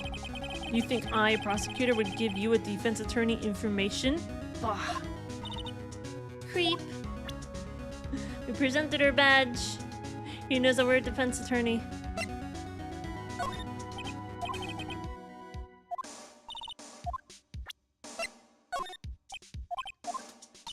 What if I present literally everything that I can to him?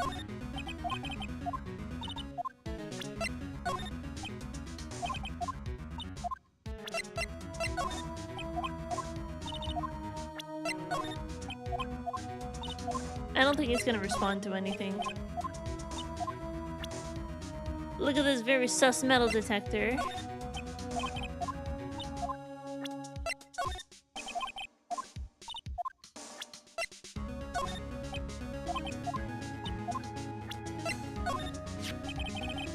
Mr. Von Karma, have a look at this. This was you, wasn't it? You instructed Yanni Yogi to commit a murder. Yanni Yogi.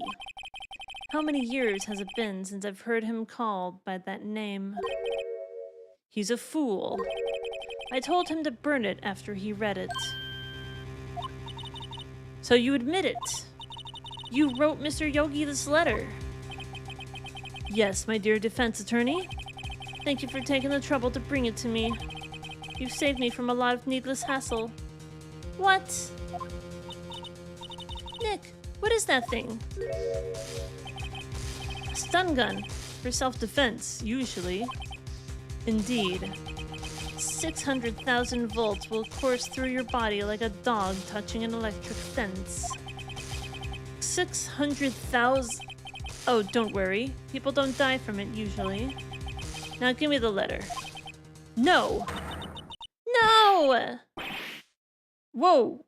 What are you... Nick, run!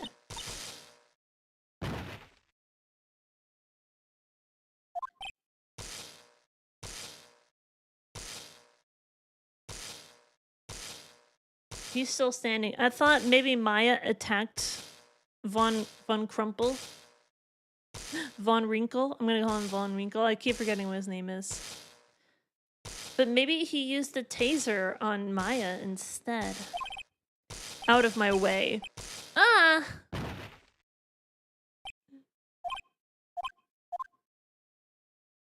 Did he use a taser on us? Did he take the letter? Ugh, he got us. The letter's gone, of course. And he took the DL6 evidence. All of it. Back to having no clues. Wait. Maya jumped first. Maya, is she okay? Maya!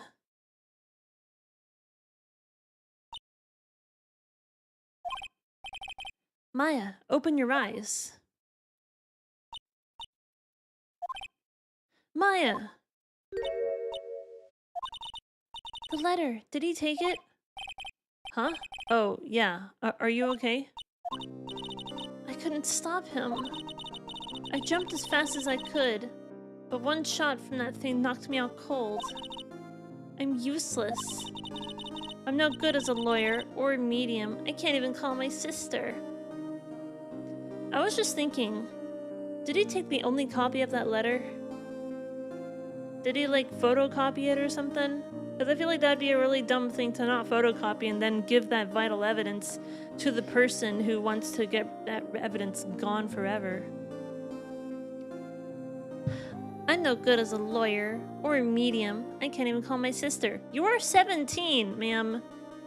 It's okay. You're very young. You have a lot to learn. You have a lot of life ahead of you. Not even now, when we need her the most. I wish I hadn't woken up at all. You wish you hadn't woken up at all? What do you mean by that? Maya! God, there has to be a way I can help her. I better do something about her self-confidence first. Maya, she's holding something. What is that? A bullet? DL6 incident evidence number 7, taken from the heart of Gregory Edgeworth. I remember. Von Karma was holding this when Maya jumped him. DL6 bullet stashed in a pocket. Still bears clear ballistic markings. I'll prove it to you, Maya. You're most definitely not useless. I'll prove it to you in court tomorrow. I wonder if that bullet was taken from the same gun that's used in this current trial. It has to be, right? Who owns that gun? Also, that would be another question. Who owns that gun? Was that same gun used in both cases? I think that was supposed to happen. As much as I didn't want to lose the letter to Von Karma, I think that was supposed to happen. I don't think there's any way to go back and, like, not do that. Because there wasn't anything else that I could do. I went to all the other places. I couldn't talk. I didn't have any new talking points. I didn't have any new evidence to show people. I think that was supposed to happen. Unfortunately for me and the rest of my defense team.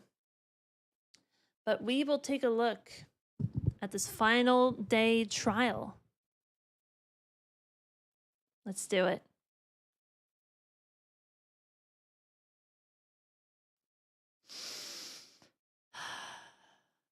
We're getting there. Can we get some stretches in? Let's get some stretches. Drink some water. Water is good.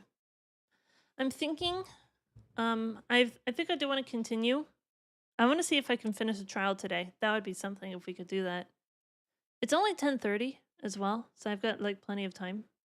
It's only been 3.5 hours. Pretty short day so far. Let's see. Yeah, I think we'll go ahead and take a break. I'm gonna take a little bit of a longer break.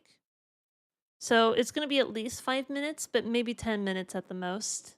And I just want to see if we can power through and finish this trial today. So I'm gonna go ahead and play you a bunch of clips. I'm going to fill my water, rest my voice a little bit. This is a lot of talking. And I want to see if I can get through the rest of this trial today. So let's do it. After this break. Enjoy these clips. Pussy. Hello? Hold still while I rearrange your brain cell.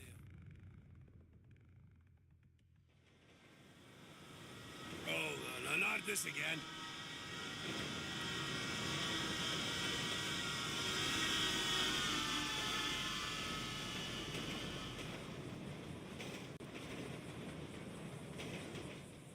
Trevor had a crazy night. Whoa, dude. What were you playing? Getting over it. Oh my god. I haven't played it myself, but it looks frustrating as hell. I probably will never play that. I don't know. I'm sure if I really wanted to torture myself, I could just play Desert Bus. But I probably only played Desert Bus for charity.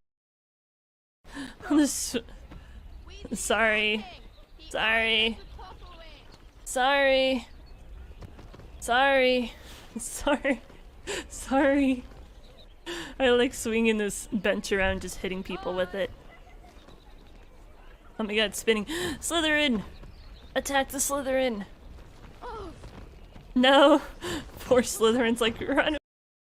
Borrow the Plow King. Take what you want, sexy leprechaun. Just don't shoot me with that dart gun. Oh, whatever. Homer? You want to explain that last little frame of action? Hello? Did you come to buy a bomb? This is just between us, but I have a huge bomb and this shop doesn't even carry. Oh, but my product is so heavy I don't think you can carry it. I'm sorry I even brought it up. Gotta be go on first. Alright, you done discriminating now? Can I buy your shit? Dang, this guy's making things so inconvenient for me. I don't like being inconvenienced. Template. Response. Template. Response. Yeah, I'm a bad man. I love these responses. Template. Response. Hello. Hello, bye! Template. Response. Hello. Ah! Template. Response. I don't have any bubbles. Did I screw myself? May have. I see it up there.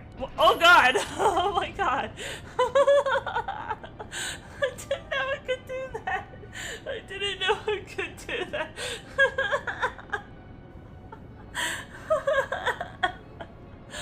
It's just you falling on me. Why the hell are— No. Oh, you do not. Why the hell are you over here? Dear Lord. Oh, this is not good. Why is it here? Oh my god. Holy god. Oh my god. Ah! No. Oh my god. Wait. The hell? Where the hell am I? Oh my god. That was legitimately terrifying. Holy shit. Where the hell am I? Where is it? Ah! No! No, no, no! Leave me alone. I don't know what I did to get on your bad side. Oh my god. Rip clean pants. That's so terrifying. Oh my god. Oh god, no. Please no. Please no. Oh god, no. Holy shit. Holy shit. Oh god. I'm not doing anything. It's just an empty yellow sub. There's nothing in here. Nobody who's going to try to hurt you. Oh my god. I have no idea. It could be anywhere right behind me. Oh, okay, okay. Princess Zelda is in grave danger. We must return to the world of light and hurry to the castle. Cool. We gonna do that. I'm gonna let you finish. But I gotta say, the Zant was the best evil king of all time. Great, you lost Vlad. He's probably going back to Mallory's for a dry screw. Oh my god. It's just the way he plopped out of the car was great. Oh my god. I have no regrets for watching that scene. Oh my god. That was the greatest thing I've ever seen. Your brain instantly makes the connection to the most memorable thing about them. Why, there could be anything in the world written on this image. And in your brain, it would sound amazing. Because you have Morgan Freeman narrating it. Titty sprinkles. I do love me some titty sprinkles. In the morning, I like to put titty sprinkles on my pancakes. And when my friends aren't looking, I like to snort them up my nose. It doesn't matter what color. Blue, green, red, purple. I even like rainbow-colored titty sprinkles. I've even taken a bath in titty sprinkles. It's hard to wash off, though. But why would you want to? Everybody wants to smell like titty sprinkles. That's the good stuff. Titty sprinkles. Oxygen production offline. 30 seconds. What? What do you mean? Why does this thing not have any power? Are you serious right now? Why is there no power in this thing? Oxygen. Engine powering up. What in the world? Oh no. This is bad. Why? Oh god. Are you serious right now? Is it because I left it in silent mode the whole time? I'm gonna hit this. I'm gonna hit the bush. That wasn't very smooth, Franklin. Let's try it again. 10 out of 10 landing. Landing reward. If there was no parachute up here, I am just gonna jump off whether or not there is a parachute. Either way, Franklin is jumping from this height. If he has a nice large parachute to cushion his fall, good for him. If he doesn't have a parachute, well, it was a good run, Franklin.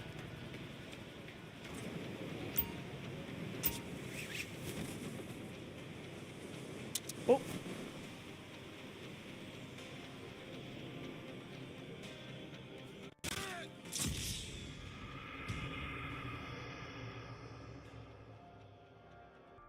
He barely touched that.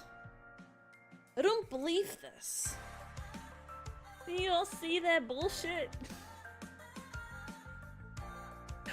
He didn't have a backup parachute. Who doesn't have a backup parachute?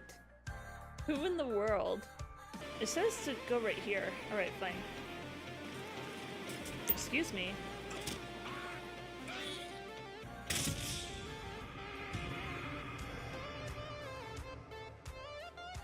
I really can't catch a break, can I? Okay, let's try this one more time. Oh.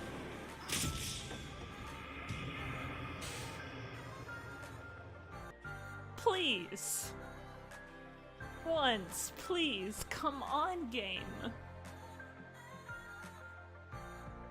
How did he fall that far forward? I don't understand. So hopefully the stream is a little bit better now that it's Mystery Science Theater. And here we go. See if this works. Whee! Oh god, that's not... Yeah, that didn't land very well. Whoops. And Nico's gonna land on his head again. Not good enough. And I'm dead. Oh my god. Oh no no. Are you serious?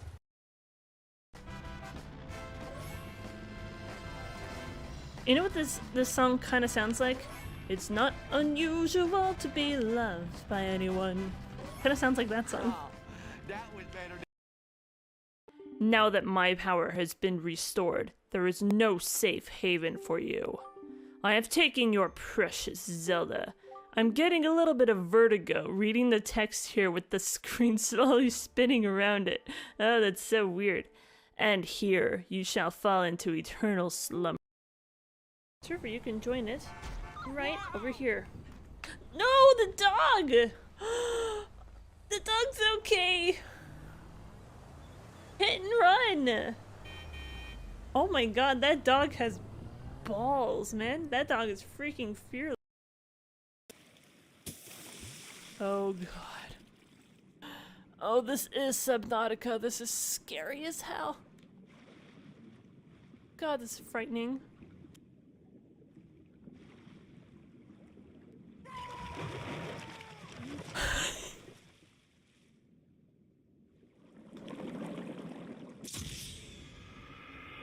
Fuck yeah!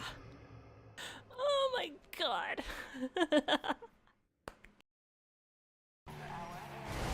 Run over the cows. Oh my god. Oh, another animal I just killed. No shame whatsoever. Oh, cat doth protest. I hate this thing. This is exactly how my cat moves when I try to put a harness on her. She hates the harness. This is the best game ever. I went up there before, but I want to see these other people. Why do you look like that one guy from Gorillas? With your eyes are glowing in the dark, it's really creepy. You're like a much shorter version of that Gorillas. Oh. Where is it going? Oh my god, this is gonna be good. Chase after it, Trevor. Oh wait, here we go. Hold on. We got Rocket League now. Where shall I roll the ball to? I don't think this ball's really gonna go anywhere else at this point. Just bring it to the ocean somehow.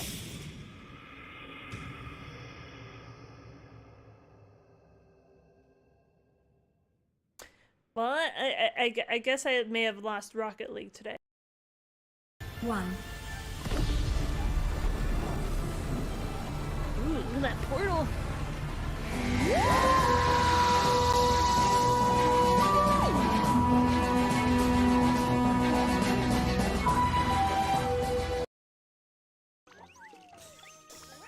Oh, that, okay. Fine. F, everything's fine. F is for fine, everything's fine. F is for fine. I need an adult, oh my god.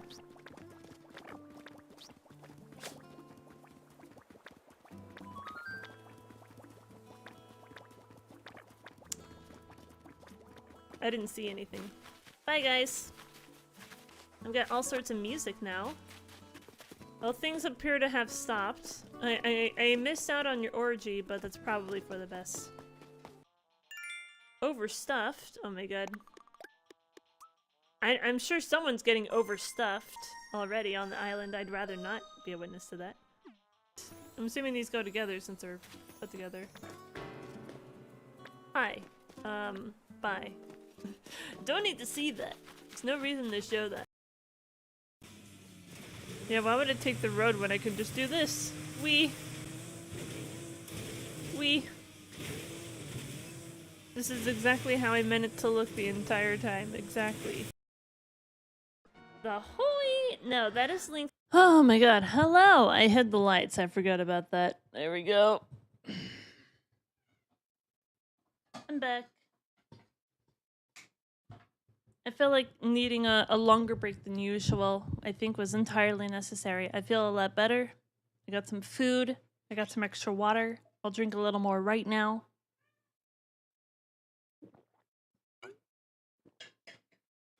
I'm ready to go with this trial. This game is a lot of talking. I think that's ultimately the risk with graphic novel games like this. There's a lot of talking involved. Because I don't want to just sit there and like read like by myself and not say it out loud. But I'm ready to go. All right. Is everyone else ready? And hello. We are back. We found some very good evidence. And then Von Wrinkleface stole all of it. That would be helpful to our investigation.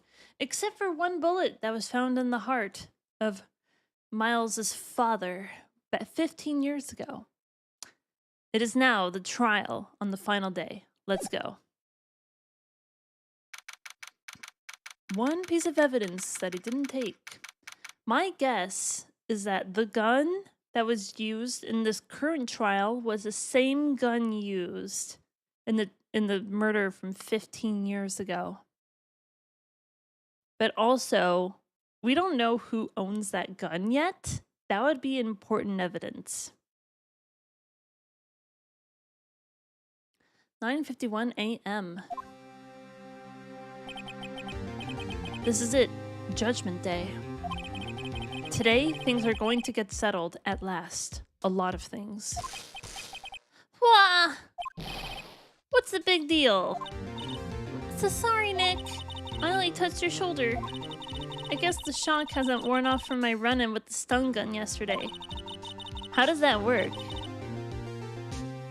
If she got stunned, I don't think there would be leftover electricity to stun someone else that she touches. That's not how it works.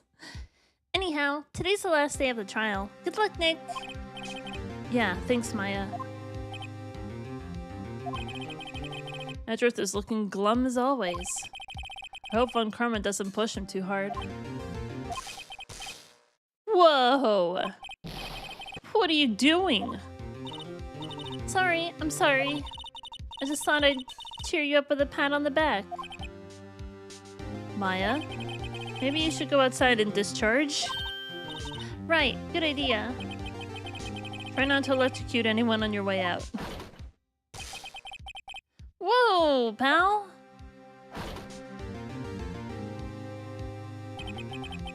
What's gone into that girl?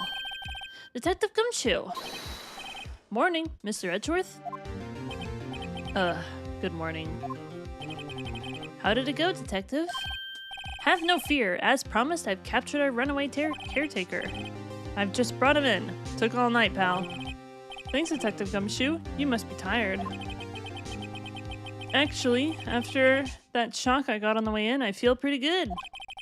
Yogi says he's forgotten his own name. That has to be a lie. Why would he want revenge on Edgeworth if he couldn't remember his past? He does remember, and I'm going to prove it.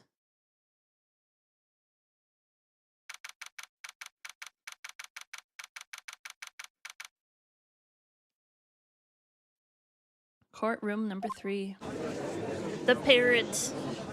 We're gonna use the parrot as evidence today. Court is now in session for the trial of Miles Edgeworth. The defense is ready, Your Honor. The prosecution is ready. Right, very well. We have reached the final day of our proceedings in this trial. I ask that the prosecution submit decisive evidence. Understood. Come on, don't be awed into silence by every little thing he says. Very well, Mr. Von Karma, your opening statement. Right. Thanks to Detective Gumshoe's efforts, the boat rental shop caretaker has been arrested. In yesterday's trial, the defense asserted that the caretaker was the murderer. However, the caretaker has yet to confirm this. I would like to ask the defense to cross-examine him as much as necessary.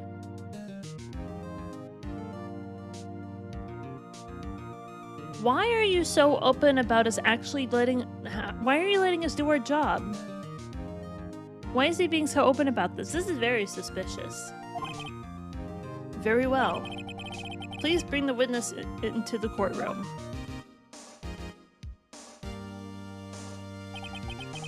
Ladies and gentlemen of the court, I believe you all remember our witness. He lives in the boat rental shop on the lake, from where he witnessed the incident. In addition, he has currently lost memory of his name and identity. Witness, why did you run away yesterday? The witness was not running away, as he will now testify. I see. Very well, please begin your testimony. This is gonna be full of BS, I just know it.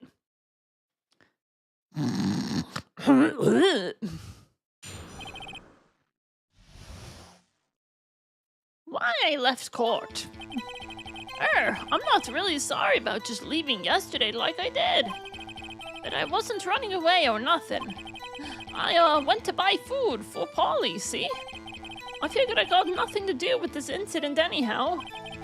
I mean, I need one of those motive things, right? And I don't got one. So my testimony yesterday stands as is. Very well. Let's begin the cross-examination, shall we? Also note that his parrot's name is Polly. That's also the name of his late fiance's name. If he ever admits what his real name is, so far he hasn't done that. I think he knows exactly who he is. He's just pretending to be senile. He has to know his name. Yanni Yogi. You're Yanni Yogi and I'm going to prove it. Why I left court. Cross-examination begins now.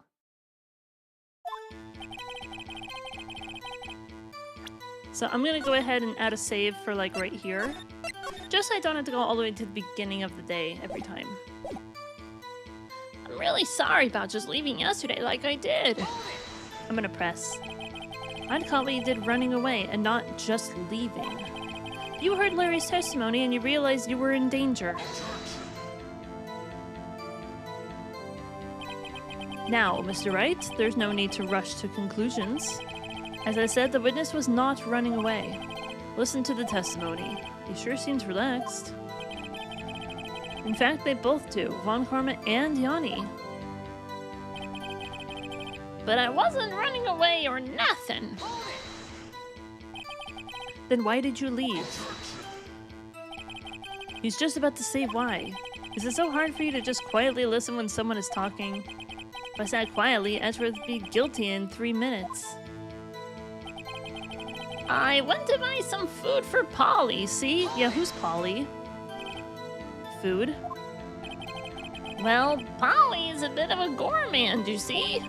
She only eats these high-quality bird pellets from France.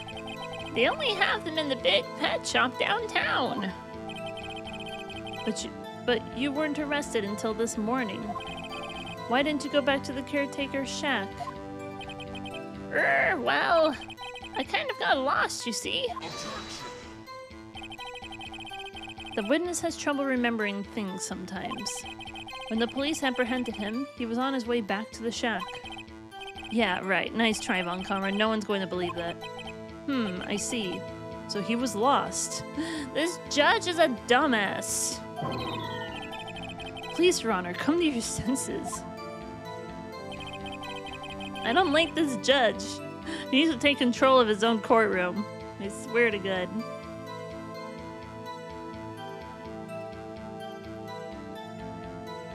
I figured it got nothing to do with this incident anyhow.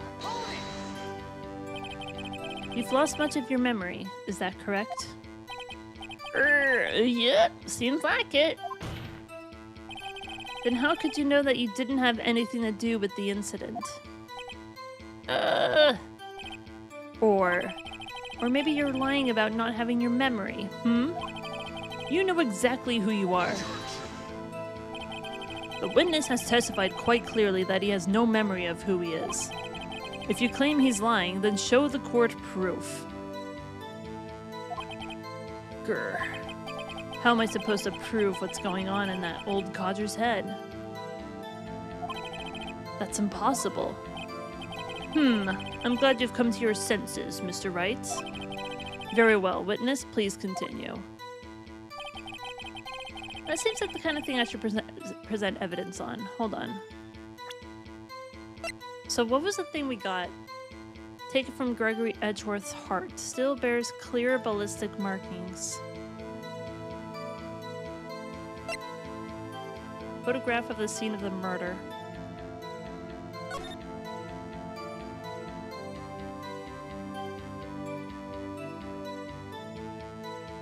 No one has mentioned who owns the gun. I feel like that's important information.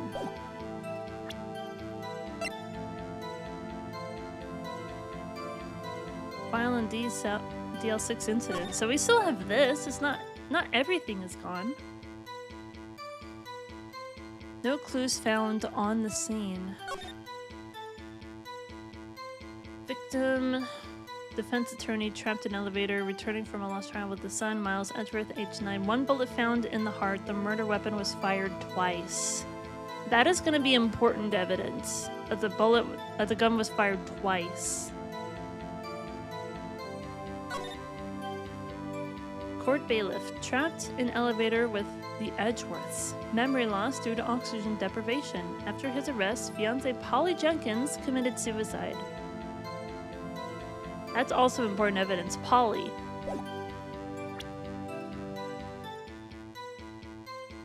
So I'm going to continue pressing. I'm not going to present anything just yet, but this might be... got nothing to do with the incident anyhow. Because the pair will actually say something, right? The erstwhile companion of the boat shop caretaker answers to the name Polly.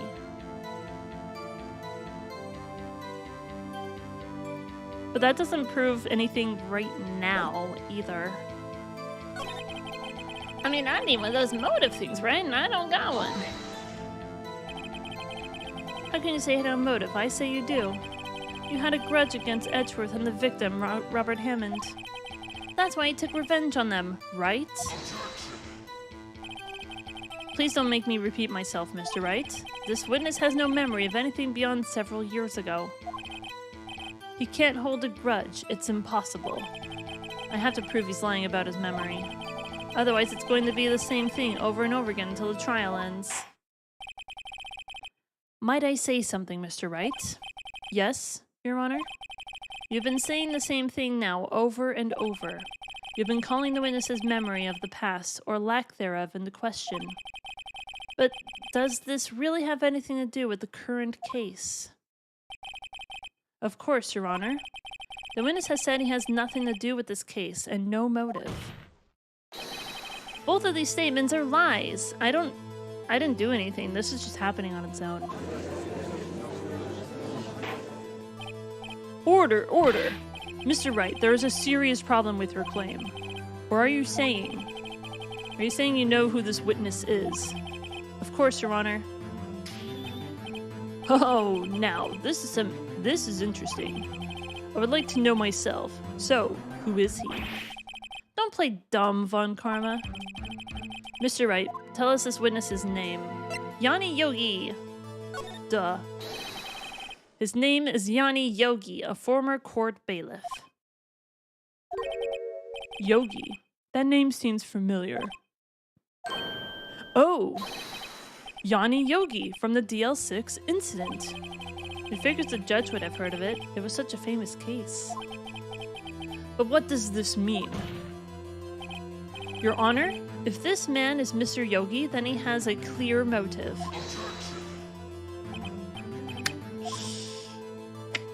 Nope.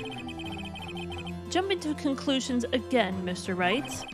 This man, this witness, is Yanni Yogi? Fascinating. However, how would you propose to prove this to the court? This is a court of law, as you may recall. You need proof. And allow me to repeat once more that the witness has lost his memory. This is it. I have to do this now. I can't prove he's Yogi right here, right now. then I've got nowhere else to go. Nick, how are you going to prove it? How can you prove that he's Yanni Yogi? It's okay.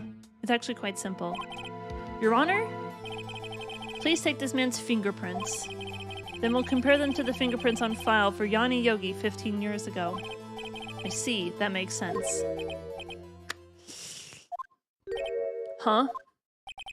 I'm so very, very sorry, Mr. Wright. Why? The witness has no fingerprints. What are you talking about, dude?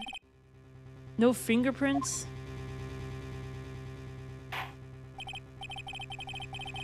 You see, before I worked as a caretaker, I worked at a chemical plant. I burned my fingers working with this stuff. Yup. What? Yogi, you sneak. You burned your fingerprints to hide your past? Well, if the witness has no fingerprints, I guess we will not be able to prove his identity. No. Well, what will you do now, Mr. Wright? It seems that the case has been decided, no? No. I know what happened. I know everything. I just can't prove it. But no, I can't let it end like this. I can't lose. There has to be another way. There is no one who can testify as to who this witness is. No one. Nick, what are we gonna do? I didn't even consider that he might have erased his fingerprints. What did I do? What do I do? Well, Mr. Wright, perhaps you'd like to cross-examine his parrot for a little comedic relief, Yeah, very funny. You're a sore winner, Von Karma. Wait a second. Cross-examine his parrot? The parrot's going on trial! Hell yes! No, you're not going to. Your Honor?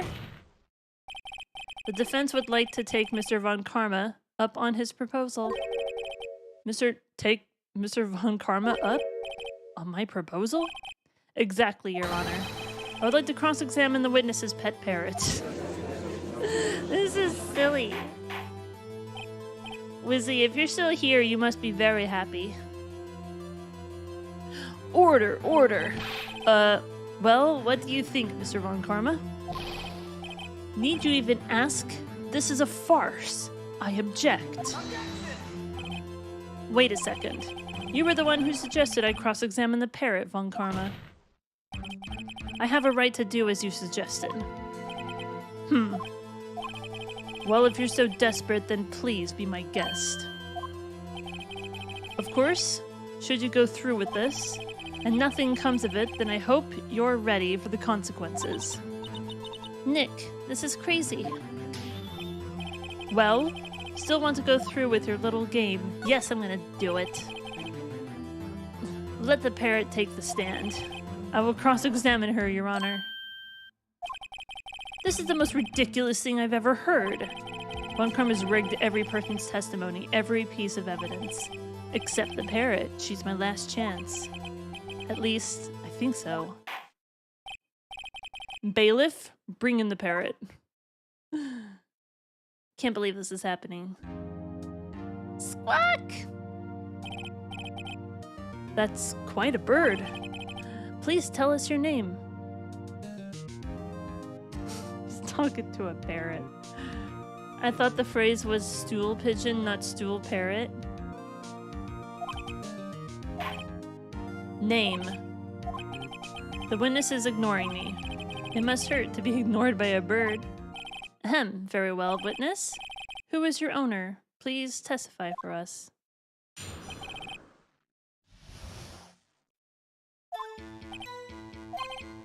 Hello, hello, Squawk.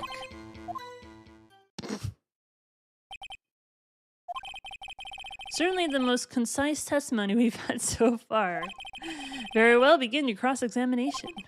Right. What are you going to do, Nick? I don't know. What do we do? This is very silly. Who is your owner? Hello, hello, Squawk. Witness, you can't just say hello and expect us to get anywhere. I want you to testify. Maya, you talk to her. Oh my god. Right, what do I say?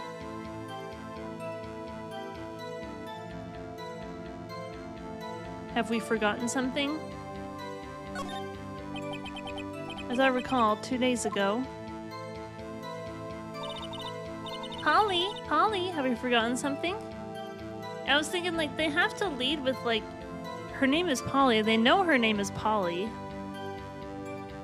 So they have to say, Polly, what did we miss? Hi! There's a cat down here. I'm ignoring her. She doesn't want to be ignored. Kitty! Kitty's like, don't ignore me, human. You're so cute. Squawk! Don't forget DL6, squawk! If I can get Polly to say that here, that will prove that the caretaker had something to do with DL6. Polly? Have we forgotten something? Hello? Hello? Squawk? That's not what you're supposed to say. Forgot something? Something we forgot? Hello? Hello? Squawk? Uh-oh, it's not working, Nick. She won't say it. This is ridiculous. Why won't she say it? Something the matter, Mr. Wright? Wait. Don't tell me Von Karma expected this. He couldn't have retrained the parrot, could he?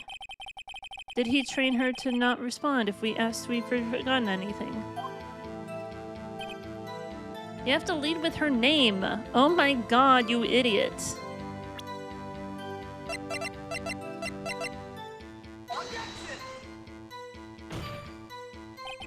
Your Honor, that statement What the fuck, dude? I don't understand this game. It's so stupid.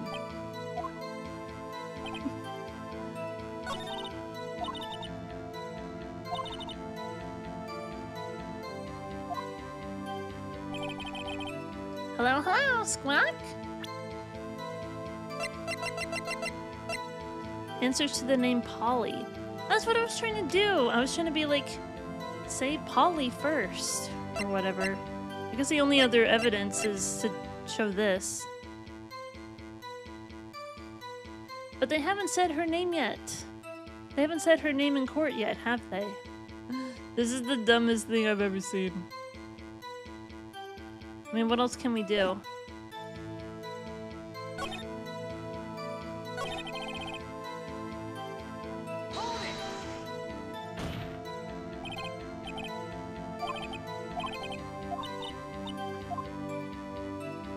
What's your name?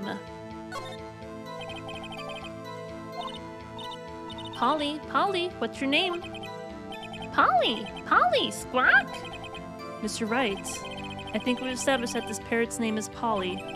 Does that have anything to do with her owner's identity? Of course. Yes, it does. Ha! Fascinating. You claim that the parrot's name will prove her owner's identity. Then show us this proof. Nick, don't you think you're taking the bluffing a little too far? Listen, we're not here to answer the question of who was the taker. We're here to prove that he is Yanni Yogi. All we have to do is tie the name Polly to Yogi. Your Honor? Proof that the parrot's name reveals the caretaker's identity. Take that! Take that! Get wrecked. The DL6 case file? That's quite a large file you have there. Which page is this proof on, then? Show us or stop wasting our time? Very well, Mr. Wright. Show us the page. Where in this file is the information connected to this parrot's name? Suspect data. It's on the suspect data page. This page has all the information about Yanni Yogi. Right after he was arrested, his fiancée committed suicide, see? Indeed, it does say that, yes. What was his fiancée's name? Polly Jenkins. Polly. Exactly, Your Honor. He wanted to remember the name of his fiancée who had committed suicide. That's why he named his parrot after her. I see. I guess that is possible. Bah, a mere coincidence, that's all. My granddaughter has a dog she calls Phoenix.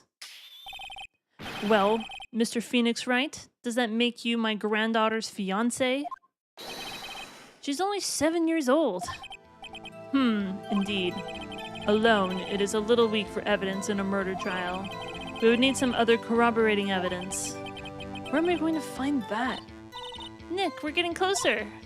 One more, if we can just get one more piece of evidence. Right, but what? Very well, witness, you may continue.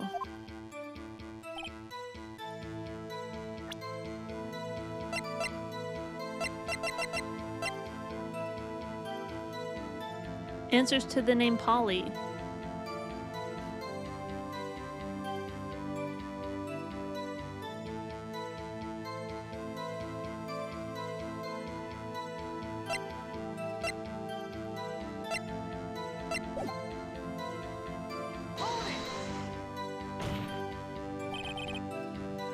You must speak to me.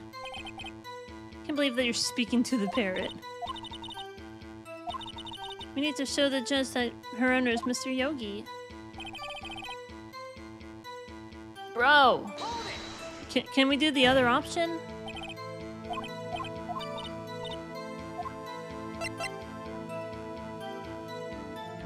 Have we forgotten something? What's the safe number? I believe that's a... This is a dumb answer. This is dumb. This is dumb. Wife, fiance. That was a bad idea. I'm gonna save over this.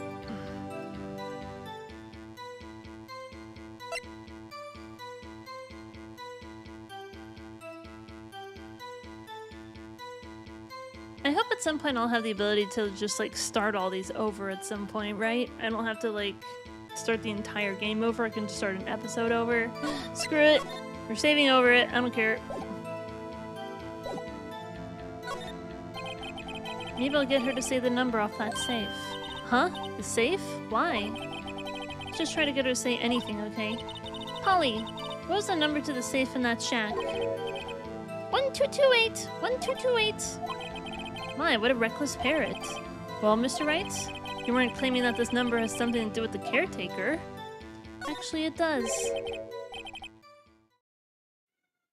Hi, kitty. What are you doing? There's a cat. Kitty! Come here, kitty cat. No?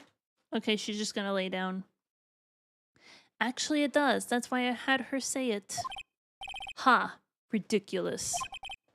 How can the number to a safe tell us who the caretaker is? Show us your proof. What could possibly link this number to the caretaker's true identity?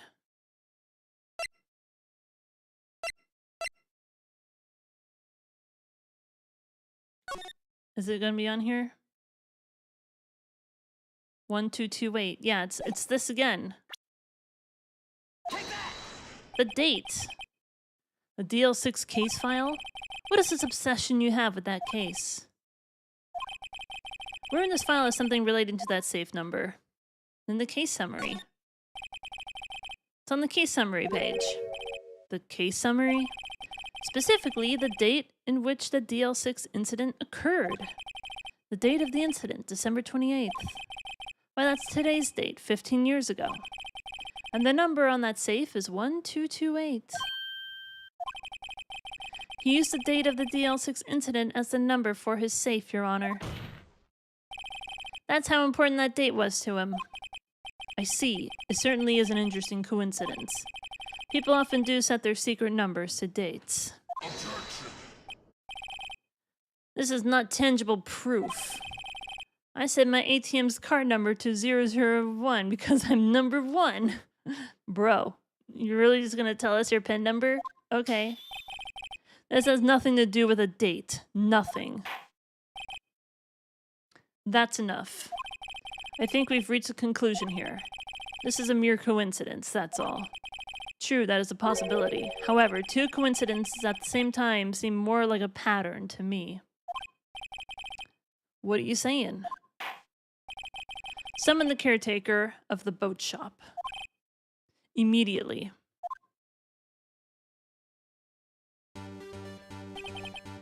Witness? Tell us your name. Wait. This witness, he doesn't remember. No, it's okay. Oh, he's angry. I've accomplished what I wanted to do. I'm done. He's not crazy anymore. Nick, he looks totally different. This is the real Yogi, I think, finally. He's been acting feeble to hide his true identity. Acting for 15 years. Well, well. Let me ask you again. Please state your name for the court. My name is Yanni Yogi. 15 years ago, I served as a bailiff in this very court. Order, order. Yanni Yogi. So was it you who killed Robert Hammond and tried to frame Miles Edgeworth for his death? Yes, it was me. I did it. They put me on the witness stand 15 years ago. Robert Hammond. He said I was mentally unsound. He told me it would make me innocent, get me off the hook.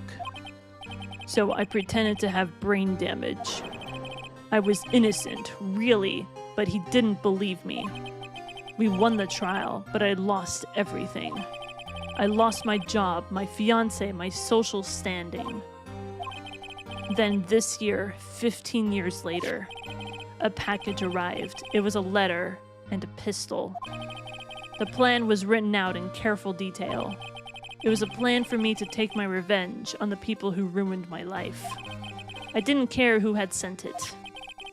I thought this was my chance. After 15 years, this was it. Finally, a chance to have my revenge on Robert Hammond and Miles Edgeworth. We did it. We got the truth out. I have no regrets. Wait a moment. Revenge against Miles Edgeworth? What do you mean? I'm not at liberty to speak on that matter. Why don't you ask Mr. Edgeworth yourself? Anyway, I admit it. I was the one who killed Robert Hammond.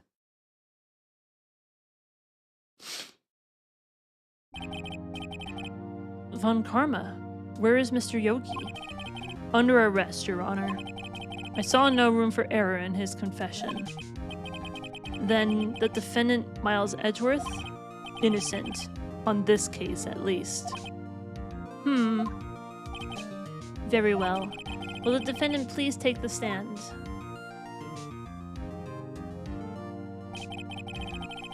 There are a few mysteries left unsolved. Still, you are cleared of suspicion for this particular case.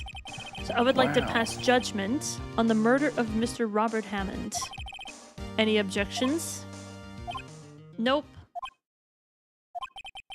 I don't believe it. Why isn't Von Karma saying anything? That's a good question. Very well. This court finds the defendant, Mr. Miles Edgeworth, not guilty.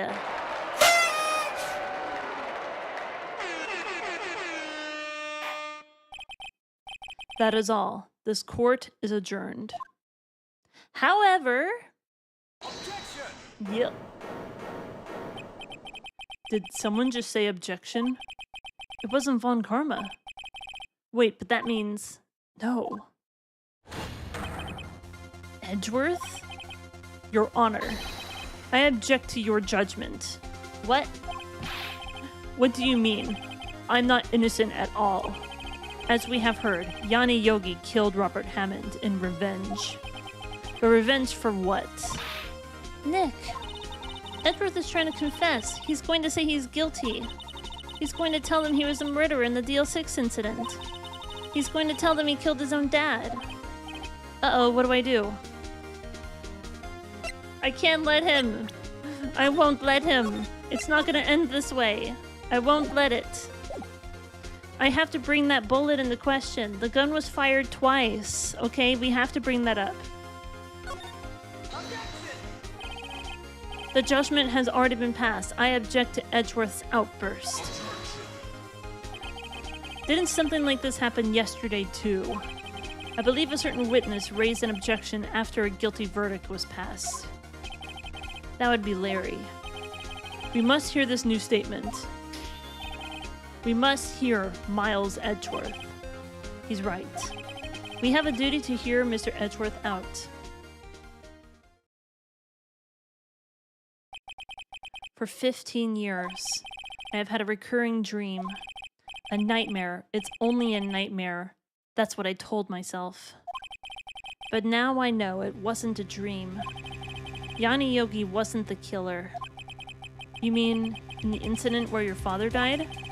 From the distance of the shot, it wasn't a suicide either. Everything was as clear as day. The murderer, the criminal in the DL6 incident, it was me. Your Honor, I confess my guilt. I am guilty for the DL6, the Statute of Limitations, which ends today. The culprit is me! No! Why would you do this? Order, order. This is certainly unexpected. The defendant declared innocent is confessing to a different crime. The crime for which the Statute of Limitations runs out today. I'm not really sure how I should deal with this. Ah, it's obvious. We hold a trial right here, right now. We try this man for his crime of 15 years ago. I think I would like to take a 5-minute recess. During this time, I will consider the appropriate course of action to take. Court is adjourned. So he's not guilty for this crime. But the thing is, right? He was 9 years old. Shouldn't he be tried as a juvenile in that case? And also, it was accidental. He didn't mean to do anything, and I'm pretty sure he didn't do it anyway because, again, he threw the gun, so it probably fired a bullet.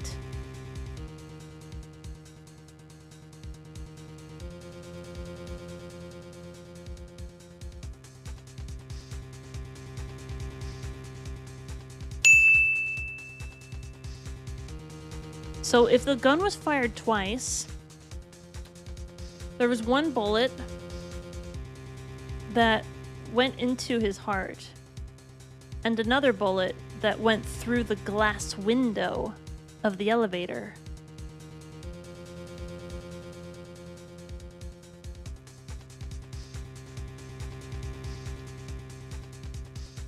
December 28th, 2:24 p.m. Can we take a look at this? Does it say in there anything about that? First of all, let's take a look. So yeah, there's a bullet going through the glass there, and another bullet that landed into his father's heart. Still bears clear ballistic markings.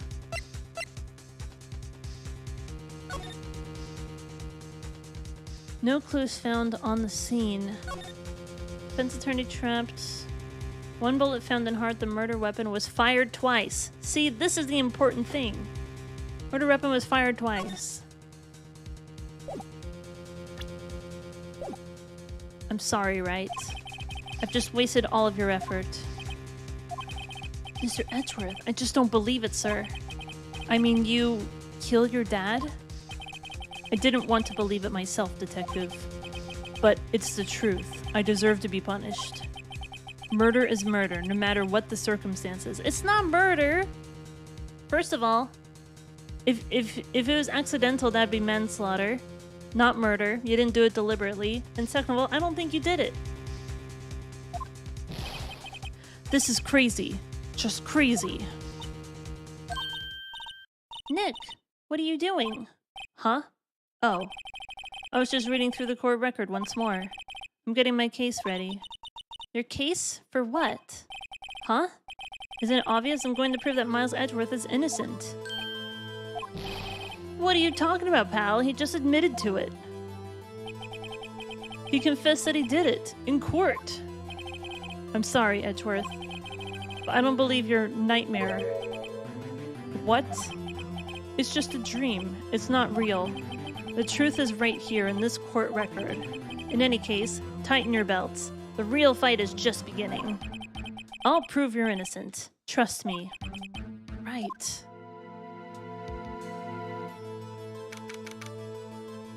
"2:30 p.m. Let's freaking go, dude. I've got a case. Now then, I would like to resume our trial. Judge. Miles Edgeworth has admitted his own guilt. He has confessed his crime. Let us begin by hearing his testimony. Then, though pointless, let the defense do their cross-examining. The statute of limitations on the DL6 incident runs out today. Though it's unconventional for me, I'd like to run this one by the book." I see. Does the defense have any objections? No, Your Honor. Von Karma, you knew this was going to happen from the very beginning, didn't you? Very well. Will Miles Edgeworth take the stand?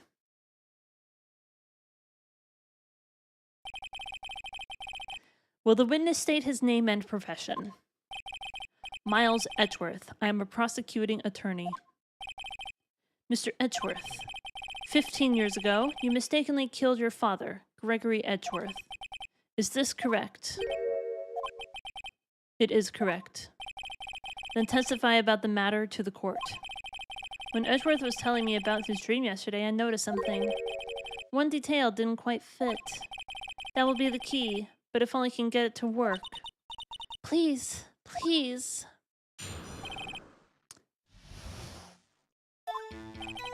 That day, I had gone to the courtroom to observe one of my father's trials. As we went to leave, an earthquake struck, trapping us in the elevator.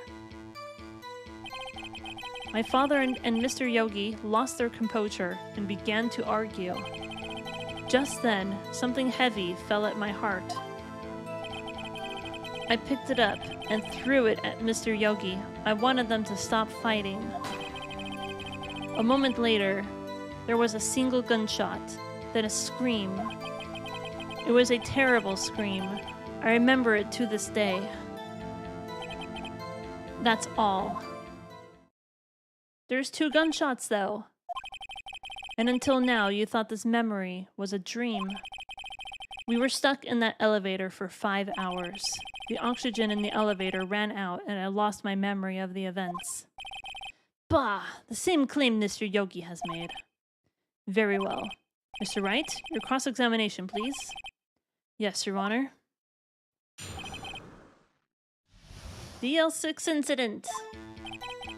That day I had gone to the courtroom to observe one of my father's trials. I'm just gonna save. It's just gonna be easier if I do it this way.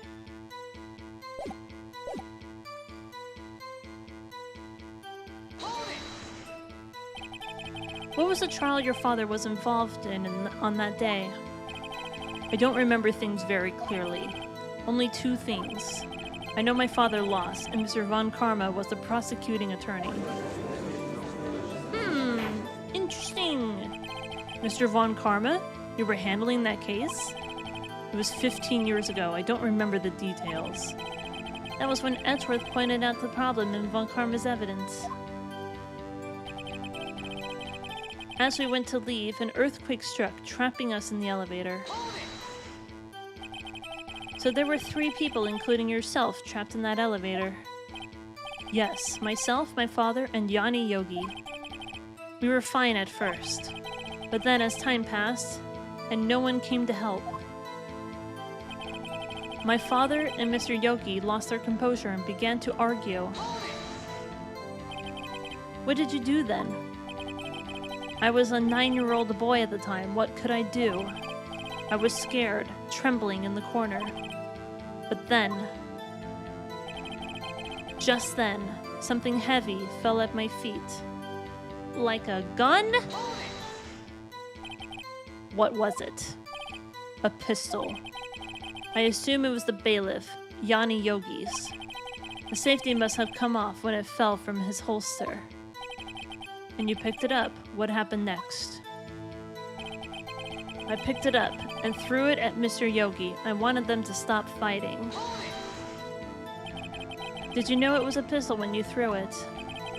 I think I knew. I knew it was dangerous. But the air was getting so thick, I panicked. So you're saying that you threw the pistol at Mr. Yogi? I was in a daze. A moment later, there was a single gunshot, then a scream. The gun fired once. Yes. I think after I threw it, I lost consciousness.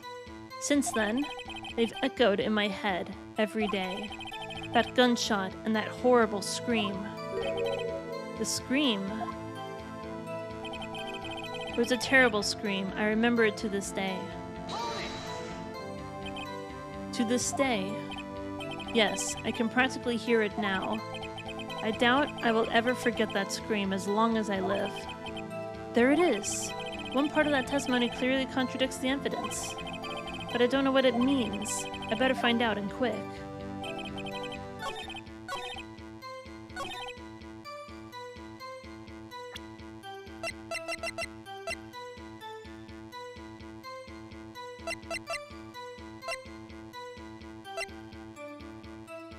Still bears clear ballistic markings. We have to bring up this bullet in some way. It's important.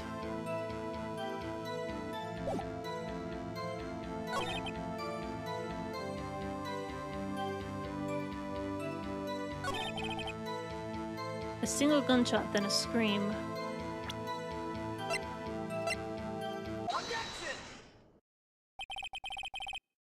So there was only one gunshot?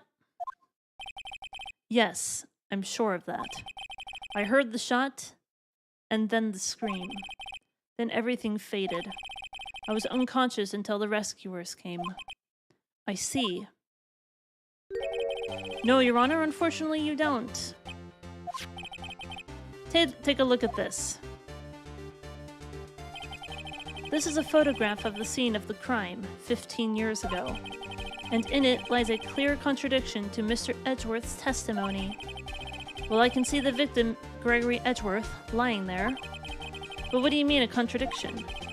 Just as I thought, the judge is clueless as always. This judge is a dumbass. Contradiction in the photo. Look at that! Look! Look at this! What is that? As should be obvious, the contradiction is here. I see a bullet hole in the door. Your Honor, Miles Edgeworth testifies that there was only one gunshot. However, according to this photograph, not one, but two shots were fired. One shot hit the victim, the other hit the elevator door. I ask you then, why did Miles Edgeworth hear only one gunshot? This photograph does seem to confirm a second shot. However, when was the hole in the elevator made? It might have been there before the incident occurred. If it was there before, it has nothing to do with this incident. Mr. Wright, do you have proof that the bullet hole was caused at the time of the incident? Do I? Do I ever? Actually, I really don't know if I do. Taken from Gregory Edgeworth's heart, still bears clear ballistic markings. Is it still in here? No clues found on the scene. Air in the elevator was depleted. Order weapon was fired twice.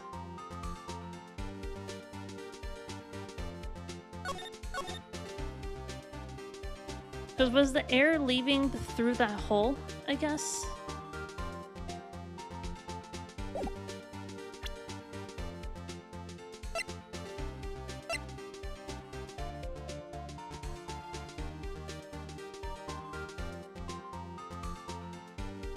I think it has to be with the second bullet.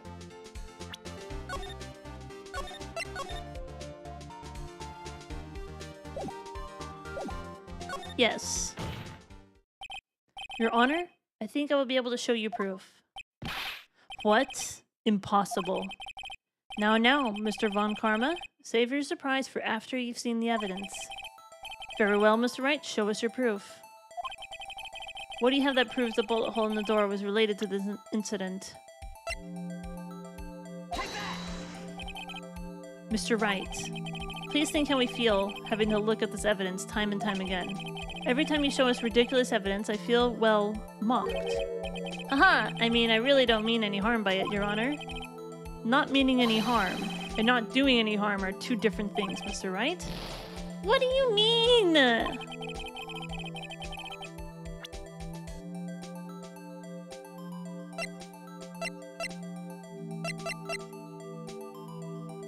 Can we look at the pistol? Is this the same pistol? Maybe we have to look at this again.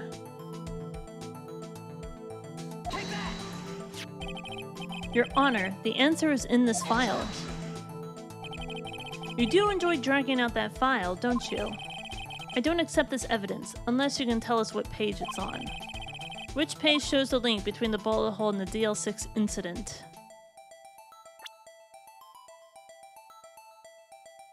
The gun was fired twice, obviously. Although, we can double check, even though we just read it. No clues found on the scene.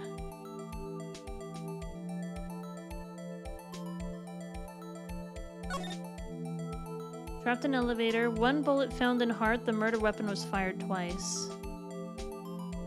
One bullet found in the heart. Yeah, it's the victim data. Look at the victim data in this file. It says quite plainly the murder weapon was fired twice. Miles Edgeworth only heard one gunshot, yet the murder weapon was fired twice. Order! Order! Mr. Wright, what are you driving at? It's simple, Your Honor. At the time of the incident, 2 shots were fired. One went into Gregory Edgeworth's heart. The other hit the elevator door. Remember that the defendant lost consciousness after the shot he fired rang out. In conclusion, we must agree that the second shot was fired by someone else. Mr. Wright, but who could that someone else be? Wow, you're so thick, Judge! Oh my god. Why is he a judge? How did he pass judge school?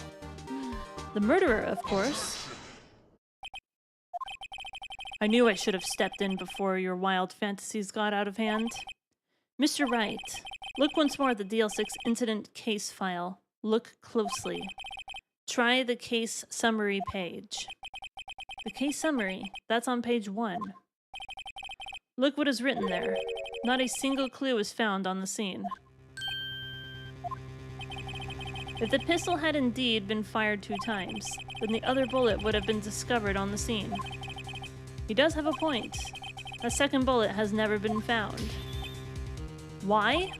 Because a second bullet does not exist. The bullet that claimed Gregory Edgeworth's life was the one fired by his own son. That is the truth of this matter, the whole truth. It was undoubtedly something else that made the bullet hole in the door. Guess what I have, Mr. Sir? I have that bullet.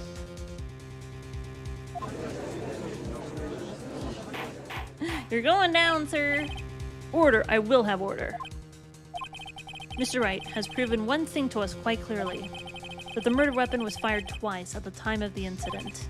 However, as Mr. Von Karma says, the second bullet fired was not found.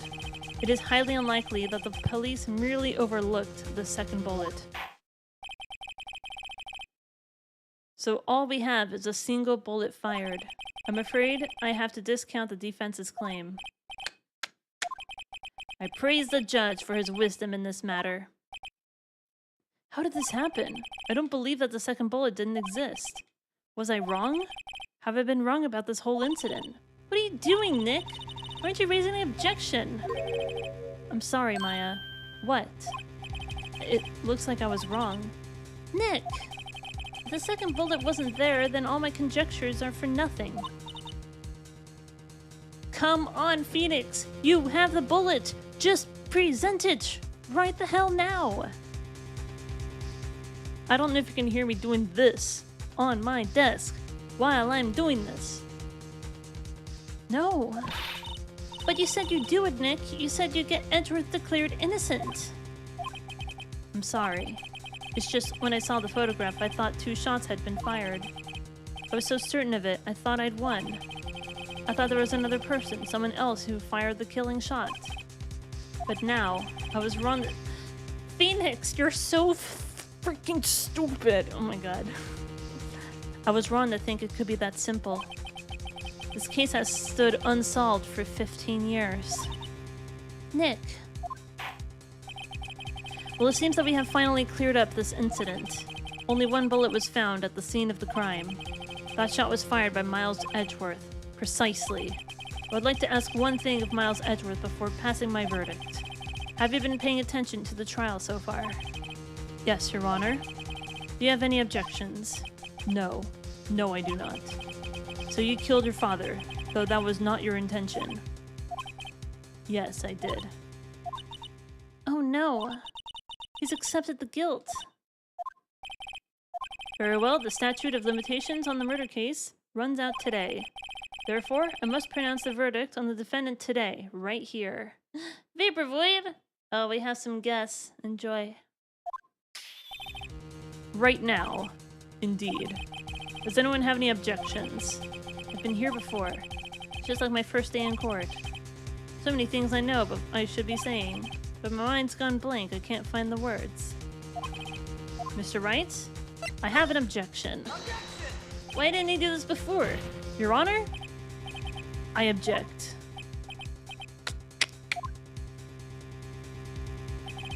Mr. Wright, on what grounds do you object, Objection. Nick, I don't know. His case is perfect. No, it's not. You shut up. Everyone shut up. Let me present the evidence. Everyone shut the hell up. Everyone's stupid and I hate everyone in this game. They're so stupid. Including me. Grah. It must exist. Second bullet. What? What? What did you just say? Nothing. The second bullet must exist. But where? Someone took it. It seems waiting is not going to produce us any answers from Mr. Wright. Wait, Your Honor. The second bullet. It existed. What? But we've just heard proof that it did not exist. I realize that, Your Honor. I'm really grasping here. It's just someone took it from the scene of the crime. That's what happened. But who? The murderer. The murderer? Then tell us just who this murderer is. I'm still thinking about that one. So the criminal took the second bullet, but why? First of all, how would they have found it? It's not easy to find a stray bullet, Mr. Wright. Was there some need for the murderer to search for that bullet? The murderer had to find it. Of course, there was a need. That's why they took it. But what possible reason could they have had?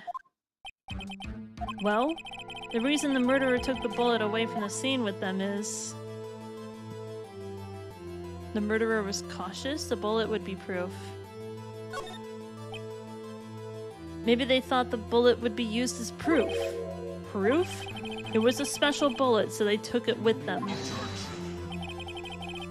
If that was the case, then they should have taken the bullet from inside Gregory as well. Huh? Why would they only take one of the 2 shots fired?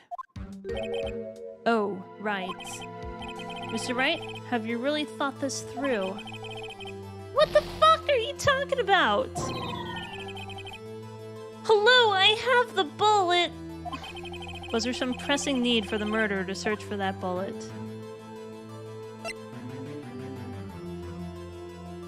I have a bullet in my evidence. Let me present it, you piece of crap. It's right freaking here. Just let me present it somewhere. Still bears clear ballistic markings. Werner didn't need it? I guess. What do you mean? Why would the murderer have spent the time to look for that stray bullet? I haven't got a clue. What's wrong, Mr. Wright? Murderer had no reason to take that bullet. You don't want to admit it, but it's true. I had to take it. Had to take it? The murderer? What does that mean? You're thinking too normal. Think crazy. I see Mia in there, by the way. I see flashes of her. Don't think why the bullet was taken. Think why the bullet had to be taken. Yes, Your Honor. I have no idea what I'm doing. Well, the murderer had no intention of taking the bullet from the scene. But the murderer had to take the bullet. Had to, Mr. Wright? What do you mean? Well, for instance... For instance, what? Maybe the bullet hit the murderer. The bullet hit the murderer? Just saying, for instance. I mean, if it hit you, you would have to take it with you, wouldn't you? It's not like you could perform surgery right there. You know? Wait a second. I was just talking off the top of my head, but what if that's really what happened? Let me get this straight. So at the time of the murderer themselves was shot. And they left with the second bullet still inside of them. Thus leaving only one bullet at the scene of the crime. Yes. I guess that's how it would work, yes. But there's a problem with that. The other two people rescued from that elevator, Miles Edgeworth and Yanni Yogi, were both unharmed. So that would mean the murderer came from outside, yes.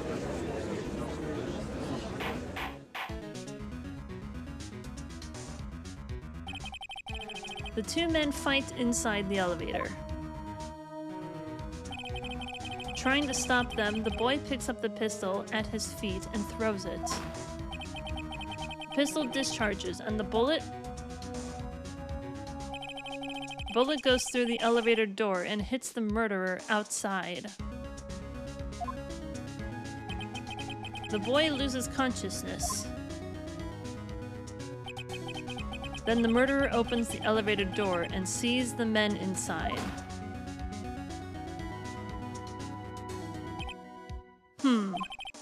Mr. Wright, you are truly the most unpredictable defense attorney I've ever known. I can tell you're grasping, yet I cannot deny the possibility of what you say. What are you saying? Deny it. Deny it. No one involved with the incident was wounded. There was no murderer. No one was wounded at the time of the incident. He's right. I can't think of anyone. Hey, Nick. Huh? I just thought of something really crazy. Crazy? Remember what Mr. Grossberg said yesterday? Gregory Edgeworth dealt a blow to his perfect trial record. Wow. It must have been quite a shock for Von Karma. He took a vacation for several months after that, you see? Yes, an unusual event for the man. That was the first and the last vacation he's taken in his many years of prosecuting. I was thinking in the back of my head, maybe Von Karma did it. As revenge. It's too sus. Maybe I said it out loud, I'm not sure. What if Von Karma didn't take that vacation because of shock, but he took it because he was injured? Which would mean, it could only mean one thing. He was the murderer in the DL6 incident. He was the man who shot Gregory Edgeworth. It was Von Karma. Oh man. Something wrong, Mr. Wright? You seem dazed. No, Your Honor. Well, you have indicated the possibility that the murderer came from outside. Can you give us the name of your suspect? Uh-oh. Should I come out and say it now? What do you mean save for a better time? What better time is right now? I want to see what would happen if I want to see what would happen if I did this. I don't have enough proof yet. This is my trump card. I'd better save it for the right time. Mr. Wright, something the matter? I'm fine, Your Honor. Shall we carry on with the trial then, That said, we have no farther to go. All that is left is the finish. In other words, the verdict. What? Not yet. Think, Mr. Wright. You have said that someone from the outside was the murderer, yet you cannot suggest anyone as a possible suspect, which means your conjecture is worthless, and will be rejected, of course. Nick! Now's no time to be holding on to that trump card. The trial's almost over. Alright, I may not know what I'm doing, but here goes. Your Honor? There is a suspect. One lone suspect. Well, this is certainly interesting news. Very well, Mr. Wright. Who is your suspect? But my hands are shaking. Von Karma. Von Karma?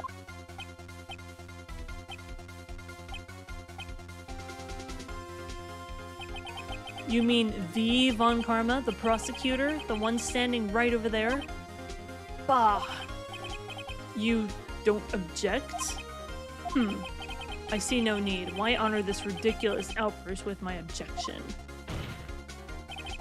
Because you took a vacation for several months, starting the day after the incident. Yet you pride yourself on a perfect record. Why would you take such a long vacation without any reason? So you're claiming that I took my vacation to heal my injury from the incident. Fascinating.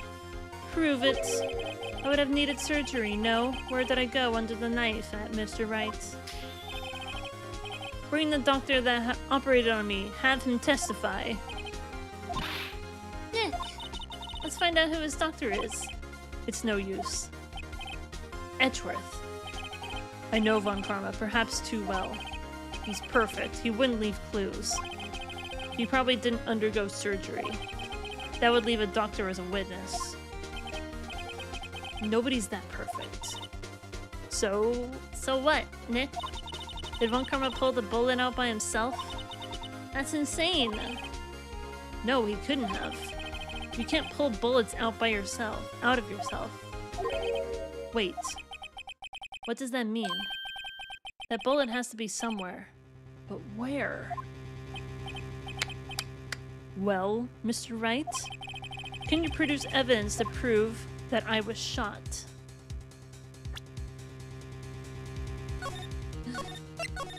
This is crazy, bro! Do I have any evidence that can prove it? Still bears ballistic markings. I think it has to be this, right? Because if there were two shots fired from the same gun...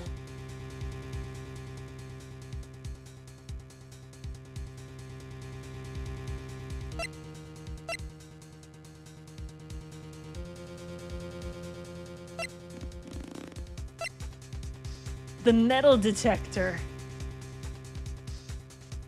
Wonder, what if the bullet is still in him? Can I use this?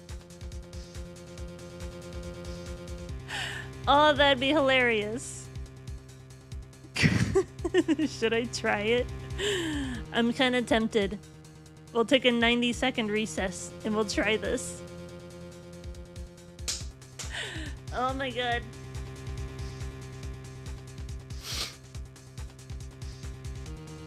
Let's take a good look at what else is here, though. Found in the victim's body, ballistic markings match the murder weapon's barrel. Fired 3 times, bears prints from Edgeworth's right hand. Do it. Like, I was wondering why the metal detector was still in our evidence. Like, why is it still here? That's crazy. I want to try using it. That'd be crazy.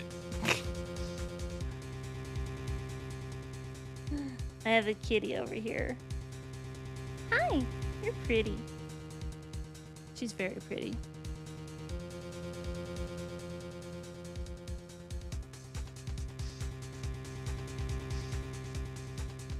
Also, this song is awesome.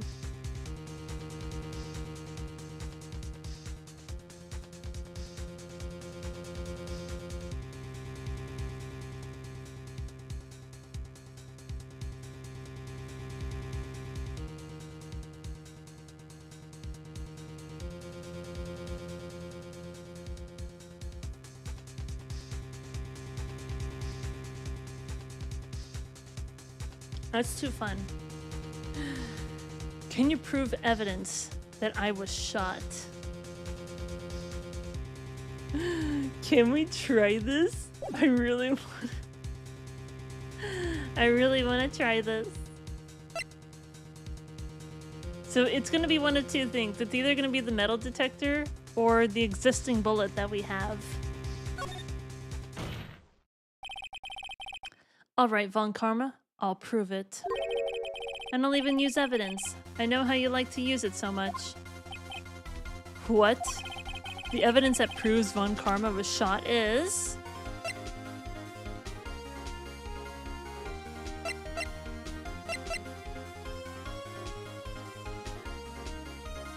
Can we...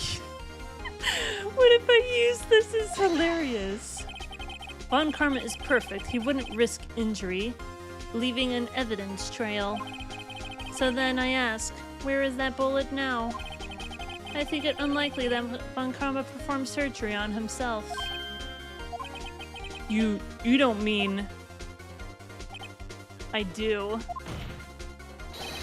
There is a possibility that the bullet is still inside Von Karma. Is that even possible for all these years? Well, there's one way to find out. We could use this metal detector. Well, Von Karma, I'm going to run this over to you and see what we find. Oh, you're sweating. I refuse. You refuse? But refusing this means you acknowledge that the bullet is still inside you. Order, order, order. Your Honor, the defense requests that we be allowed to use the metal detector. Objection. Judge, I call for suspension on this trial. This is an invasion of privacy. The statute of limitations runs out in this case today. It was you who said we had to end it right here, right now. Enough. I permit the use of the metal detector. Mr. Von Karma, you will submit yourself to testing.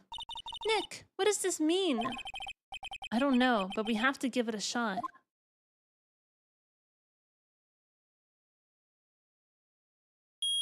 Beep. Oh, sweet, my pizza rolls are done. It reacted. Something's inside his right shoulder. The bullet. Mr. Von Karma. You. It was you. I was afraid this would happen, and so I remained silent. Indeed, there is a bullet in my shoulder. However, it has nothing to do with this incident. What? I was shot in the shoulder long before the DL6 incident. I claim that the bullet in my shoulder has no relation to DL6. But, Mr. Von Karma, can you prove that? Prove? I have no obligation to prove anything. It is Mr. Wright who must prove something here, not I. Mr. Wright, well, can you prove it? I'm supposed to be a defense attorney. My job is to make sure that my client is proven innocent. I'm not a prosecutor. I'm not trying to prove that someone else is the killer. I'm just trying to make sure that my client is not the killer. I'm not a prosecutor here. Why are we going too far with this?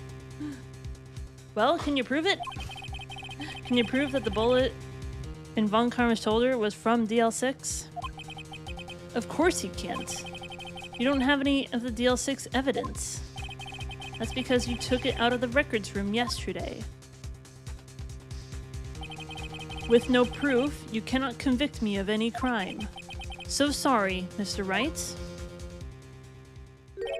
No, I'm the one who's sorry, Mr. Von Karma. What? You were close. 1 day away from freedom. But you see, I have proof. What? Who would have thought you would dig your own grave by trying to convict Edgeworth? I can link that bullet in your shoulder to the DL6 incident. And here's my final proof. Still bears ballistic markings. It has to be this. That's a bullet. Where did you get that? This is the bullet used in the DL6 incident. This was taken from the heart of the victim, Mr. Gregory Edgeworth. The bullet is preserved quite nicely with the ballistic markings intact. Ballistic markings? You may recall the term. It came up in the first trial 2 days ago. Ballistic markings are the fingerprints of a weapon. All bullets fired from a gun are marked with that weapon's unique pattern. By examining the markings, you can tell which weapon fired the bullet. It's quite accurate. Get wrecked, sir! We have 2 bullets in our possession. One, the bullet removed from Gregory Edgeworth's heart. The other, Mr. Von Karma, is the bullet you buried in your shoulder. We could analyze both bullets. Then, if the markings matched, we would know that both bullets had been fired from the same gun. The very same pistol, in other words, the murder weapon that killed Gregory Edgeworth. Mr. Von Karma, you will let us remove the bullet from your shoulder. Then we'll compare the ballistic markings to those on this bullet. And solve this case once and for all. Well, Mr. Von Karma?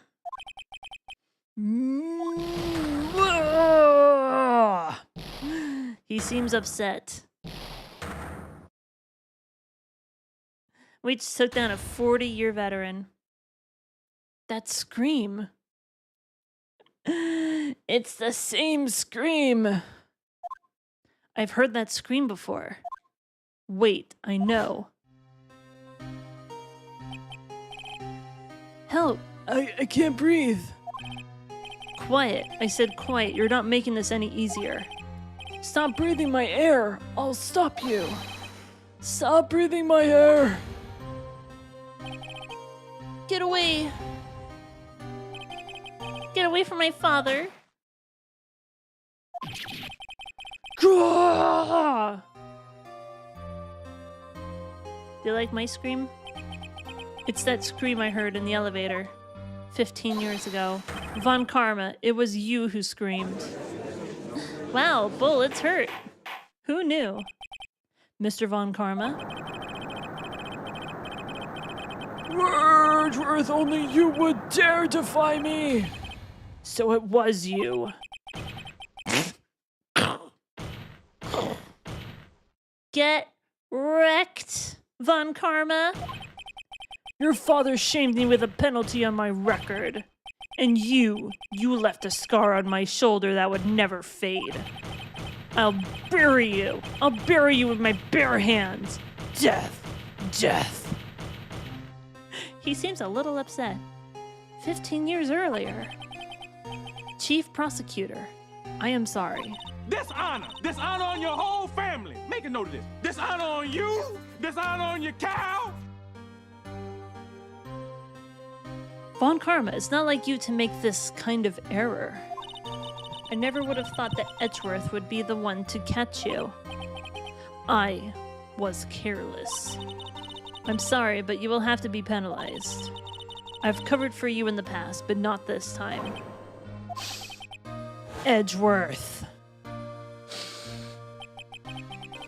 It was a shock like none I had ever known. Me penalized? It took hours for me to regain my composure. Suddenly, I found myself in the darkness. I was in the court records room. I must have wandered in there without thinking where I was going. The room was pitch black. The lights must have gone out. I went out into the hall and felt my way to the elevator. I pressed the button, but nothing happened. Then, there was a noise. I was in pain, a horrible, burning pain in my shoulder. Just then, the lights came back on. The elevator door opened before my eyes.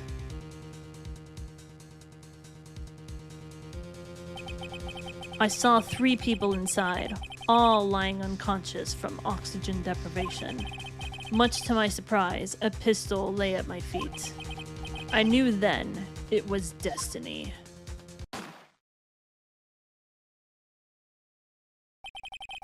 In his last moments, Gregory Edgeworth was still unconscious. He died, never knowing who had shot him. Later, he spoke through a medium, blaming Mr. Yogi.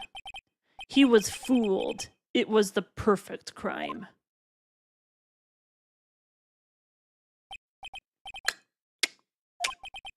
Who would have thought another man would have come to open that elevator door? Judge. What? What are you doing? Do your job. Bring an end to this miserable charade. Now, end it.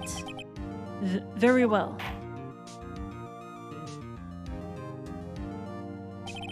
It appears that we have come a very long way to the end of this maze. 15 years later. Mr. Miles Edgeworth? Yes, Your Honor? You were innocent. You are innocent. As you said, it was all a nightmare. Yes, Your Honor. This court finds the defendant, Mr. Miles Edgeworth, not guilty!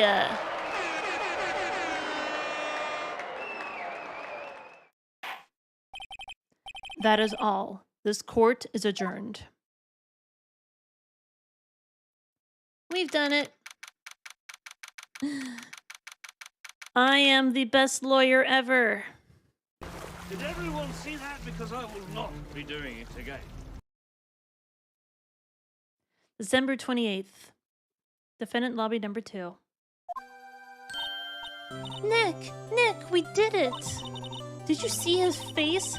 Von Karma looked even paler than usual. He's pretending to be all cool, but inside you crushed him, Nick. Crushed. Did I make a prediction that Von Karma was the killer at any point? Because I'm gonna go back and check my VOD and be like, yes, I knew it. I gotta say, I'm impressed. It was pretty close, though. I was sure we'd had it. I know, I was on the verge of tears the whole time myself. But now it's all just a good memory. So, it's finally over, Edgeworth. Right. Yeah? I'm not sure how to say this. I know. Try. Thank you. I see. Thank you, right? You're welcome. I think you could have done better than that. Nah. Sorry. I'm not good at this sort of thing. You got a lot to learn, Edgeworth. She's got you there. Whoop! Gumshoe! Amazing, pal. You pulled through just like I thought you would. I'll never forget this. I owe you one, pal. And tonight, let's party. Dinner's on me. Yeah, my salary went down a bit this month. But who cares? See, Mr. Edgeworth, you should take a lesson from Detective Gumshoe. That's how you say thank you. I see. I think I might have said it. But I also accused the parrot and the judge. You accuse everybody except for yourself. Ahem. Woo! I feel foolish. Don't worry. Take it a little at a time. You'll get used to it. It's been 15 years since I've seen Edgeworth this unguarded. Hey, y'all. Lotta. Y'all were great in there. Thank you. Yo, Edgeworth, congrats. Thank y'all very much. I accused myself too. I knew you were innocent from the start, of course. Just look at you. You wouldn't stick your hand in the cookie jar even if no one was there. You were the witness on the first day of the trial, weren't you? Yeah, well, let bygones be bygones, eh? Speaking of which, what are you doing now, Lotta? Oh, speaking of which, what are you doing now, Lotta? Who, me? I went back to college. I gave up trying to be an investigative photographer pretty quick. Really? That's too bad. Huh? Isn't that hot dog guy from the park?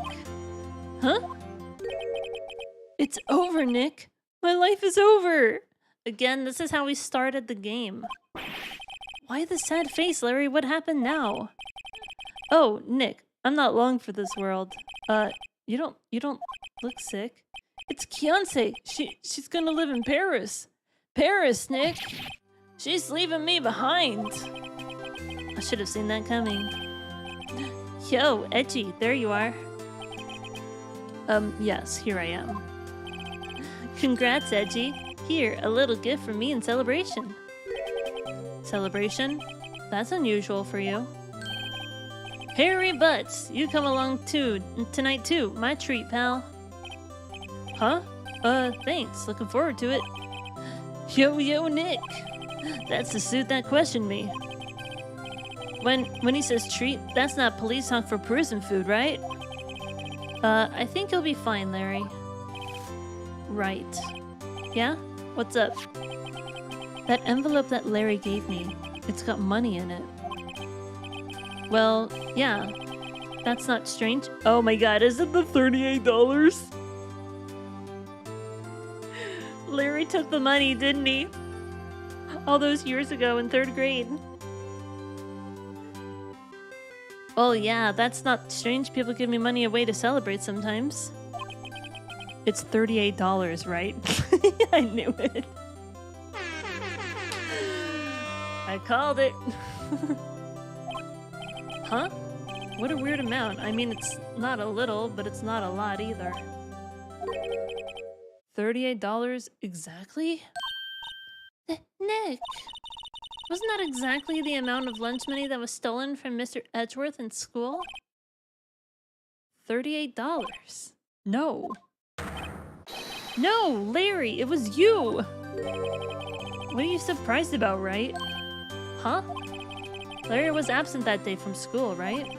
So that doesn't automatically rule him out as a suspect. What? Think back to that day, 15 years ago. Larry took the day off, but he was bored, so he came into school anyway. Then he saw the money lying there, and the rest is history. I never was good at history, hey? Edgeworth? You didn't know, did you? I suspected. I just couldn't picture Larry protecting you like he did that day. Everyone else was saying you did it. The whole class was against you, remember? Yeah, too well. Right? You may not know this, but we used to have a saying back in school. When something smells, it's usually the butts. Wow! Where have I heard that phrase before? Never in my life. I know. Really, right? I'm surprised you didn't figure it out. Well, this sure is an unexpected turn of events, eh?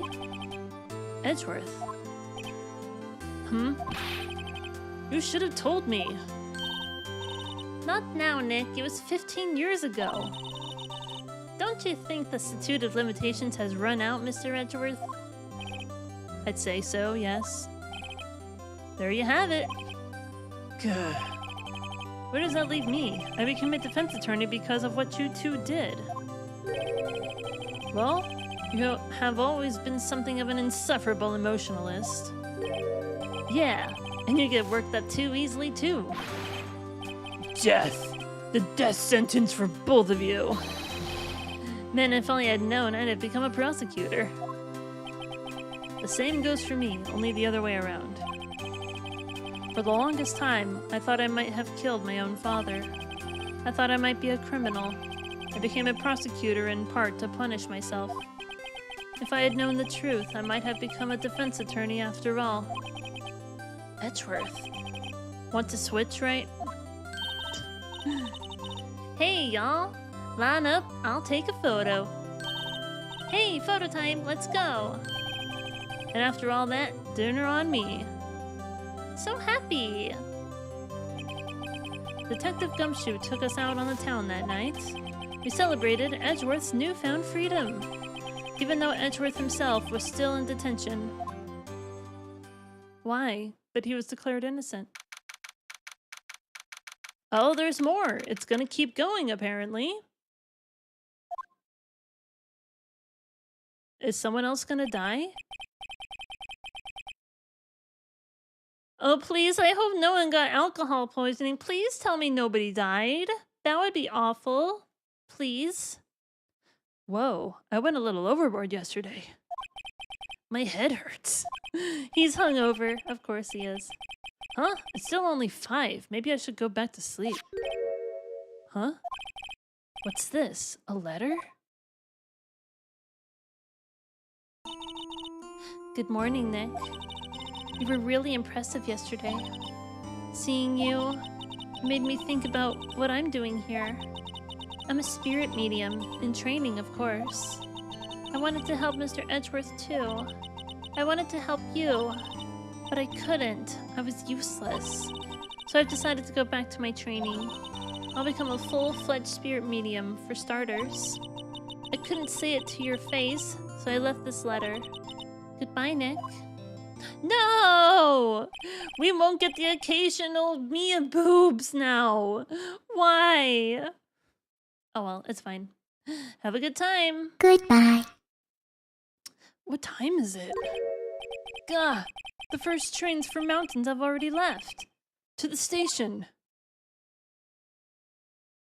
We're going on a train.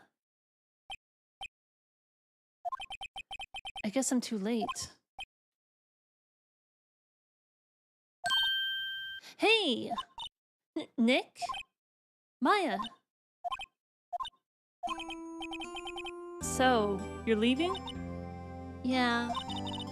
It's hard being a spirit medium who can't talk to spirits. And I think you'll do fine without me, Nick. Be good, okay? No! Wait, what? Wait! What?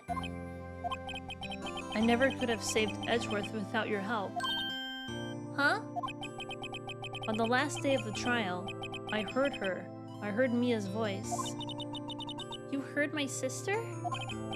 Yes, only her voice, but still. It was at the very end when I thought we'd lost everything. Well, that's my sister for you. Detective Gumshoe helped, and Mr. Grossberg, and even Larry. I'm the only one who couldn't help. I was useless, Nick. But you were the one who stopped Von Karma, Maya. Huh? I didn't do anything. All I did was wander around in a daze. Sorry, but I have evidence that you helped. Evidence? Show Maya some evidence to cheer her up. Oh my god. It's the parrot. Your mom. Huh? Sorry, Nick. I guess I don't understand. Uh-oh, now that I think about it, I don't understand this evidence either. It's okay, you don't have to try and cheer me up. But one day, I'll come back and be useful. I promise. So, this is it. See you soon, Maya.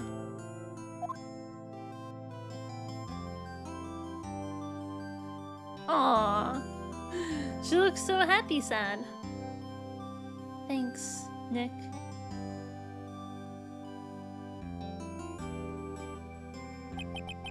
And so my story ends.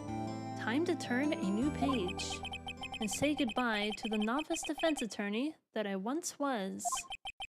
Now a new story begins, with the same old crazy cast of characters. Ha! Don't think you've graduated yet, amateur. Mr. Wright, perhaps you'd like to rethink that claim. Yes, Your Honor? Uh-oh, I got a bad feeling about this.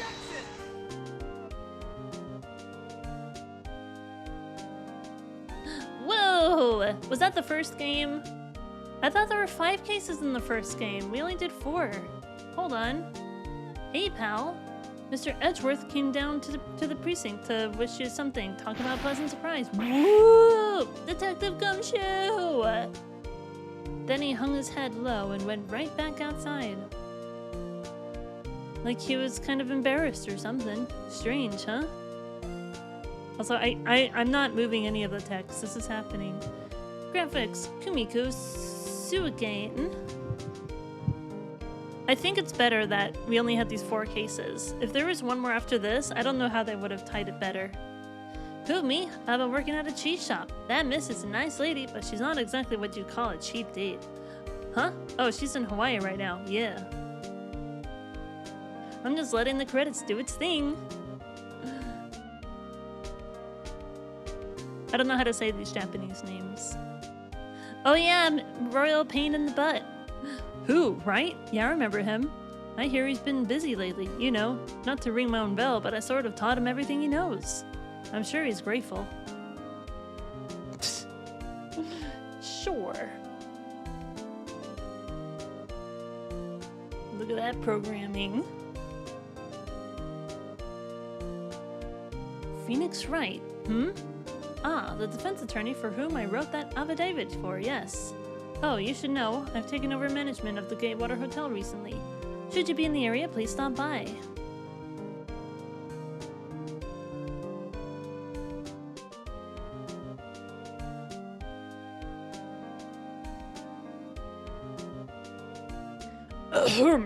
Oh, it's you. Phoenix Wright. Yes, Mia's understudy, was he not? I wonder how he's doing. Haven't seen him of late. Ah, the days of my youth. Like the scent of fresh lemon, you see. Is he gonna go ramble on a story about his youth?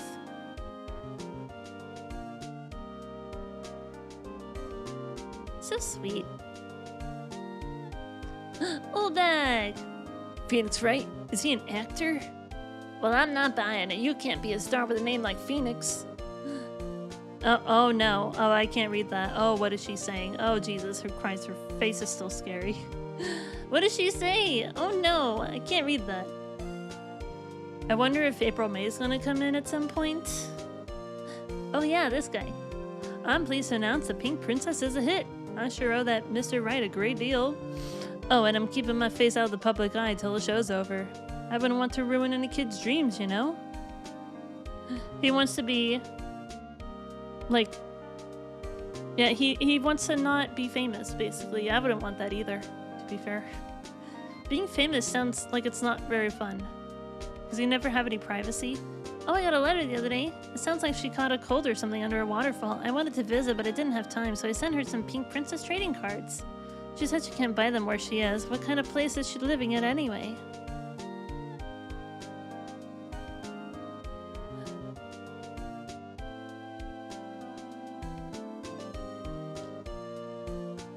Hey, it's the kid. Right? Who's that? You wanna talk? You want Pink Princess? Alright. But you know, I snuck into the studio the other day. And I saw her, the one inside the Pink Princess suit. Ugh, what a dog. It's kind of a shock for a boy of my tender age. Wait, so he saw the person inside the Pink Princess costume? Wait, he's not the Pink Princess, is he? Yeah, I remember right. Huh, me? I'm trying to become a paranormal photographer. You know that picture I took of everyone? Well, just behind them there's a ghost. For real. Now that's talent. Oh, is that Mia? I'm gonna be famous. Is Mia in the picture with us? That would be fantastic.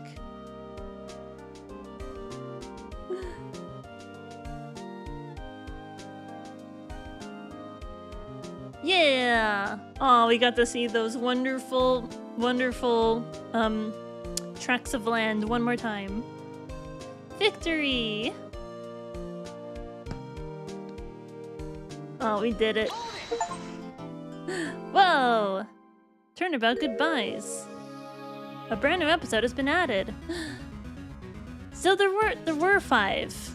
Episode 5, Rise from the Ashes. So there are 5 chapters. I was right about that. I was like, wait, where are we getting credits? There's only been 4 chapters.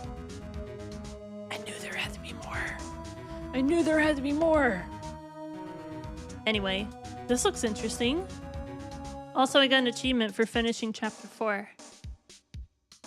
A brand new episode has been added. Sweet! We'll take a look at it later. Saving content.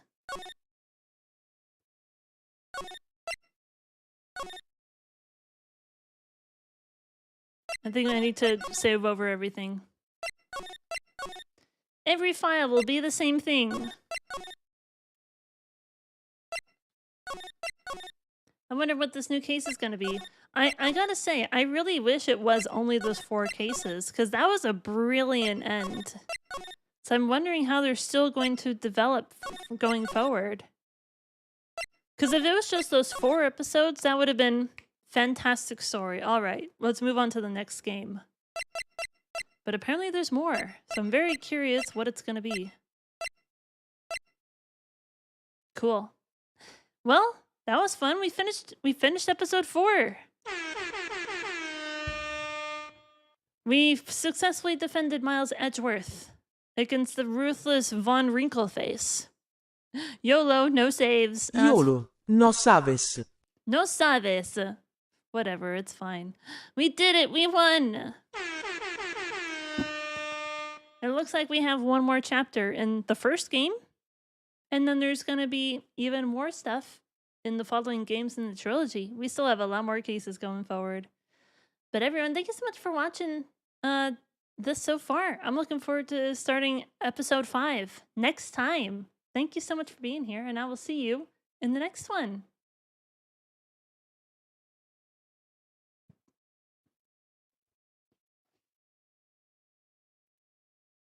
I'm gonna go ahead and just a little Alt F4 if you don't mind. Yeah, that's fine. Let's play some music. Let's chill out for a hot second. YOLO, no saves. We finished chapter 4. I wonder what else there is. Very curious.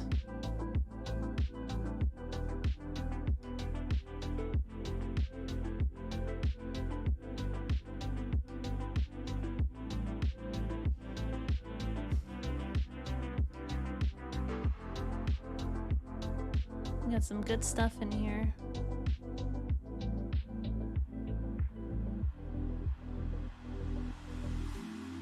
I know we can read. I don't know how long she's gonna be live for, but I haven't rated her in forever, and she's still one of my faves. She does a lot of music streams. I'm just gonna make sure that she's not ending right now. But she's playing Cult of the Lamb, and that's a super fun game, and I really want to go say hi to her. It looks like she's still doing stuff. Even if we're only going to be here for another, like, 5 minutes, I still want to be able to raid her because I haven't been able to raid her in forever. So let's go, everyone!